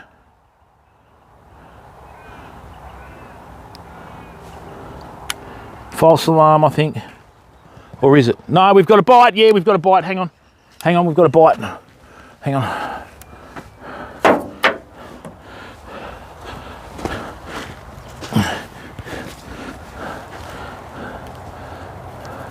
Yep. We're just about to get one, I think. Right, come on. Oh yeah, come on.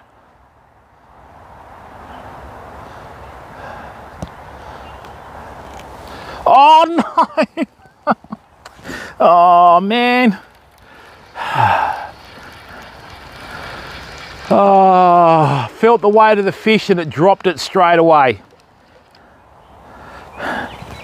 Yep. Absolutely. Hey Dawn, how you going, mate? Absolutely smashed.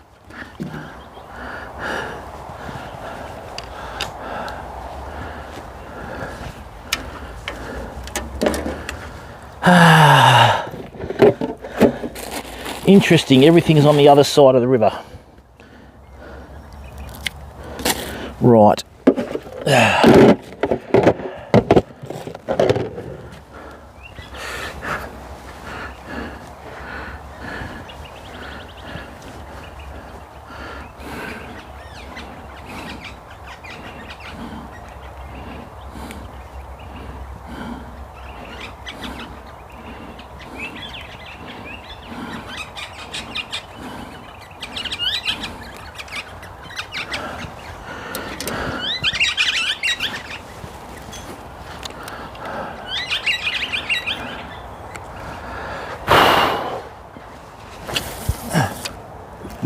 No.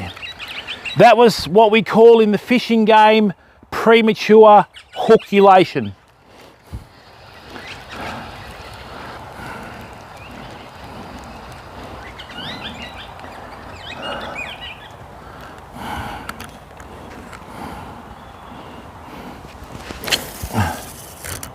That's a better cast than the other time.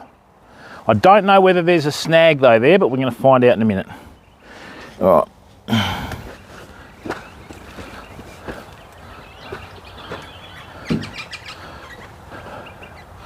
Wilga, how are you, mate? No, just a couple of bites, mate, about 3 of them, but nothing to report.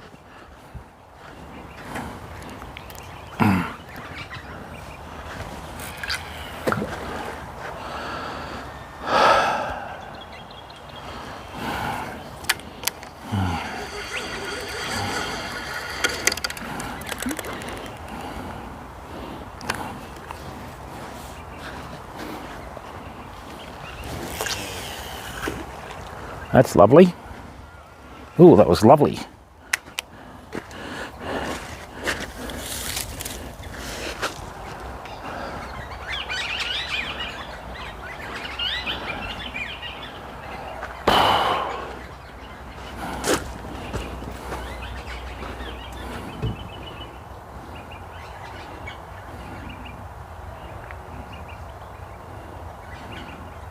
Great, how are you, mate? What was your old username on the old platform, bud?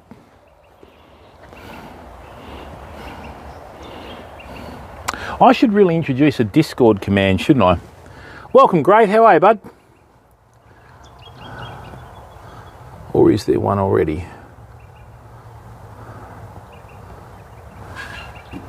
No, I'll introduce one. I'll introduce a Discord command. That way it comes up. That's a good idea. Shadow, hey mate, how you going, buddy?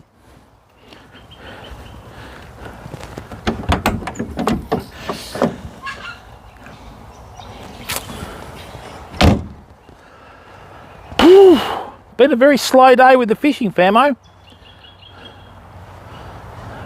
New moon tomorrow though, hopefully that'll be... Hey, that moved. What happened there? That did move. What happened there? Come on.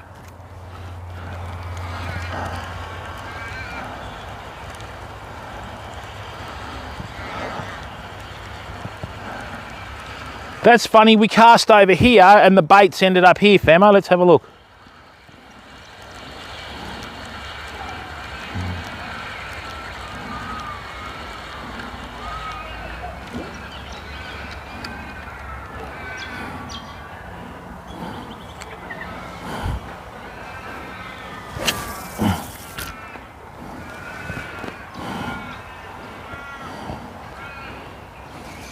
Yep, mission accomplished.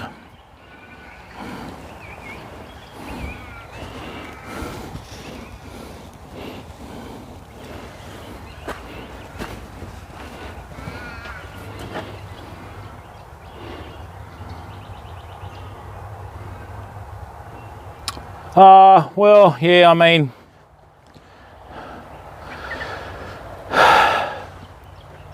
that's prevalent, mate, so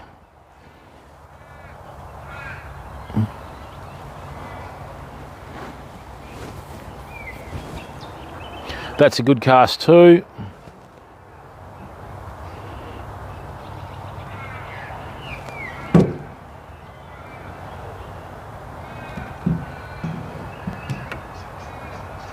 Yeah, the quality's amazing, isn't it?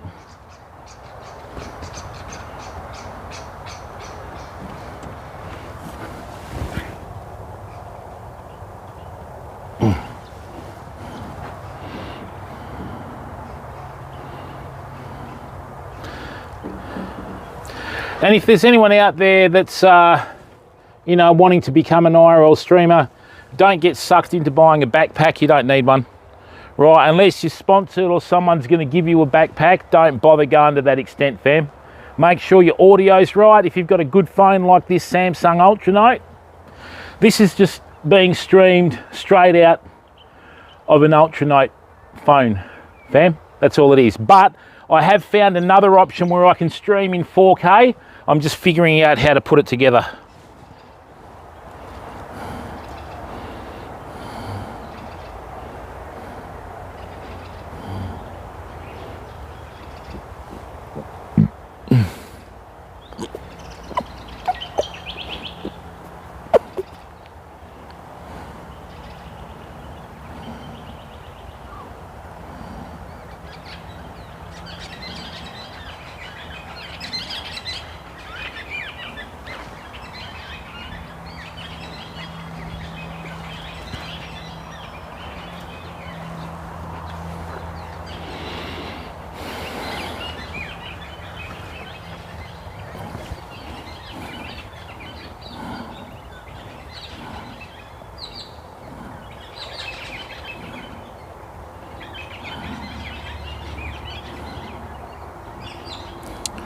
Um, 246, we've been streaming for about 3.5 hours.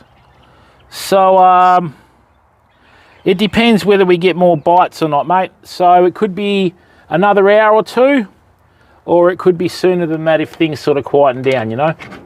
But at this stage, we've just had a couple of bites. We've just gotten on to, you know, low tide. Or sorry, it's starting to head towards low tide. Low tide's probably going to be about in another 2 or 3 hours. So we're just going to sit here and wait it out. We just had another bite again. So, you know, who knows?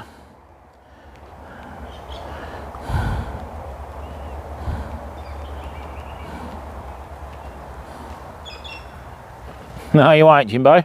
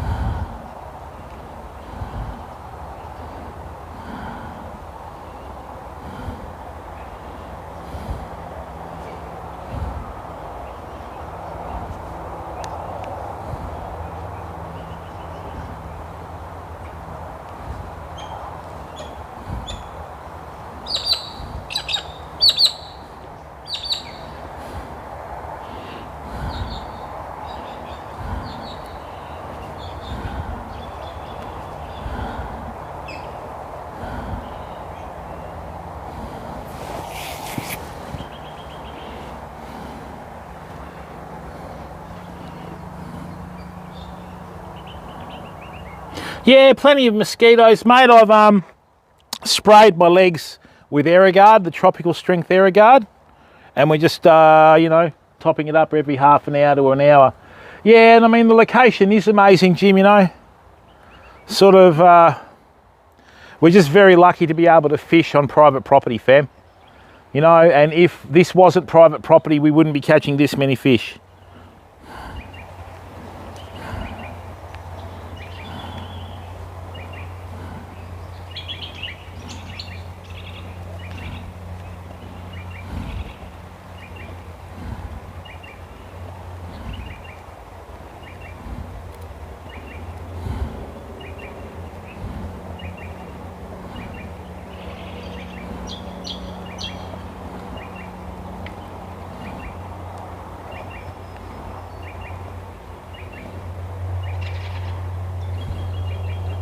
Excuse me for a second.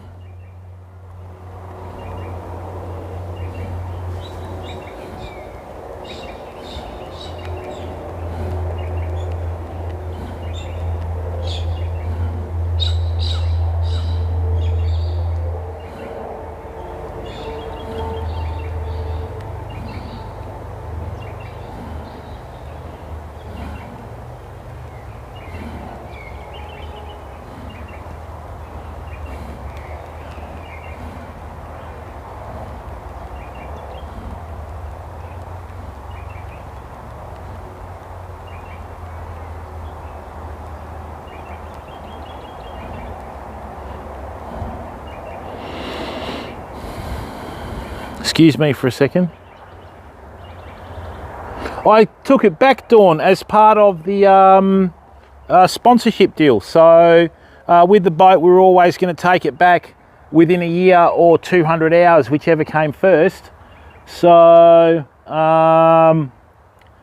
we took it back, and unfortunately with COVID, there's just no stock, Dawn. So, you know, if we get another one soon, so be it. But I mean, I'm just grateful that we received the first partnership, you know. So at the moment with COVID, you know, supply is a real issue. So, I mean, and the boat's already been sold. I think they only had it out on the floor for a week and then it sold, fam. So, you know.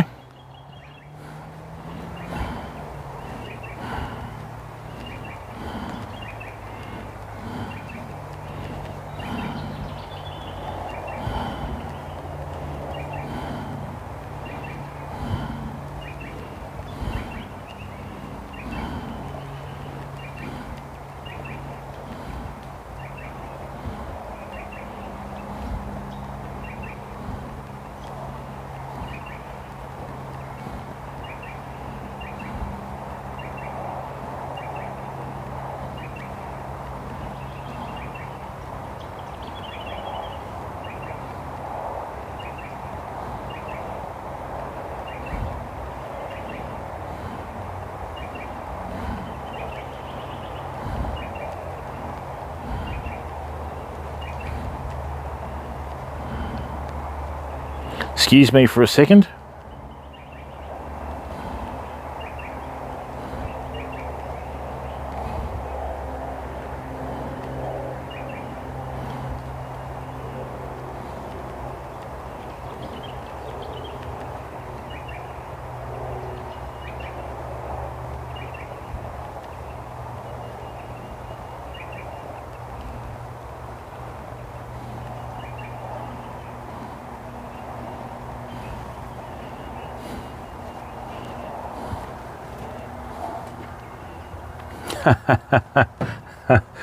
Jimbo, just survive COVID first, mate, then we'll worry about the boat, yeah? Just survive COVID, mate. Get through the other side of COVID with the business, and then we'll worry about the boat, brother. I appreciate the gesture, but we're in troubled times, my friend.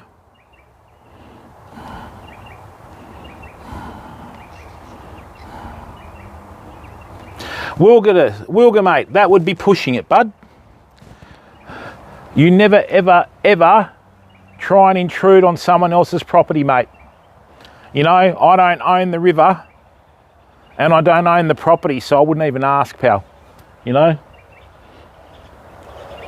Ads, how are you, bud? Yeah, I mean...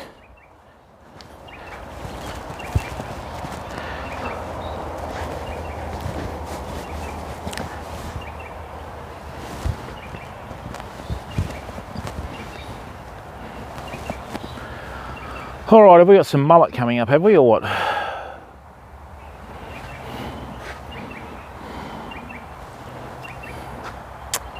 Come on.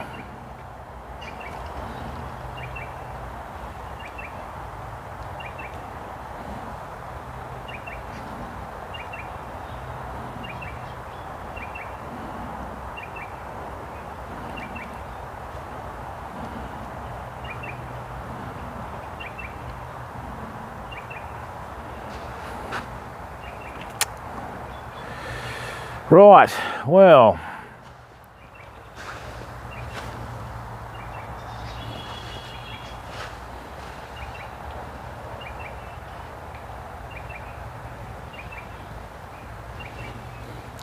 See, that's the thing, when you hold a fishing rod, you'll always move the bait around and you don't usually get the bites. And when you put it down and wait for a bite, you're sort of limited as whether you're gonna like actually hook up the fish or land the fish, you know? So,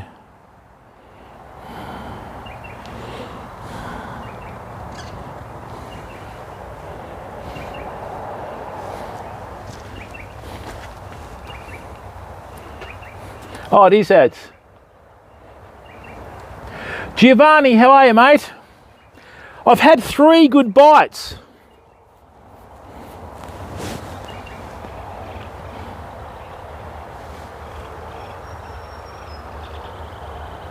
Hope you and Romeo are doing well, Giovanni.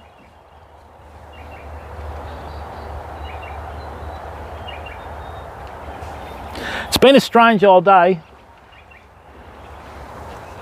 Yeah, we've had 3 really good bites, ads. They just haven't hooked up for some reason.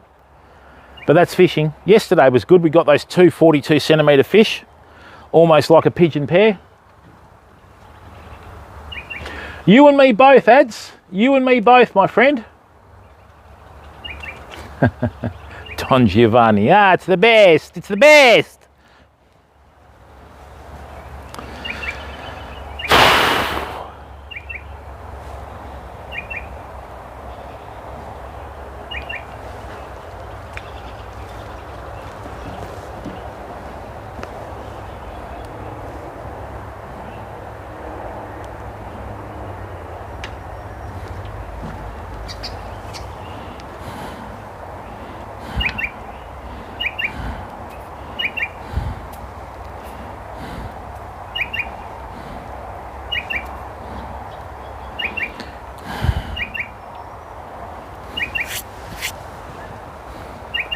Just got to wait it out, don't we?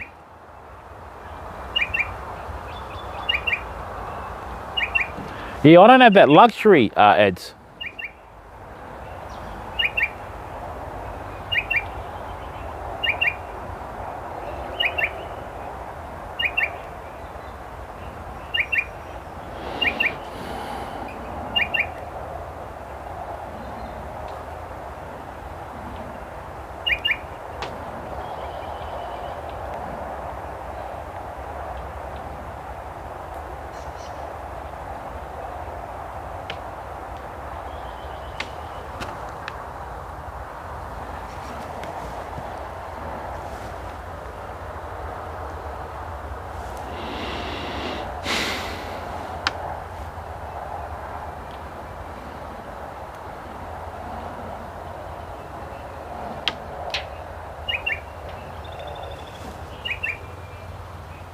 I hope you've all enjoyed the stream today, fam. I'm just hoping we can get a fish, you know, but that seems to be the hard bit at the moment. That's the hard part of every fishing stream.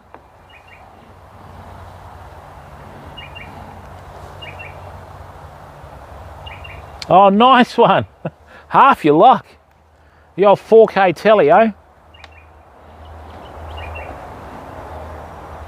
The reason why I like fishing this particular spot here, famo, is it's open.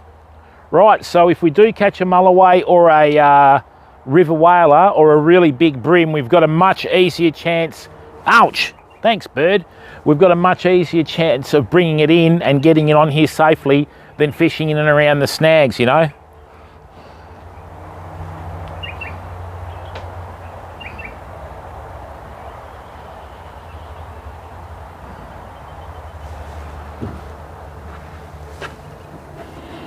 Thanks, Ples. We are going to be streaming. Oh, I did, mate. Just dropped a honky nut on my head, which is no mean feat with the size of my head. But yeah, Ples, we're going to start doing more morning streams, mate. So we will be doing a lot more of the morning stuff, so that way we can cater for our overseas viewers in the audience as well. Now, what duck makes that noise?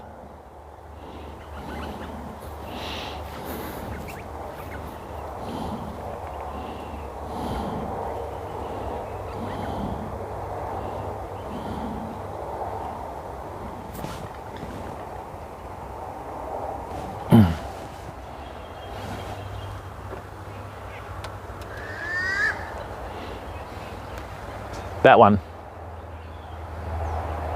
I think that's a mallard over there. No? Don't know.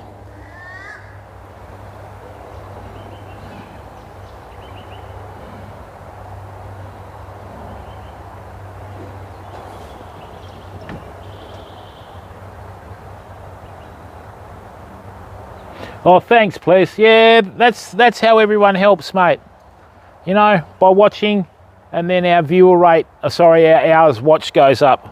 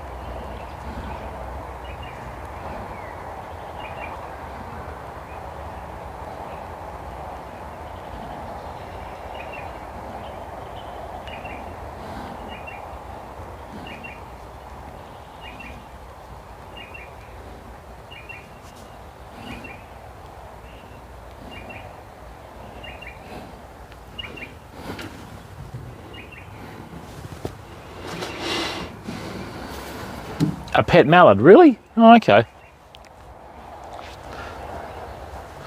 Righto, fam. There's a duck that stalks me at Big Brook Dam. 2 a.m. in the morning, marining, worried about snakes and everything else that swims, and this duck sneaks up behind you. Wah, wah, wah. Thanks for that. As I do these wrestling moves that the Hardy brothers would be proud of, you know. What was that?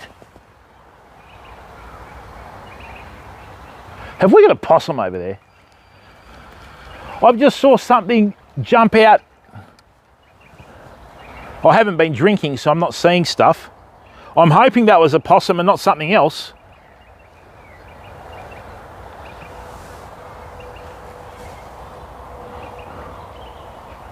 No, it's not a drop bear. They don't exist. Righto, fam, we're going for gold.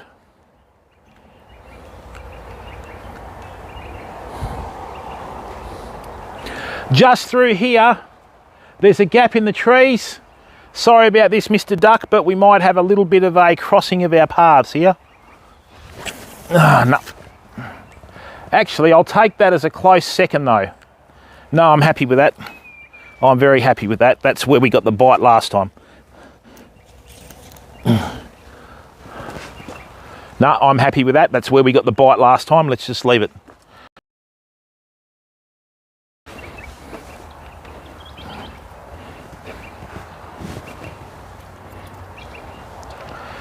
Oh, what a beautiful day. It's just nice to be able to chill out, fresh air, standing next to a river and just enjoying it. You know, just enjoying it, fam. Just chilling out. Brilliant.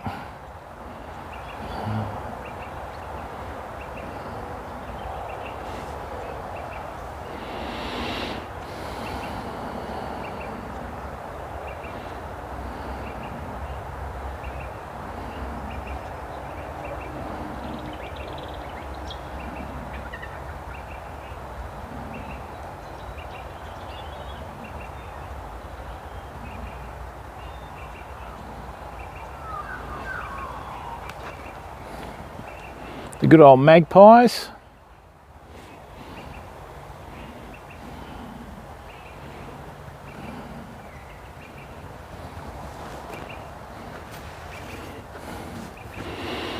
Uh, 246. And it's a fair distance off. So this is private property, mate. We're about, I don't know, 30 kilometres from the nearest town. Yeah, we're about 30 k's from the nearest town, mate. So, let me guess, I got a phone call, did I? No.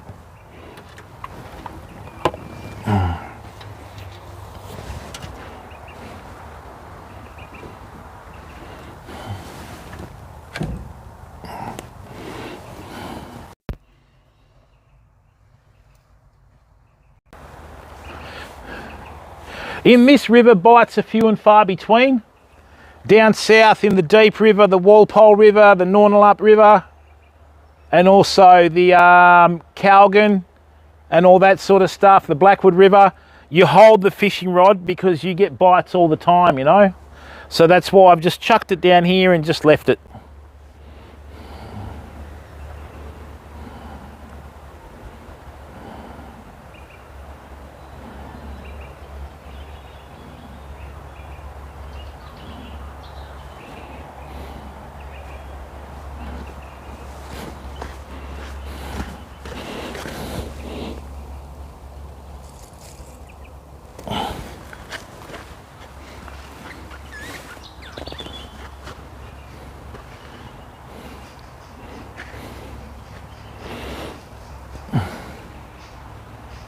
It's okay.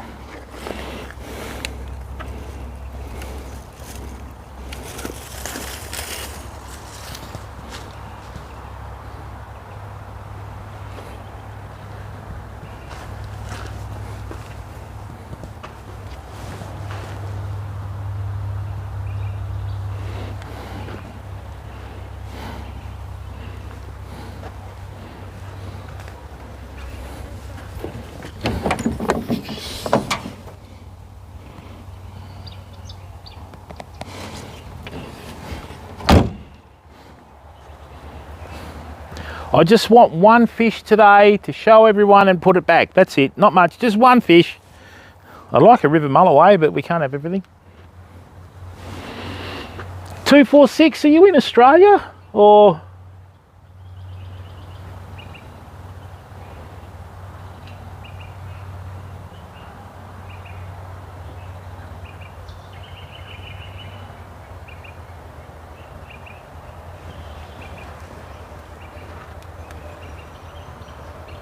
Oh, that's good.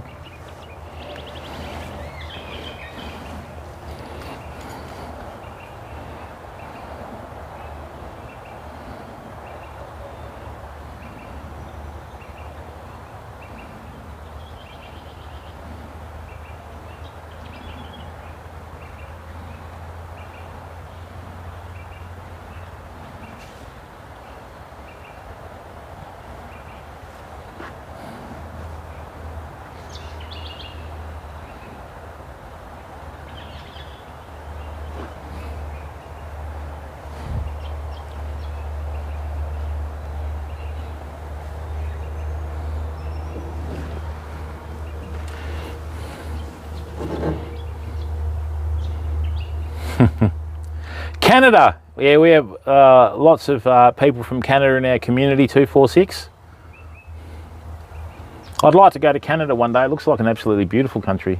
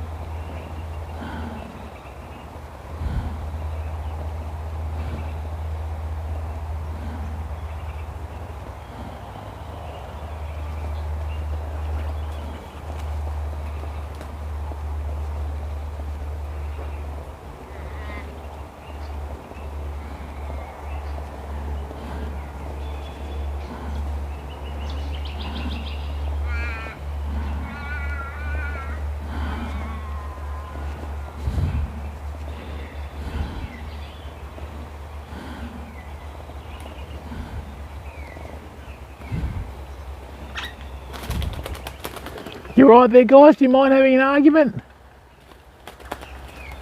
Oh dear.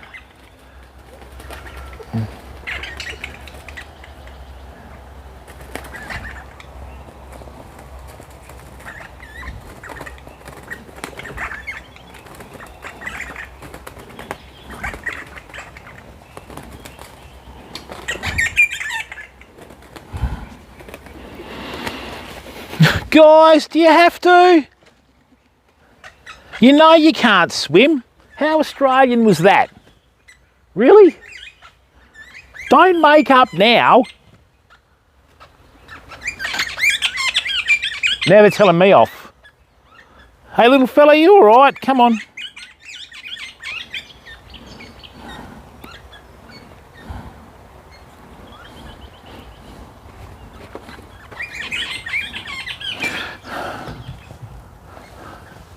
Hang on, let me just see if it managed to get out of the water.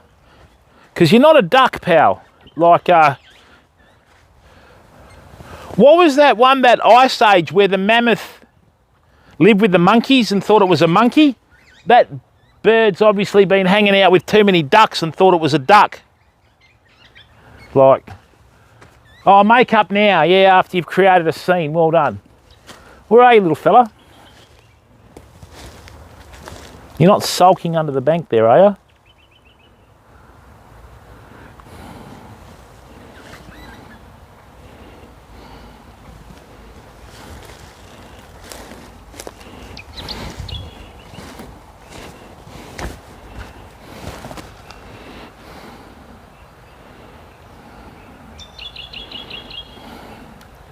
I'll give that bait another 5 minutes and then I'll cast to another spot, fam.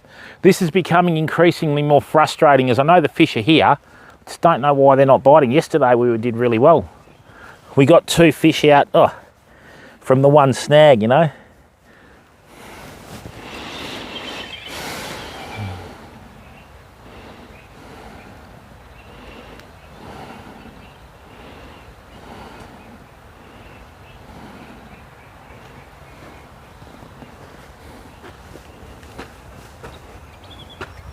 Quackers, oh damn.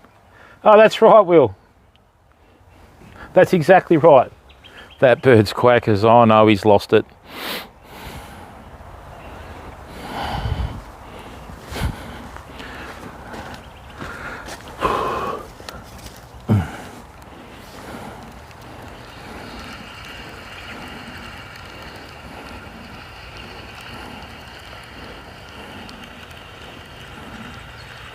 All right, so where haven't we cast yet? That's what we need to ask ourselves, famo.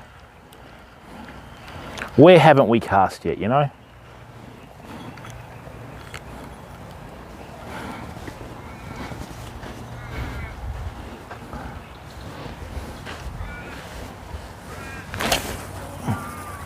Whoops. That wasn't intended to be like that. No, we're going to lose this rig.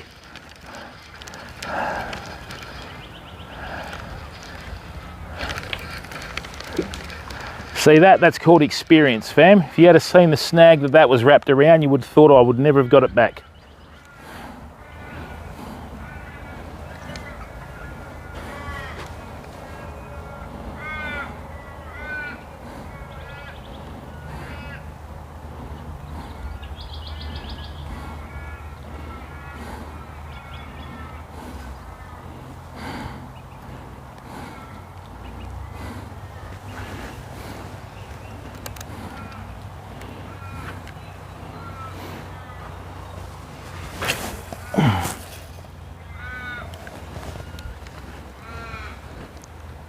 Get out of there, come on.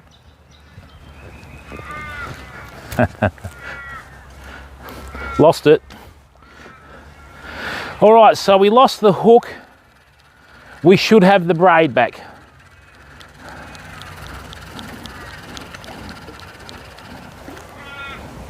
And that's another advantage of using a rig like this with braid, fam.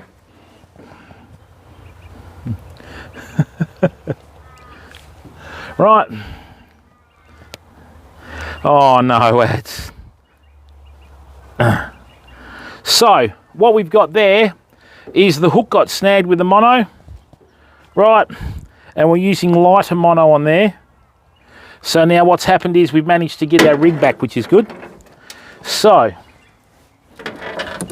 let's get some more 14-pound fluorocarbon and we'll send out another one and put a fresh hook on too.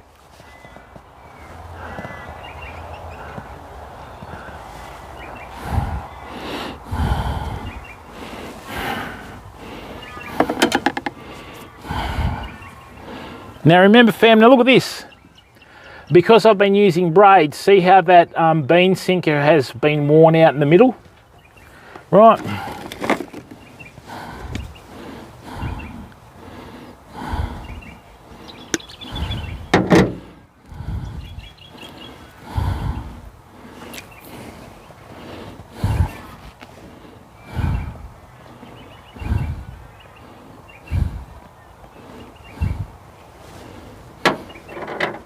Yeah, that's the way, ads. That's one way of looking at it.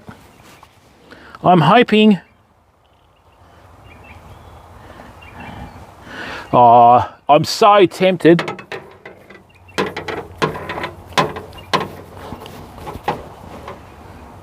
So tempted to say something there, but I won't. Brett, how are you? Redfin perch and whiting, bud. Redfin perch and whiting. Love eating redfin perch. It's a good thing about trees, ads. They tend to grow on you after a while.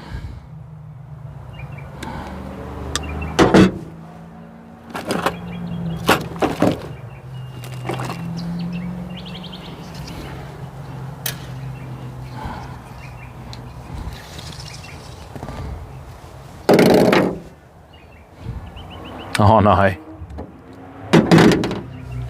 Someone got a new muffler for Christmas.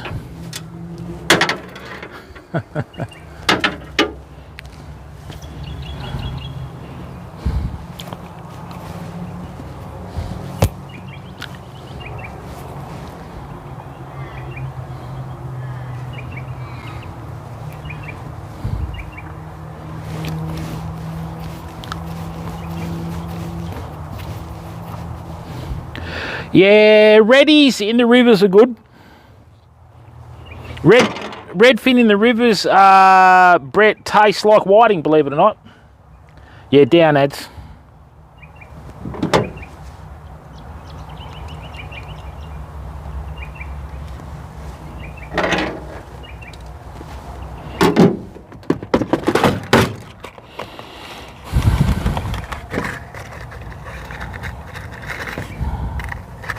All right, new hook, new fish. Really, Brett?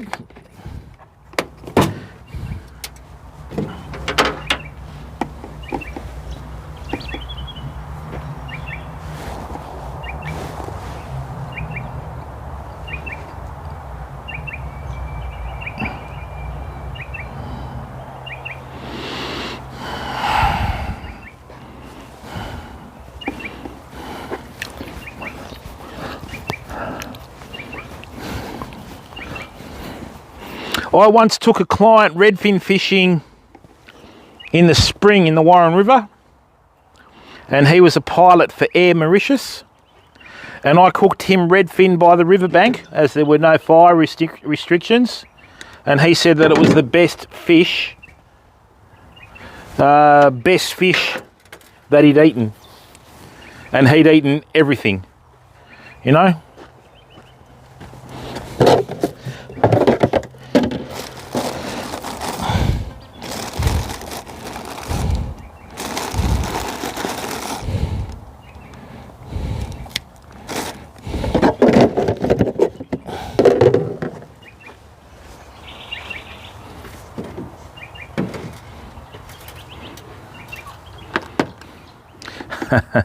Oh, don't worry, mate. King George whiting from Augusta, the best.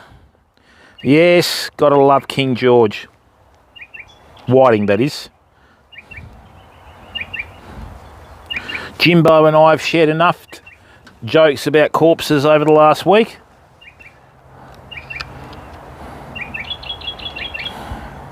Righto, reload, lock and load, fam. Lock and load. Now that sun's moved across.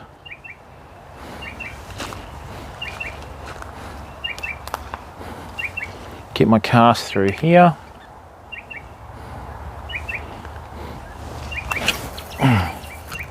Lovely.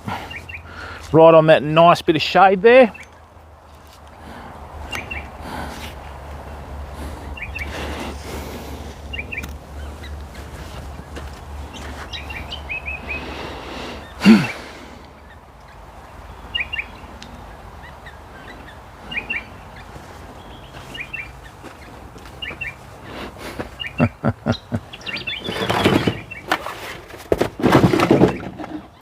And if you're going to use soft plastics for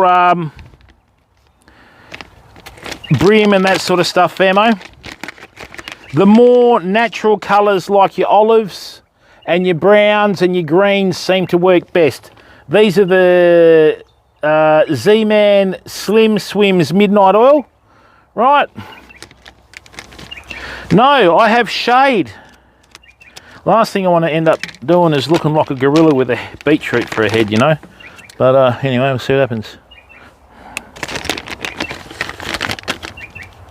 The potty mullet, yeah. Potty mullet catch everything, especially fresh.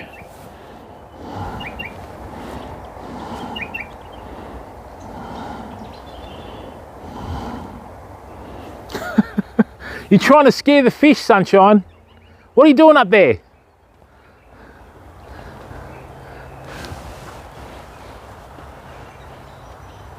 Yeah, vaguely. It's like a sort of like a dirty grey colour.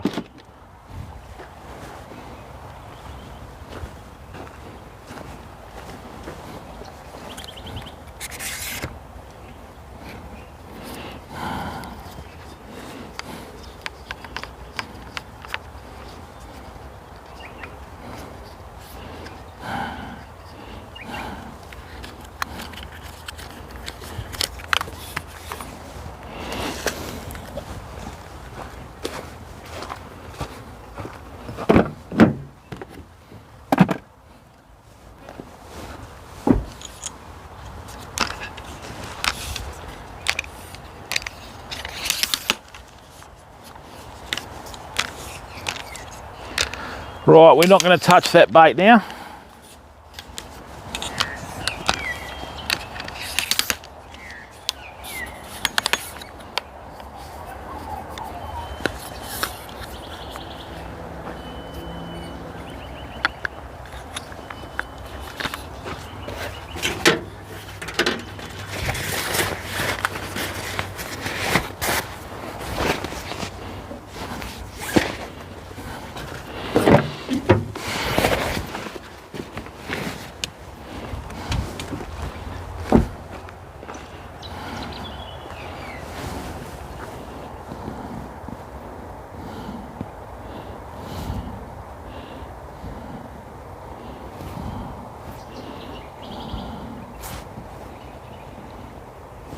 Got everything in 28s, magpies, the whole lot.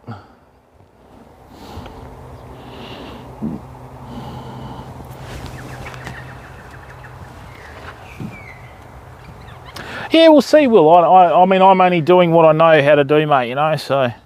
The river is still quite discoloured. That's why we haven't been having much luck on the lures that we've been using, and we've been having more luck with the baits, you know. Once the river clears up, it'll be a different story.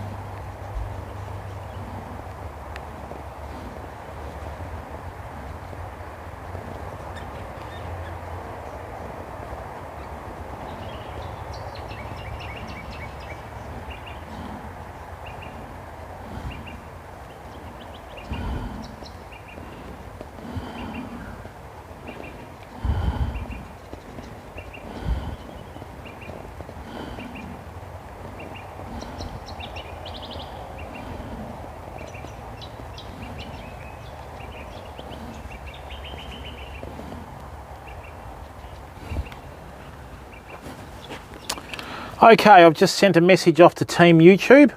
Hopefully we get a reply. All right, now I'm going to sit on the tailgate.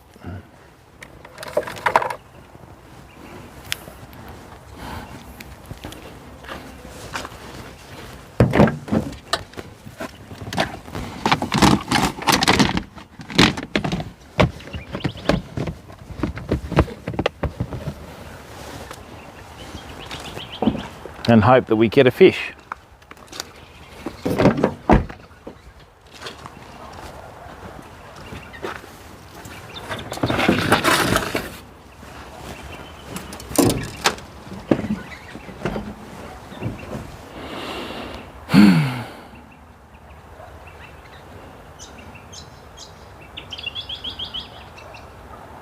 I'll give that another 5 minutes in that spot, and then I'll do another big long range cast into there and try not to get snagged this time, you know.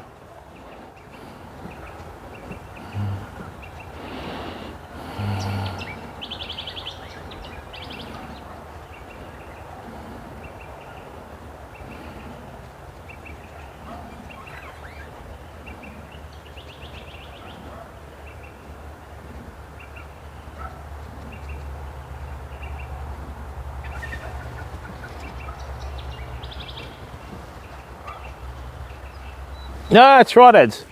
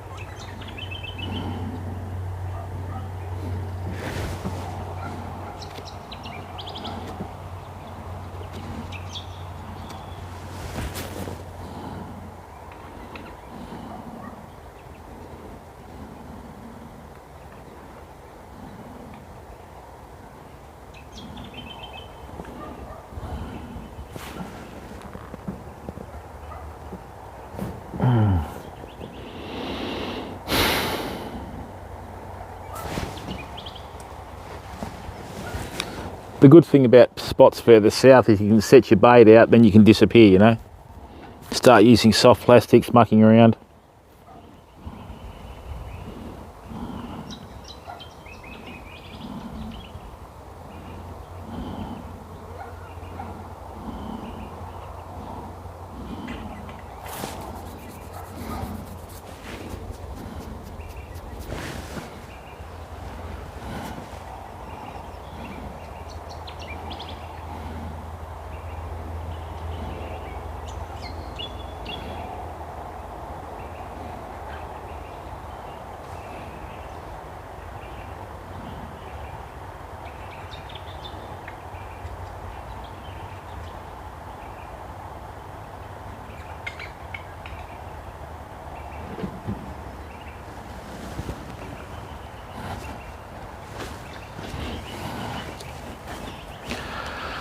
Okay, so there might not be a snag over there.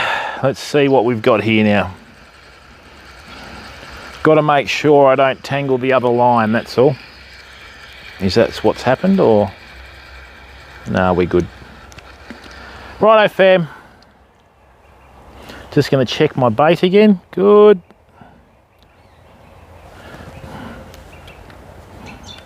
Take a slightly longer line.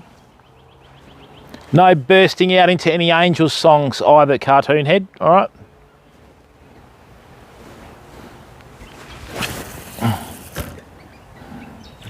No, we didn't get a bite there before. About 6 foot to the left would be nice, Jimbo. Not asking for much.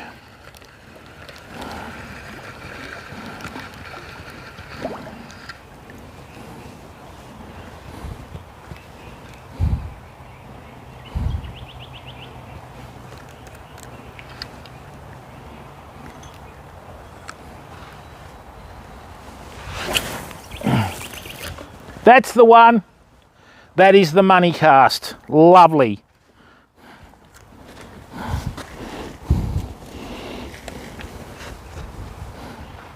Lovely. Right where we wanted it, fam. That is snag central out there.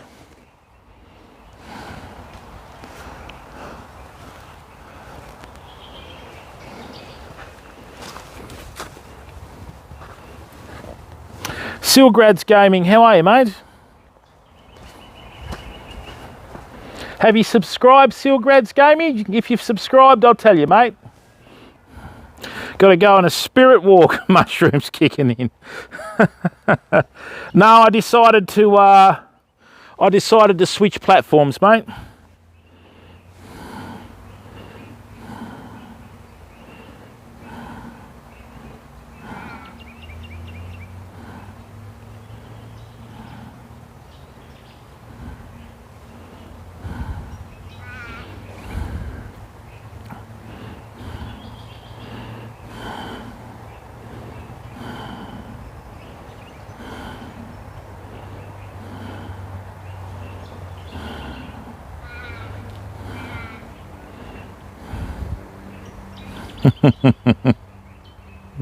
Oh, you're welcome, mate. No, I decided to change platforms. Okay. So I just had enough of it. There's quite a few things I want to go into, but I can't go into that until the 24th of December when my partnership when my partnership agreement's finished. So I'm just going to have to keep quiet until then.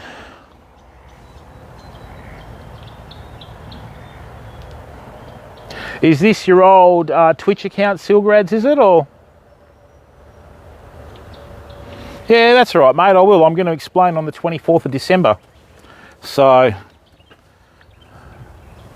yeah, I didn't like the direction of the platform, and I thought being a partnered streamer on the platform meant that I was condoning it, which I didn't want to do, so I just shifted.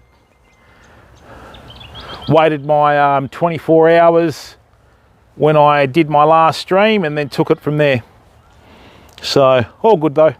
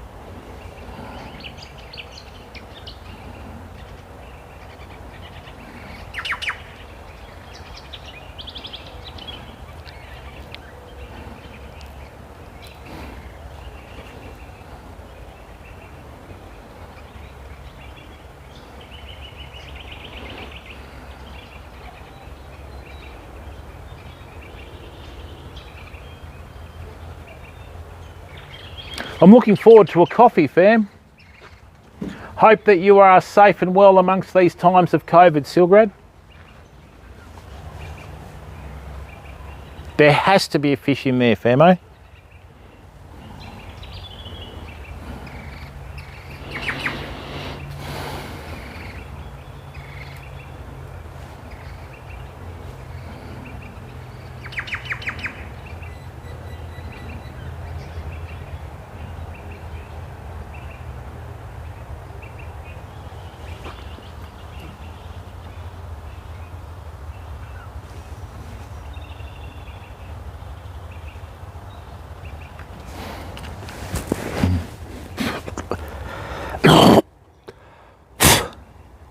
I had a mosquito flying through my nose and it ended up in my mouth. Thank you for that, nature.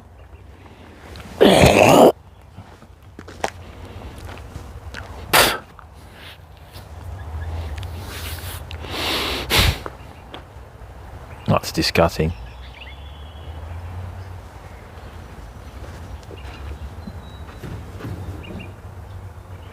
Hey, I see Red. How are you, mate? What's going on? Welcome to the stream, pal. Good to see you. It is a lovely day for fishing, mate. We've got a new moon. I'm going to try and get out onto the beach tomorrow night. Get the generator out, get the lights out. That's what we got it for, fam, to use it down the beach. And hopefully I'll actually have some bloody beach to fish with, famo, because we're still in our winter weather patterns and the waves push right up to the dunes. there's no gap in the beach, you know what I mean, that forms like it does in summer.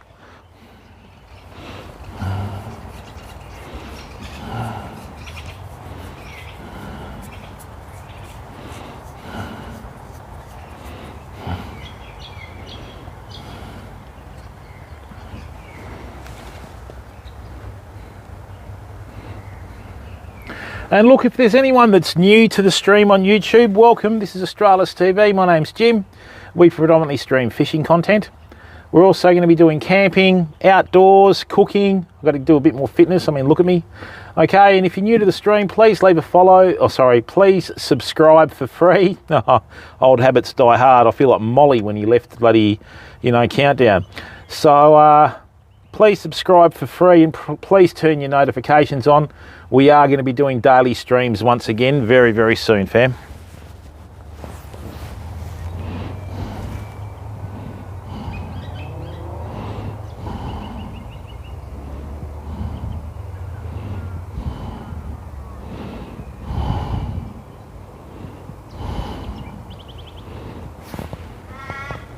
What was that? Oh, there's a duck.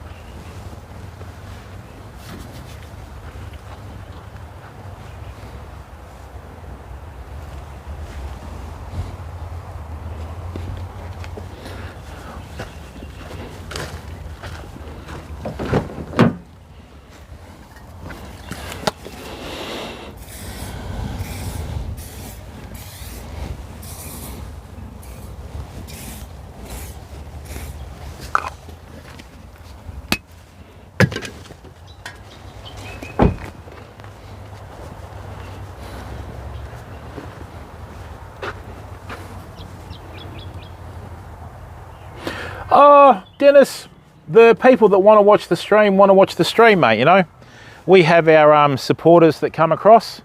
A lot of them don't even realise that we're on YouTube now because they're so focused on the old platform. But each to their own, mate. I can't make anyone watch the stream. But it's just nice to be able to be in a stream where, there's no sound alerts. There's no pressure, you know what I mean? So I am probably going to introduce maybe some subscription alerts, but we'll worry about that later. At the moment, I just want to do the content, and just get back into the groove of things, which we're doing, and we're all ready to rock and roll, Right, that can go here.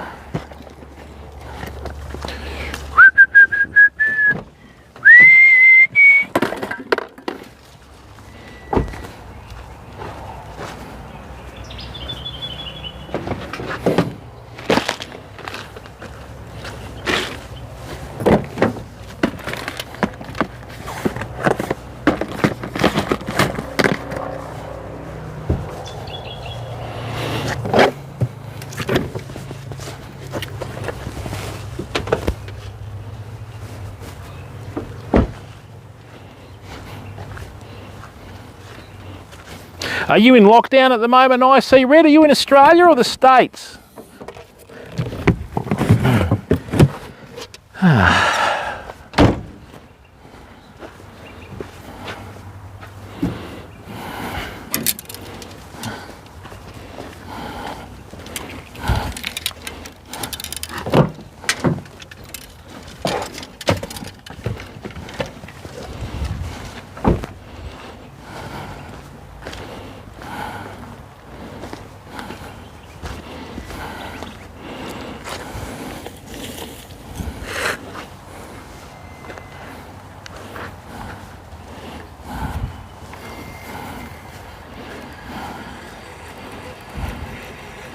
You keep forgetting how smooth these Calcuttas are until you own one, fam. Ooh. That bait has not been touched at all the whole time it's been in there, famo.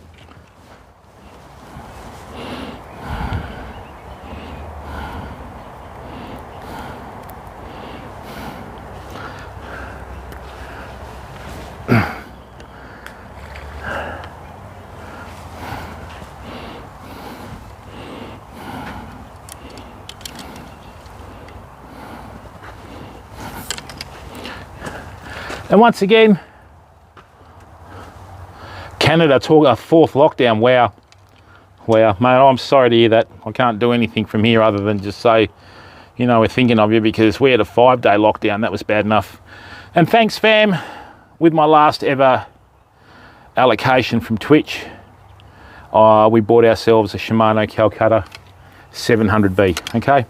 This will be used to provide hours and hours of great content for the community, okay?